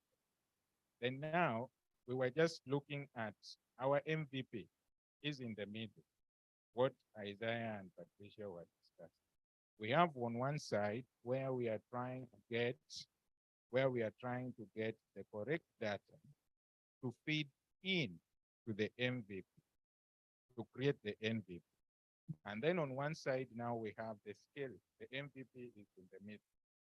So Lydia was asking me, are we trying to have a behavioral change? I think it's both ways, because the farmers that we have who are now implementing the trial, in order for us to get the right data, because we need the right data in order to feed into the MVP. If we don't get the right data to feed into the MVP, then we are going to get the wrong MVP. So these farmers have to start, they need to change. And they can only change if we start pushing this idea of the incentivizing them so that they can do things correctly. And then on the other side, after the MVP, we will now start scaling now the MVP. And we can only scale the MVP using the correct information that we got from the farm. That's it.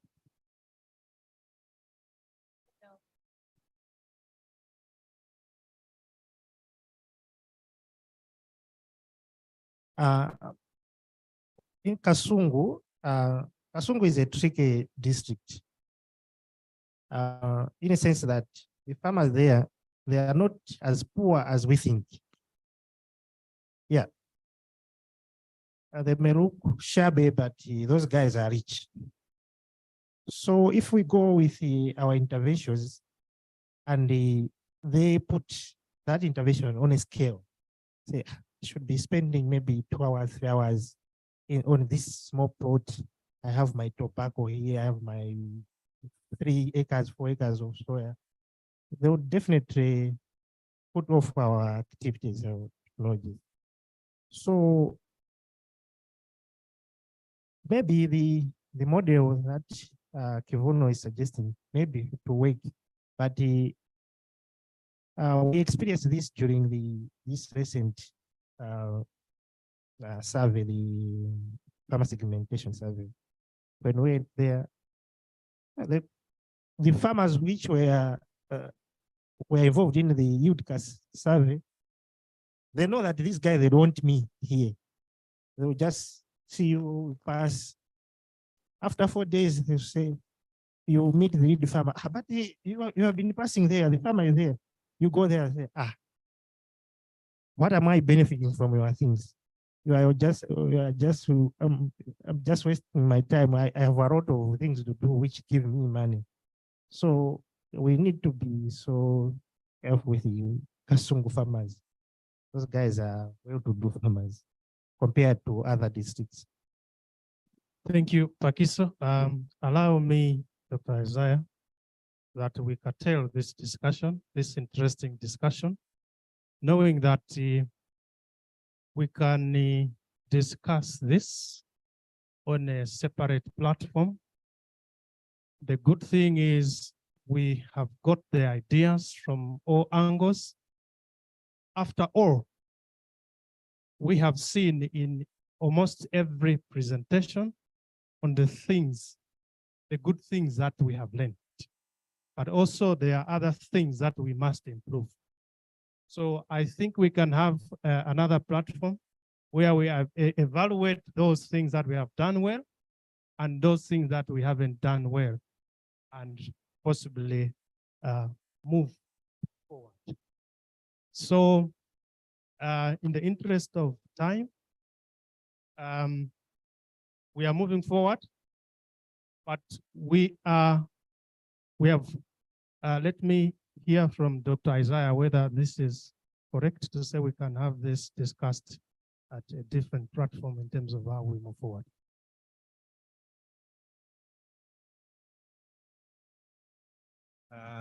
It's not just for me, but I think it's an important discussion. We need it.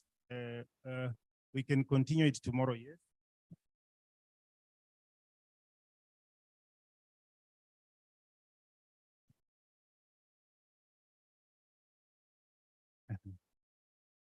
We still have another presentation coming. Okay. All right. Okay, so we could go on, but I think let's really flag it and ask each one of us to sleep over this and really please come with some suggestions tomorrow as to how this would go. For me, I still think our model is based on what John was saying, that we have the model development phase where we're looking at how do we inform the MVP, collecting data to inform the MVP so that the MVP does a great job. Then the other phase is the phase where we try to now to scale the MVP and get the MVP to work. That phase is done. Then for me, I agree there with Patricia. I think that's really where we really need to look at doing things en masse. And so I think what we need for the two different steps is slightly different. And so this is probably what we need to think about a little bit more and come back tomorrow with some refined discussions or so. I don't know what you call it, but further discussions maybe. Thank you. Thank you. So to make sure we do justice to our colleagues who are not here, the Mozambican team, allow me to present their work. So I think most of the things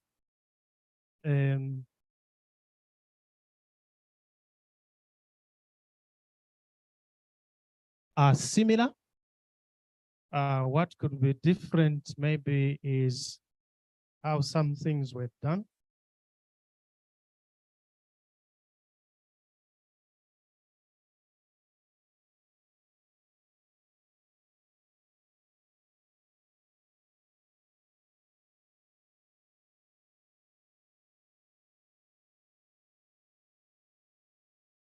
Yeah, so in Mozambique, this project, for the sake of others who do not know where it is being implemented, it is implemented in Angonia. Angonia is close to the Malawi border, Dedza. And then, like the other trials, they had 20 farmers, which were split into two groups. The other one is the planting window, where they had 10 farmers planting soy with different dates. But also they had a validation trial. These were two plots involving 30 farmers who were managing two plots. As you can see, those were good plots at that time, based on the pictures. In terms of rainfall, the figures seem to be small. Probably, maybe they did not capture the data right. At one point, I saw Dr. Isaiah explaining something how you capture data on Excel sheet. If you do the opposite, you get such small numbers. And then the nutrient omission trial, these are the figures that are coming out of our interest. Maybe would be the middle column, where we can see some changes or the yield potential in that aspect. That is not intercropping. And that one is a graph which is showing the average grain yield, which we can all see the graph that is going down where you are planting late. So interesting figures. Don't shoot the messenger, but I should believe there were some problems in terms of the calculations. You will see that there's a huge figure in terms of the biomass. So yeah, if there are questions, we will ask them maybe where we need clarification. This is Ulongwe, 60,000 60 farmers participated. And this probably was a field day.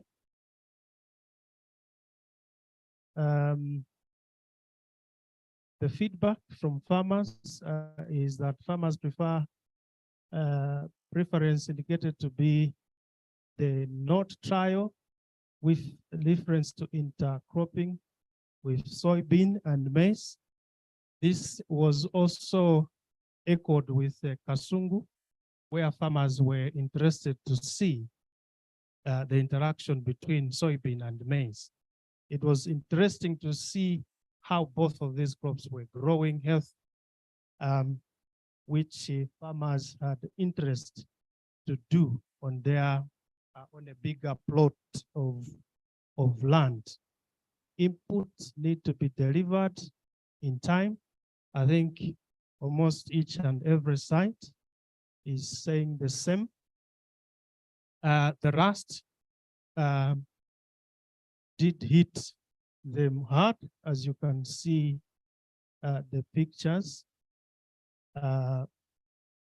backed with too much rain, which came when the soil was flowering.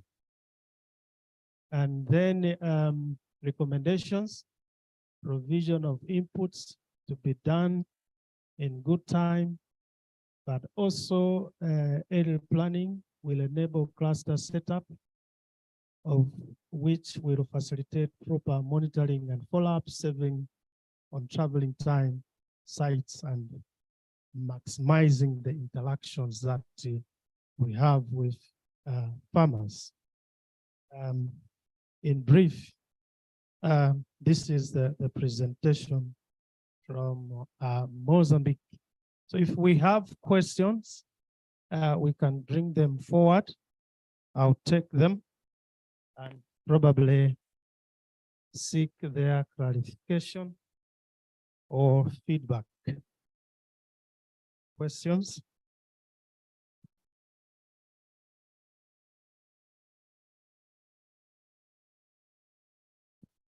Why is the the picture portrayed by Serenade and Wamini kind of contradictory between the validation trial and the planting window? If you check, for me, if you go a step up, I think a step up, before this one, before this slide.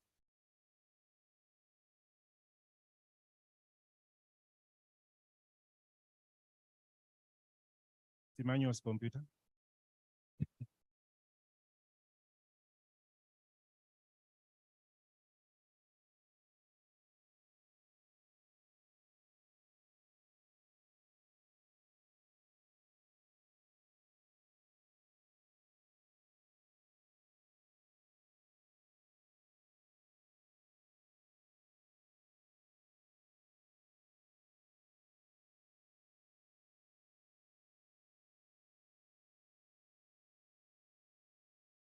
Yeah, come again, Dr. Isaiah. I was saying there's a contradiction between the yields measured or that compare Wamini and Serenade.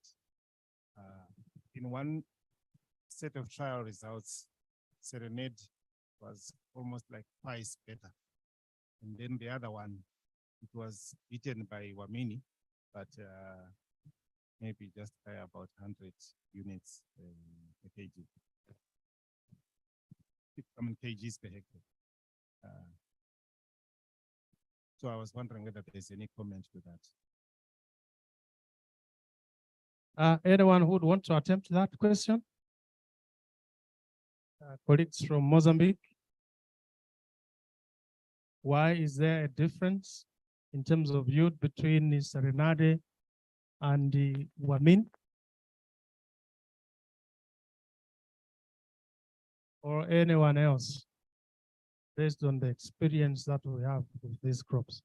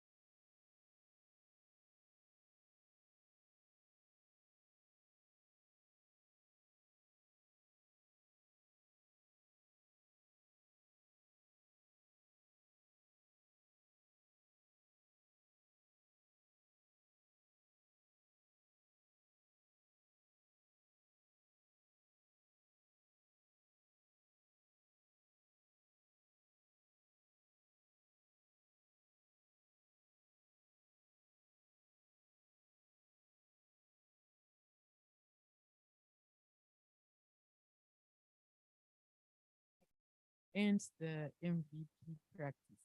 So here it's average of the variety, but we are not seeing was it under farmer practice or was it under the MVP. So it's everything together.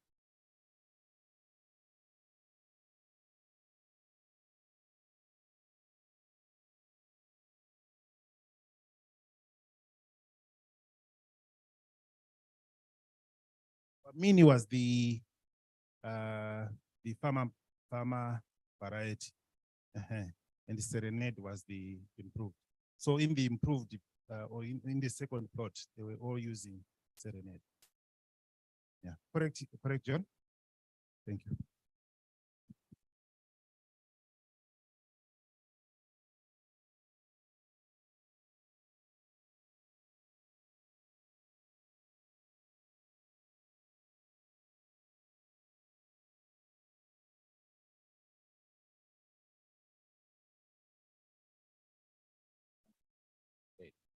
The farmer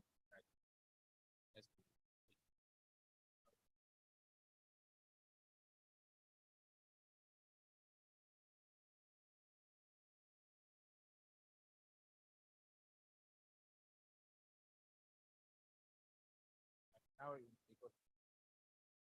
because in the data now inoculation was not minus all the time for those set of farmers. farmers who are participating, those ones that are using the farmer practices, and those ones that in their trials they were supposed to have a normal farmer practice, a mini plus inoculant, and then Serenade plus inoculant plus fertilizer. So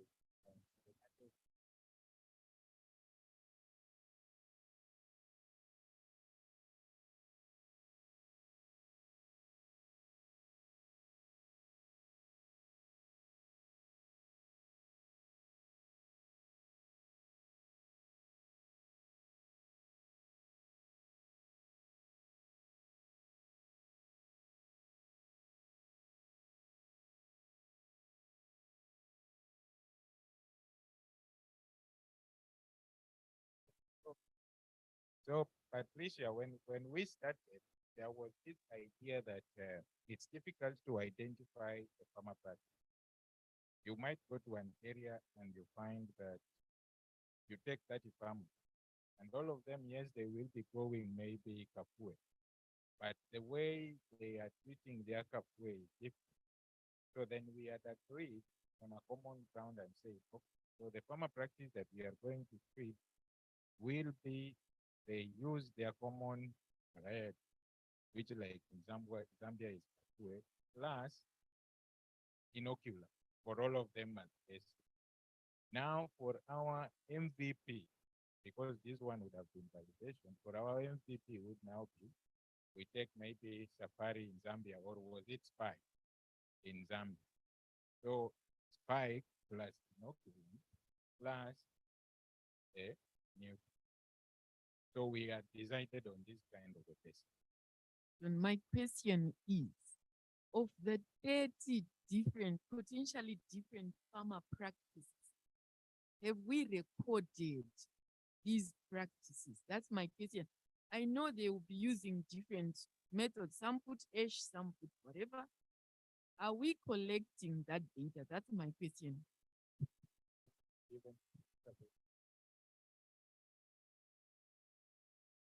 Yeah, we have the data. Probably maybe what we need to do is to keep them digital, to transfer them from the notebooks to something digital. Yeah, so I'm tempted to, in the interest of time, I know we have spent more time on this, but you will agree with me that it's worth it because this is the heart of this project. So at this moment in time, let me ask Patricia to come forward with our next program. You seem not to be ready.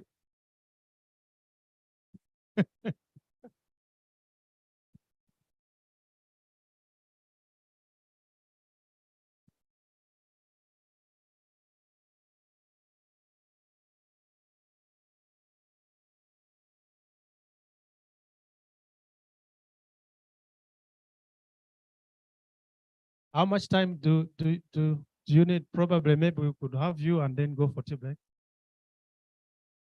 We don't have a tea break.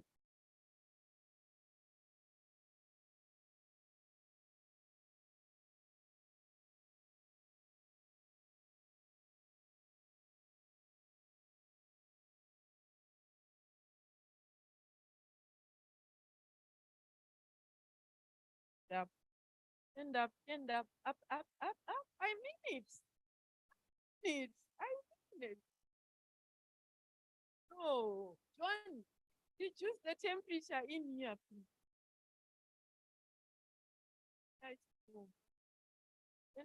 Okay, so those who say we break for 5 minutes, please raise your hand. We are democratic. Although I'm from Zimbabwe, democracy. Jeez, it's gonna be tough. 1, 2, 3, 4, 5. Okay, you win. Let's go for a 5 minutes break.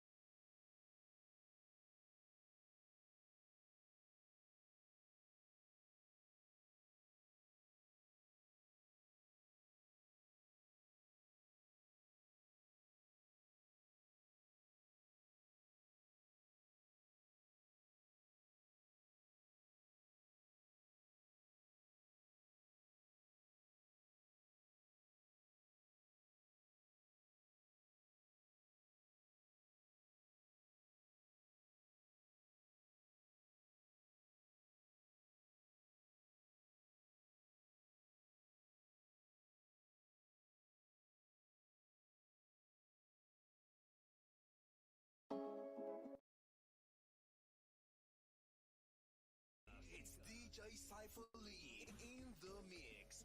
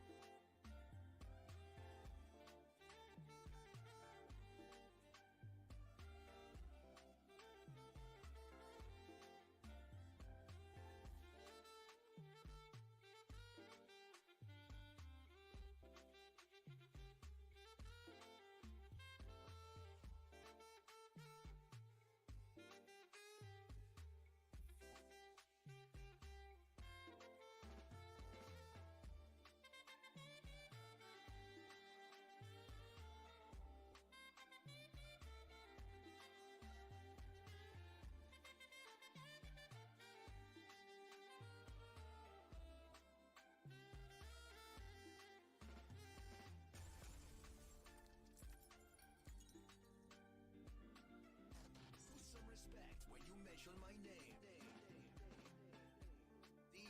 DJ Cypherly in the mix.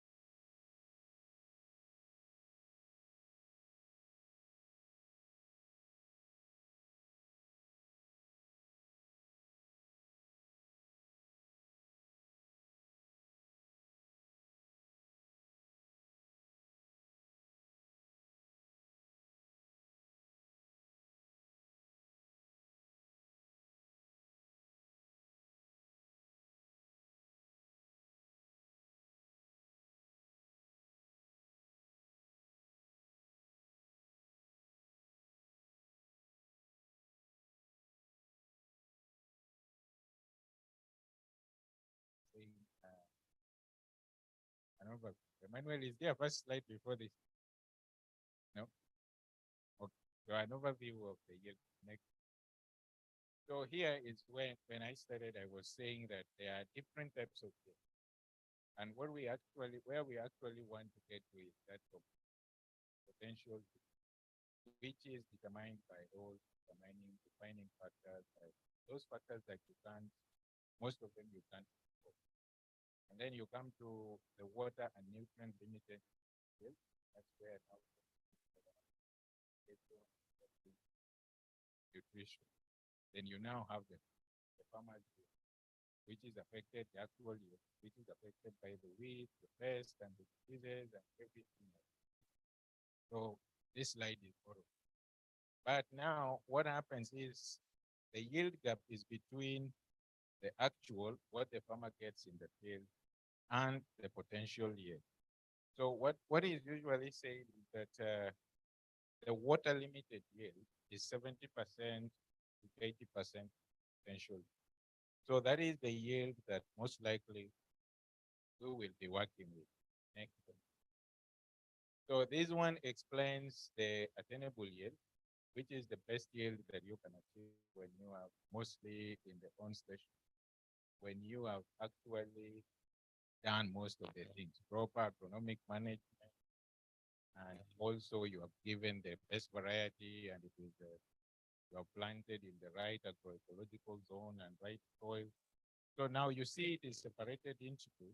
You have the theoretical, and this theoretical was, the explanation was that it is something, some yield that you can get when some kind of mutation has happened into the variety, to an extent that you move maybe from 4 tons to 10 tons. So it's actually a genetical variation, but it's not exactly breeding. Then now you have the attainable yield, which is the orange part. So you have the attainable yields, and these attainable yields in the potential can go to the theoretical yield if that mutation happens, and you can get it either attainable yield under potential, under irrigation, or attainable yield under rain. So you can see when you irrigate, then you increase the yield in rain-fed conditions where you have limited water sources. Next, man. And then now we come to the yield. So these are the different levels of the yield gap. So you have the potential yield gap, which is the yield gap between the potential and the actual yield. The actual yield from the farmer. So basically all of them are the differences between whatever yield you want and the actual yield at the farmer. So you might have 10 farmers in a district. One farmer is getting 2 tons and another one is getting 1 ton. That is also a yield. You can do the comparison and find why the other farmer is getting 2 tons, and then you say, okay, can you start practicing whatever the other farmer who is getting 2 tons is practicing, so that you come to the same level. So why do we study yield gaps? Is to identify causes of the yield gap. These are the causes that we have seen previously, like pest and weeds and nutrients and water, and you want to narrow them specifically to those factors.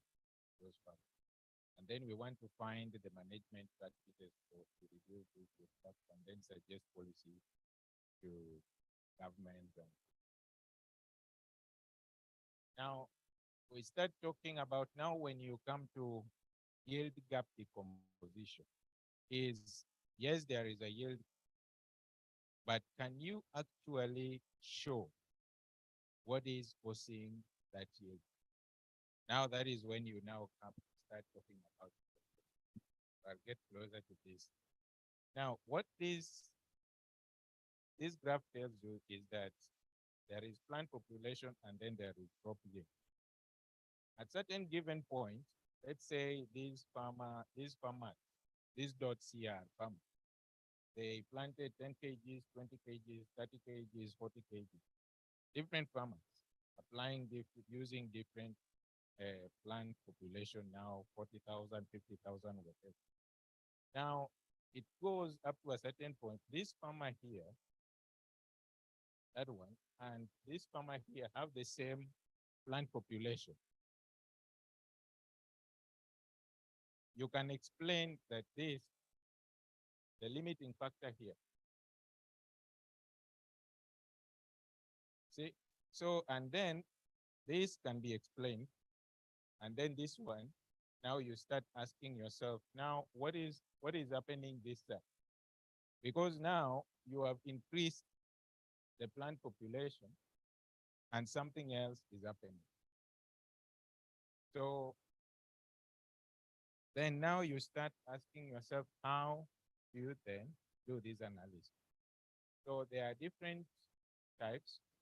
There is the boundary line analysis, there is stochastic frontier analysis, and then there is the machine learning analysis. So what I'll do is today is just to talk about some of the, because it's a lot, some of the data that we are done with, and then the rest will follow suit as time.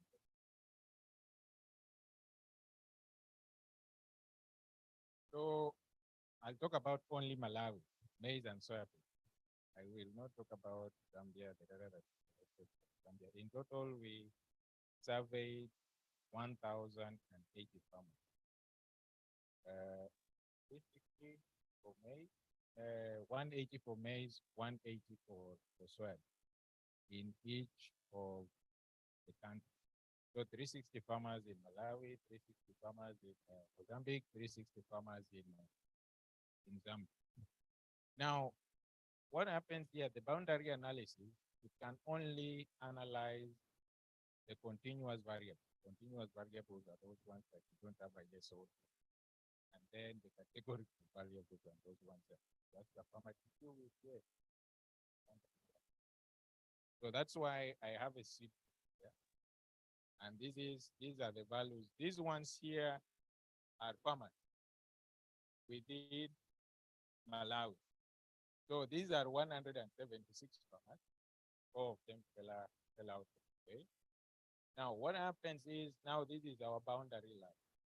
These ones in the red dot are those the 10% of the farmers who are doing better within Kasungu and Lilongwe. These guys.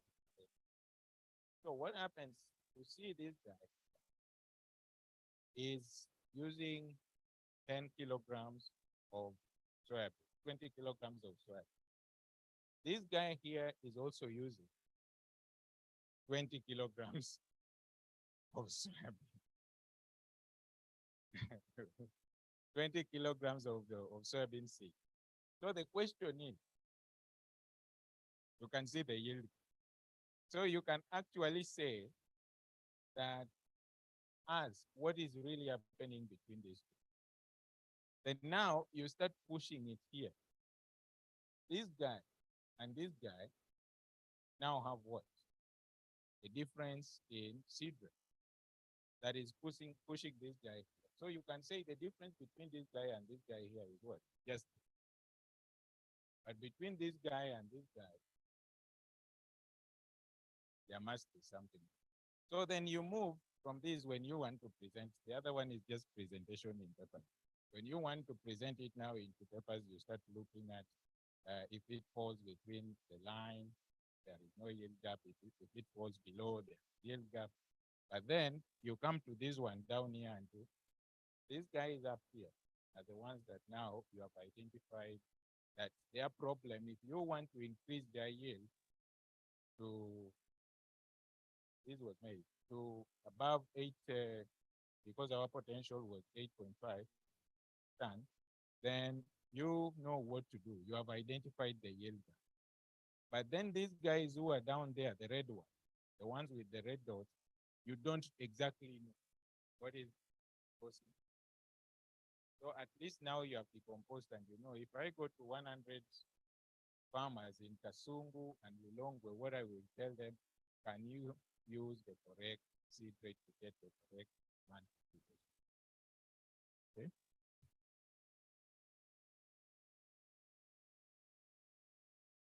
So then the next one, this one, what it gives you now when you use the stochastic frontier analysis, it tells you the efficiencies of these different farms.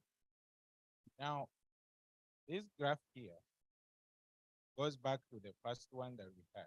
This farmer here and this one, they are applying the same seed rate. So if they are applying the same seed rate, it could mean that one of the farmers is putting 20 seeds in one pot, and the other one. So you have efficiency yield.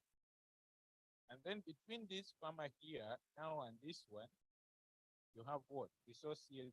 Because this farmer feels that I have a lot of money, I can buy a lot of and plant, right? So that is resource. And between this guy here now and that one is the technology. That one has now planted the seed and is saying, okay, now I've planted my seed. I can add fertilizer or I can start different technologies. So what this one does is now you take all this and then you start desegregating, decomposing them into which one of the yield gaps and how you can close the yield. Now you come here, the actual yield in Kasungu is from the farmer's service is 1.8 and in Lilongwe is 1.5. Then the yield gap, that this is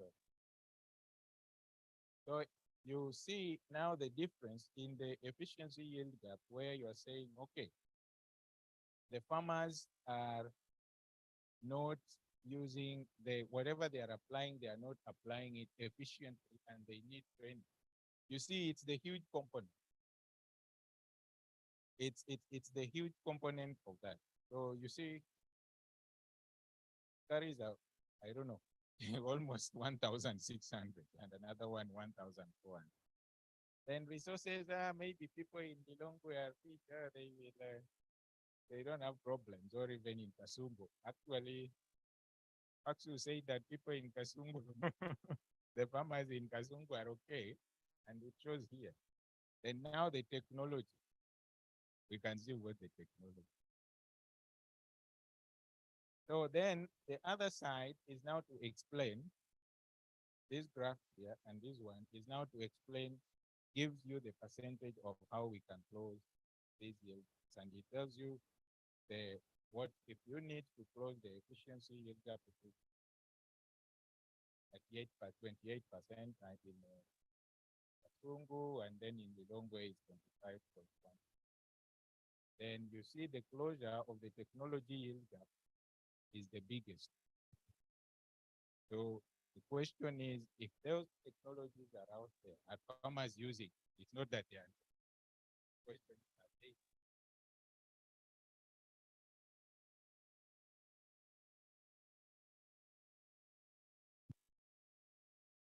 Which one? This one. So the technology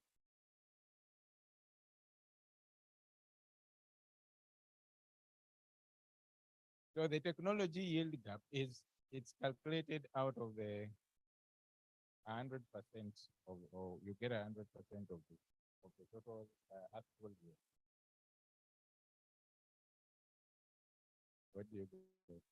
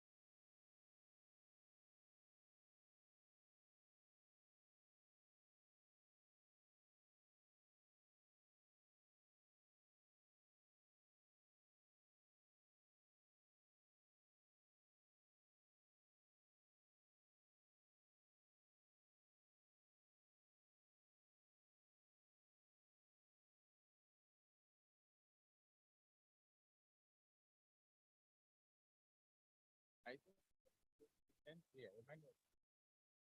Oh, this one. So the machine, this one is so complex. So the only way I can explain this is we don't have anywhere. For example, in the stochastic model, there is a website that you will go to find the potential yield, the yield gap, the world yield gap. But in this one, the machine learning, all the data of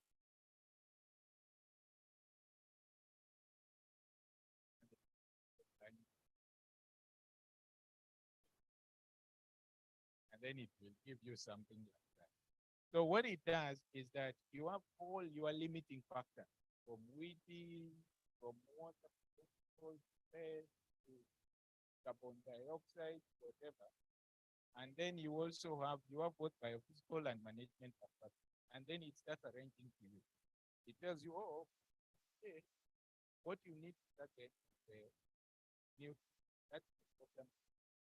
The other one, but now this one tells you that if you want the yield, so that is what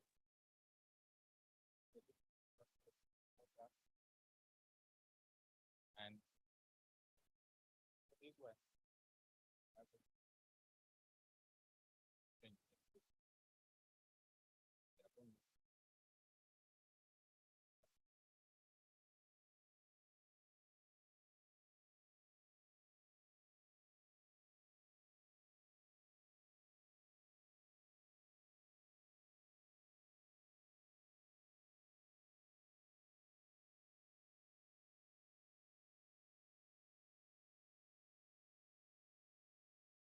This thing is working.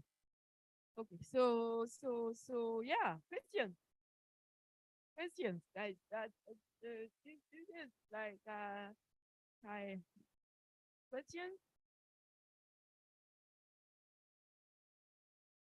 Do you think this is an important tool? Should we be talking about these things here? Oh yeah.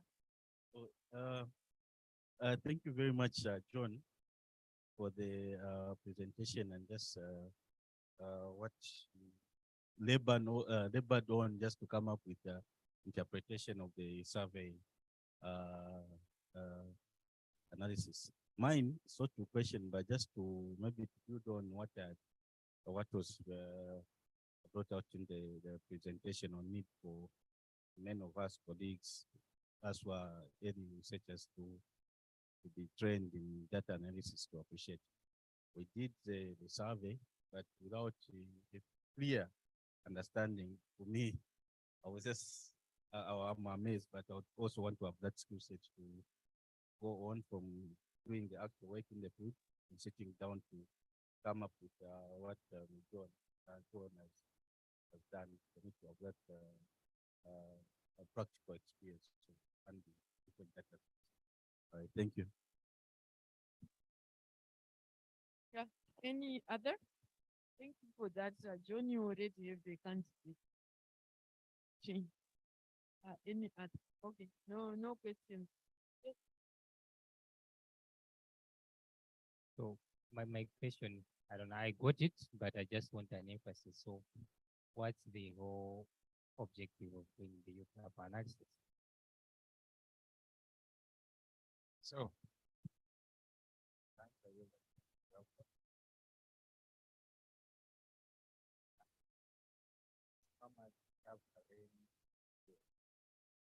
you know, as an agronomist or a crop practitioner, that you know in this area, problem is weed, the problem is soil, the problem is rain.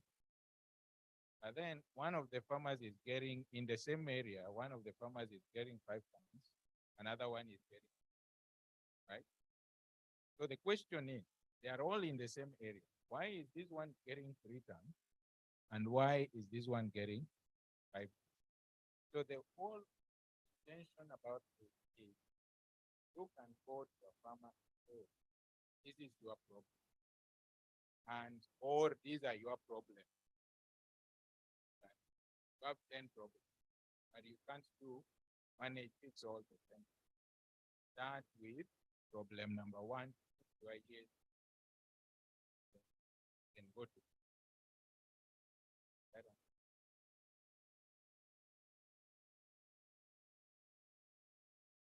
one. Done from a survey. I don't know whether these farmers are participating in the project or they were just sampled. But my question is now for the farmers who are actually implementing the technologies that you are testing. We know that there are variations actually among those farmers. There will be variations. For someone who applied in, let's just take those who applied inoculation, there will be variation among those ones. What process we take so that we analyze what are the factors contributing to that, and then we close that gap to say if farmers apply inoculant, at least most of them should get to sell it. I don't know if there are those variations, but how do we drive it towards that to say for those technologies that we are testing? Well, I'll start by saying that out of the 180 farmers,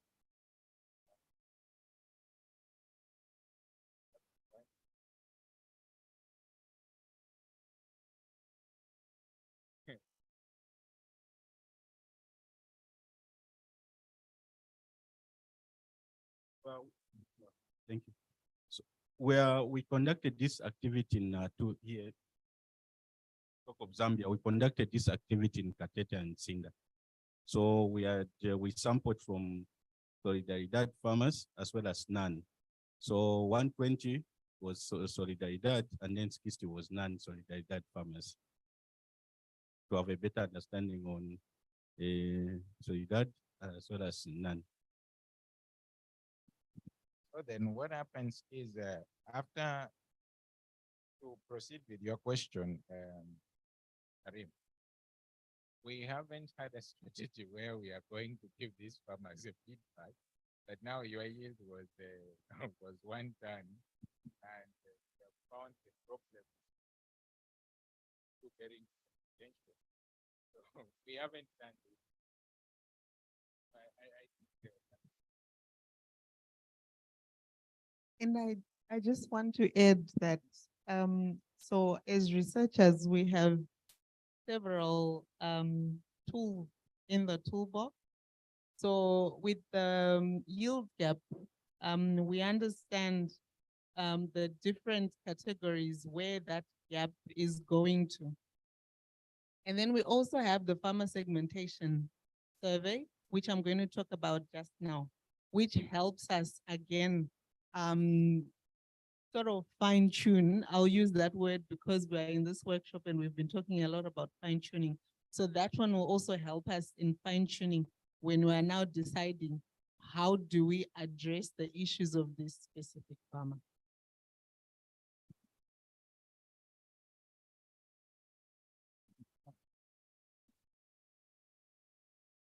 In several publications where researchers have used this stochastic model to predict maize yield in sub-Saharan Africa. Mainly, they derives from climate change, like temperature rainfall. But in that study, these factors do not out to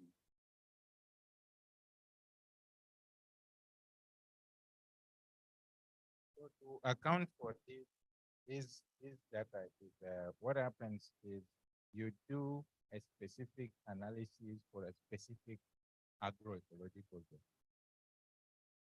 So that means that if you want to look for, that's why I participated somewhere, assuming that there are different agroecological zones and then they receive different rainfall patterns.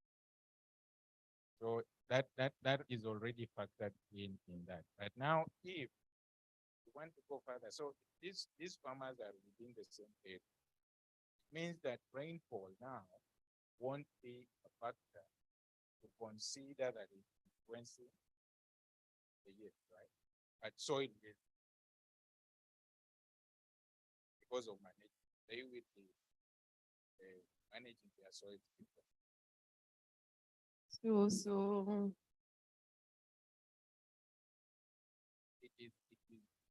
assume that because they are falling within the same agroecological zone, and it is recommended for the stochastic model, you have to cluster them because you can't compare apples and oranges. So yeah, so you have to cluster them into. If you are looking at, let's say now, into a specific variety, maybe you have to, but in this one, now you are categorizing them by agroecological. Interesting. I think we have, you do you have something like seriously? Yes, it will be quick. I think for me, it was very inspiring and I enjoyed it a lot. But I think one of the uses you could put to this is to really try to derive some important policy messages rather than trying to focus on how Mr. Banda, who sits in a Kasungu Village X, could be improved. I think what we are more interested in is to say, okay, what are the best bet interventions that government or the community could take to improve their yields? And by so doing, we develop some kind of important policy messages that would really be seen to move things forward. That's number one. Number two is, I think, Anson, your issue about data analysis, I think you've said it for the third time now. It shows how serious you are about it. I think CIMIT is offering these kind of trainings every now and then, here and there. So you can continuously keep your ears on the ground and you'll be able to find some. If you want something that is specifically done by this use case, then maybe it will take us a little bit more time to think about it and see if we can mobilize some resources to organize something for everybody. But more importantly, I think for us all as a group, good data will speak for itself.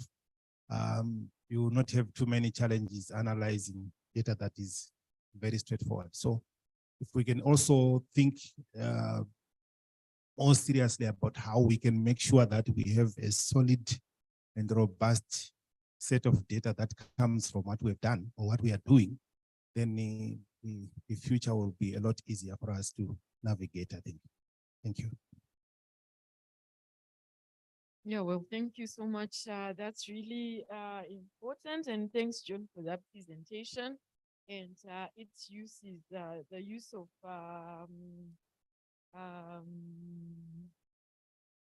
what was that? Yield competition. Yeah, the importance even for the work that we are doing also. For most of the times, as researchers, we're shooting in the dark and thinking that giving 50 kgs, even PC, for example, giving farmers 400 kgs of fertilizer will solve everything, but it will not solve everything. This actually, it can direct us to say, what is it? Is it P? Is it zinc? Is it just weeding or something like that? So very important indeed at different levels. Now we're going to hear from Majida about farmer segmentation.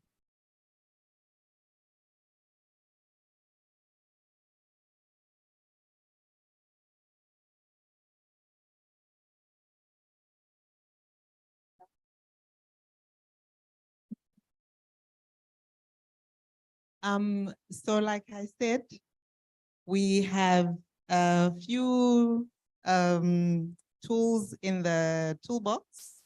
So after we did the yield gap analysis, we also did the farmer segmentation survey. And we actually went to the same farmers that we had targeted in the yield gap analysis. And how we came to this figure was, so first, in each of these countries, we have 60 farmers who are implementing the use case. So these are 60 Solidaridad use case farmers. And we decided, how shall we make sure that when we do this farmer segmentation survey, it speaks not only to the farmers that we're working with, but it's also speaking to Malawi farmers in general, Zambia farmers in general, and Mozambique farmers in general. So we decided we will get another 60 farmers in the same district. So these use cases are all being done in one district in each country.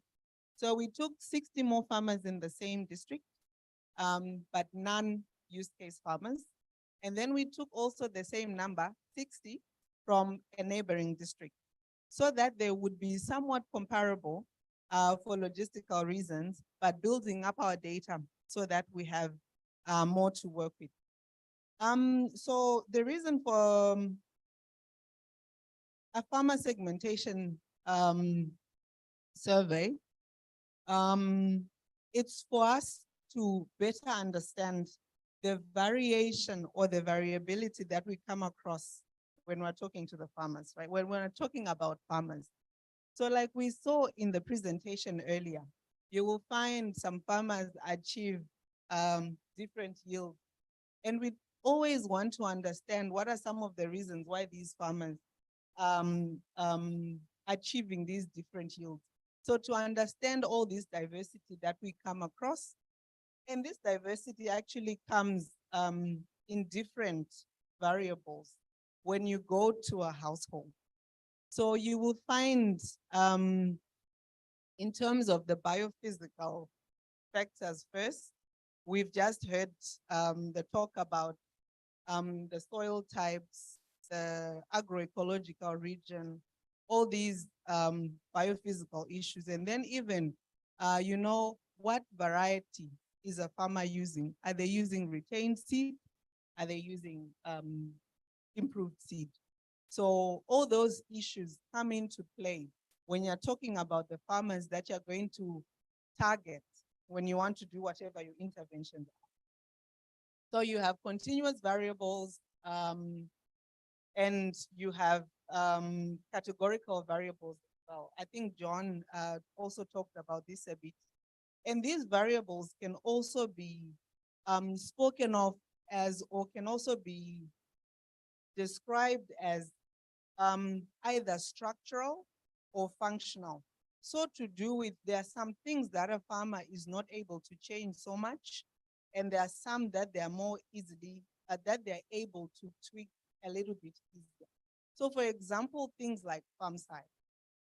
And I think we all agree that the farm size does play an important role into what a farmer can do at their farm, right?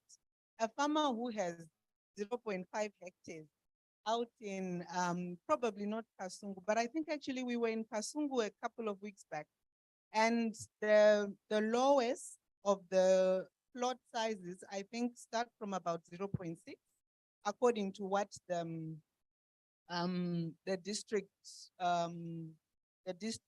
extension department told us. So from about 0.6 hectares. And then you come to Katete and you are talking to a farmer who is also a smallholder farmer, but they tell you they've got 20 hectares or 15 hectares. So already with those farmers, you're starting from very different starting points.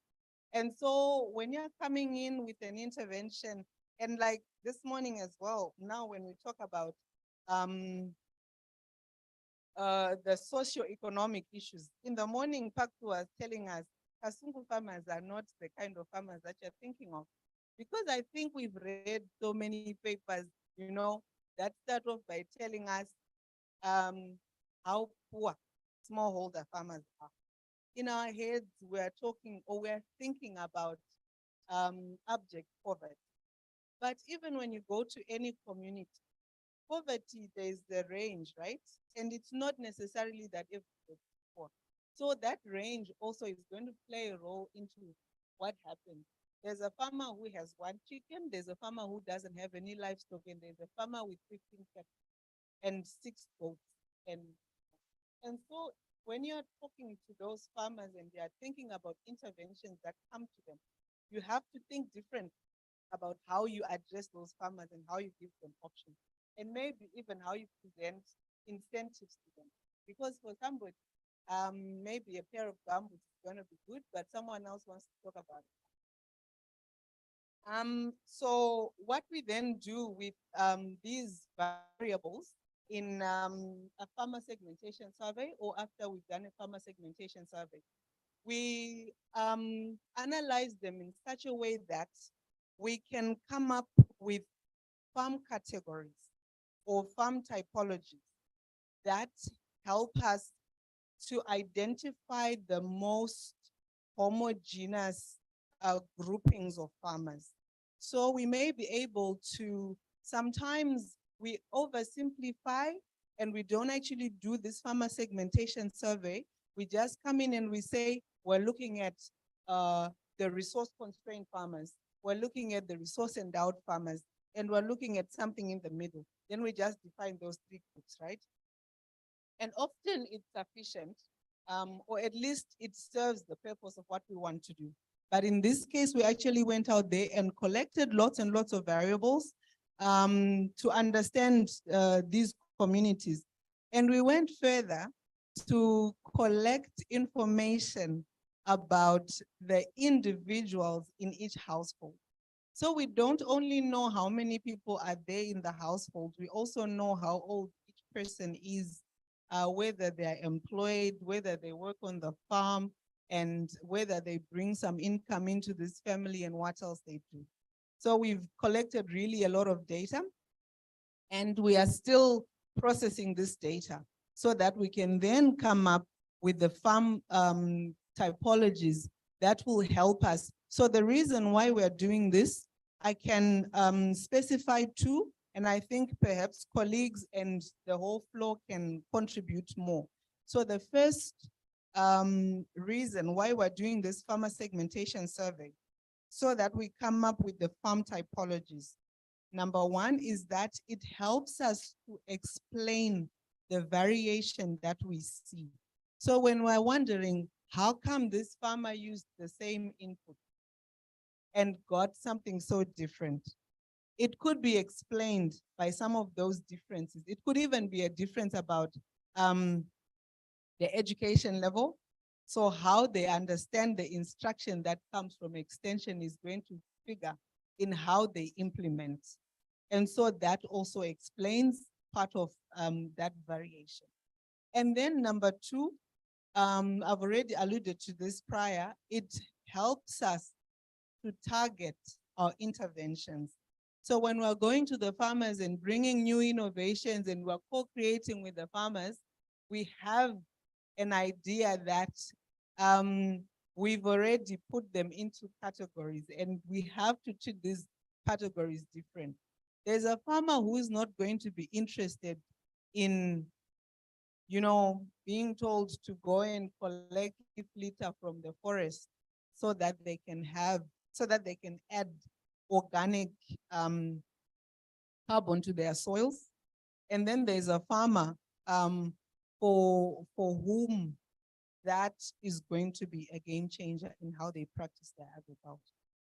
So we did this farmer segmentation survey in all 3 countries. We've got data from the same 1,080 farmers, and hopefully we will be able to analyze this data and come up with these different typologies and understand them and actually interpret which technologies perhaps are more suitable. And then in our feedback, we may be able to validate these propositions or proposals. Thank you.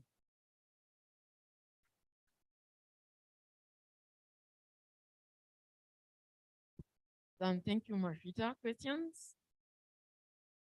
Anyone who was sleeping? Anyone who was listening?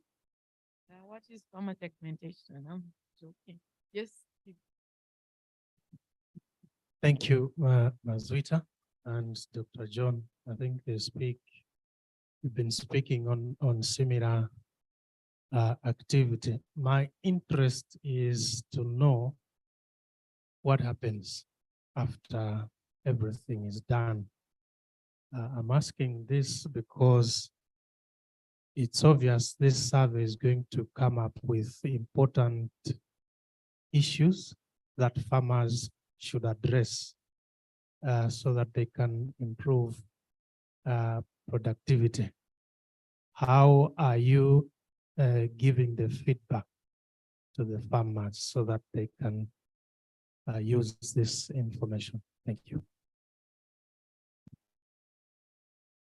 Thank you for that question given. So in terms of feedback to the farmers, the most obvious is our engagement with the Solidaridad use case farmers. Those ones are easy for us because we plan to continue to co-create with them this season and next season, perhaps and beyond. So we will be able to meet with them and talk to them about what we found in these surveys. I think from your question, it means we probably need to think about doing the same with the non-Solidaridad use case farmers who are in these same districts and in the neighboring districts so that they also can benefit from this. And we can also start talking to them about potential options that they can use to improve their agriculture. Although we wouldn't be able to engage them, like to start working with them necessarily on the project.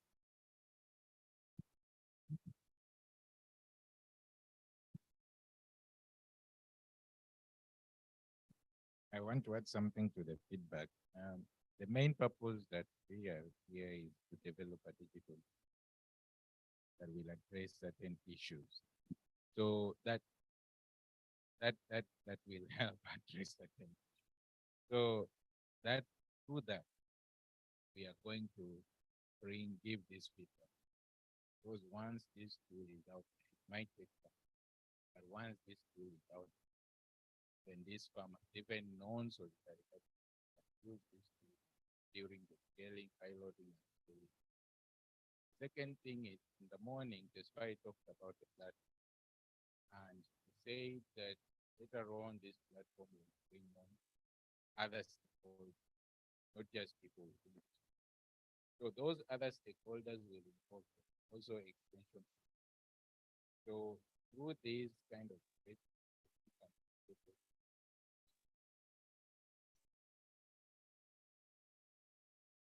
Thank you. Another? Other? Isaiah? No? Yes. Thank you for the wonderful presentations from both Dr. John and Dr. Majid. My worry is, do we have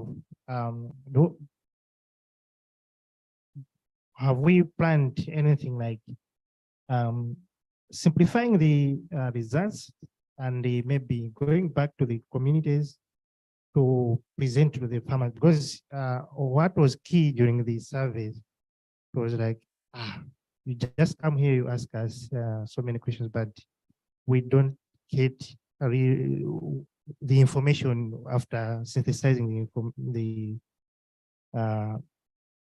the data, but you don't come back to us to give us the feedback, what really our situation is. So my suggestion was like, maybe in a simple way, you need to synthesize the results, maybe in a local language, and go back and give feedback to the farmers. With that, the farmers will be in touch with us. Thank you. Yes, important comments indeed. And yeah, if Jespire was still on the next step, I think it would be important to share this data, but I think it's important for us to understand that data analysis hasn't really started, but here it's just sharing the potential of tools that we are talking about.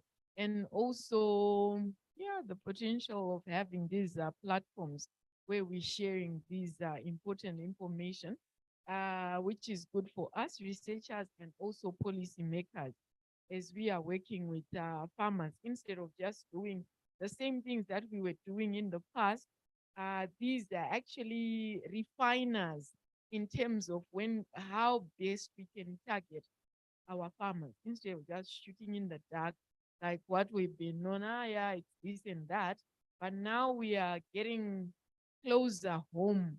I think these are tools which are really going to help us to target and I think be effective in our work as researchers and even assist policy makers in decision making.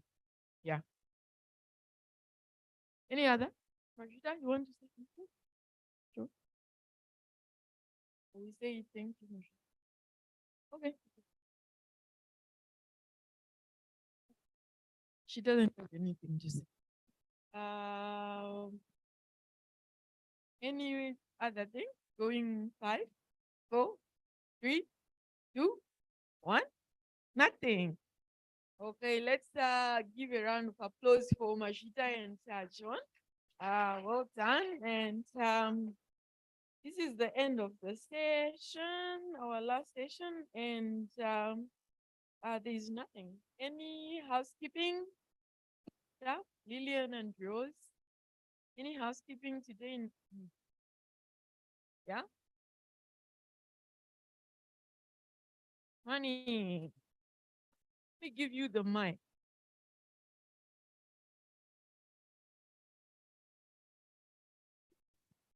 Yeah, we've got a little something to pay out, so you can be coming 1-1.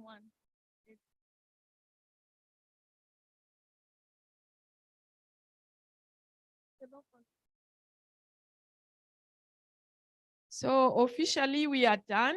Thank you so much and have a fantastic night and then we see you tomorrow.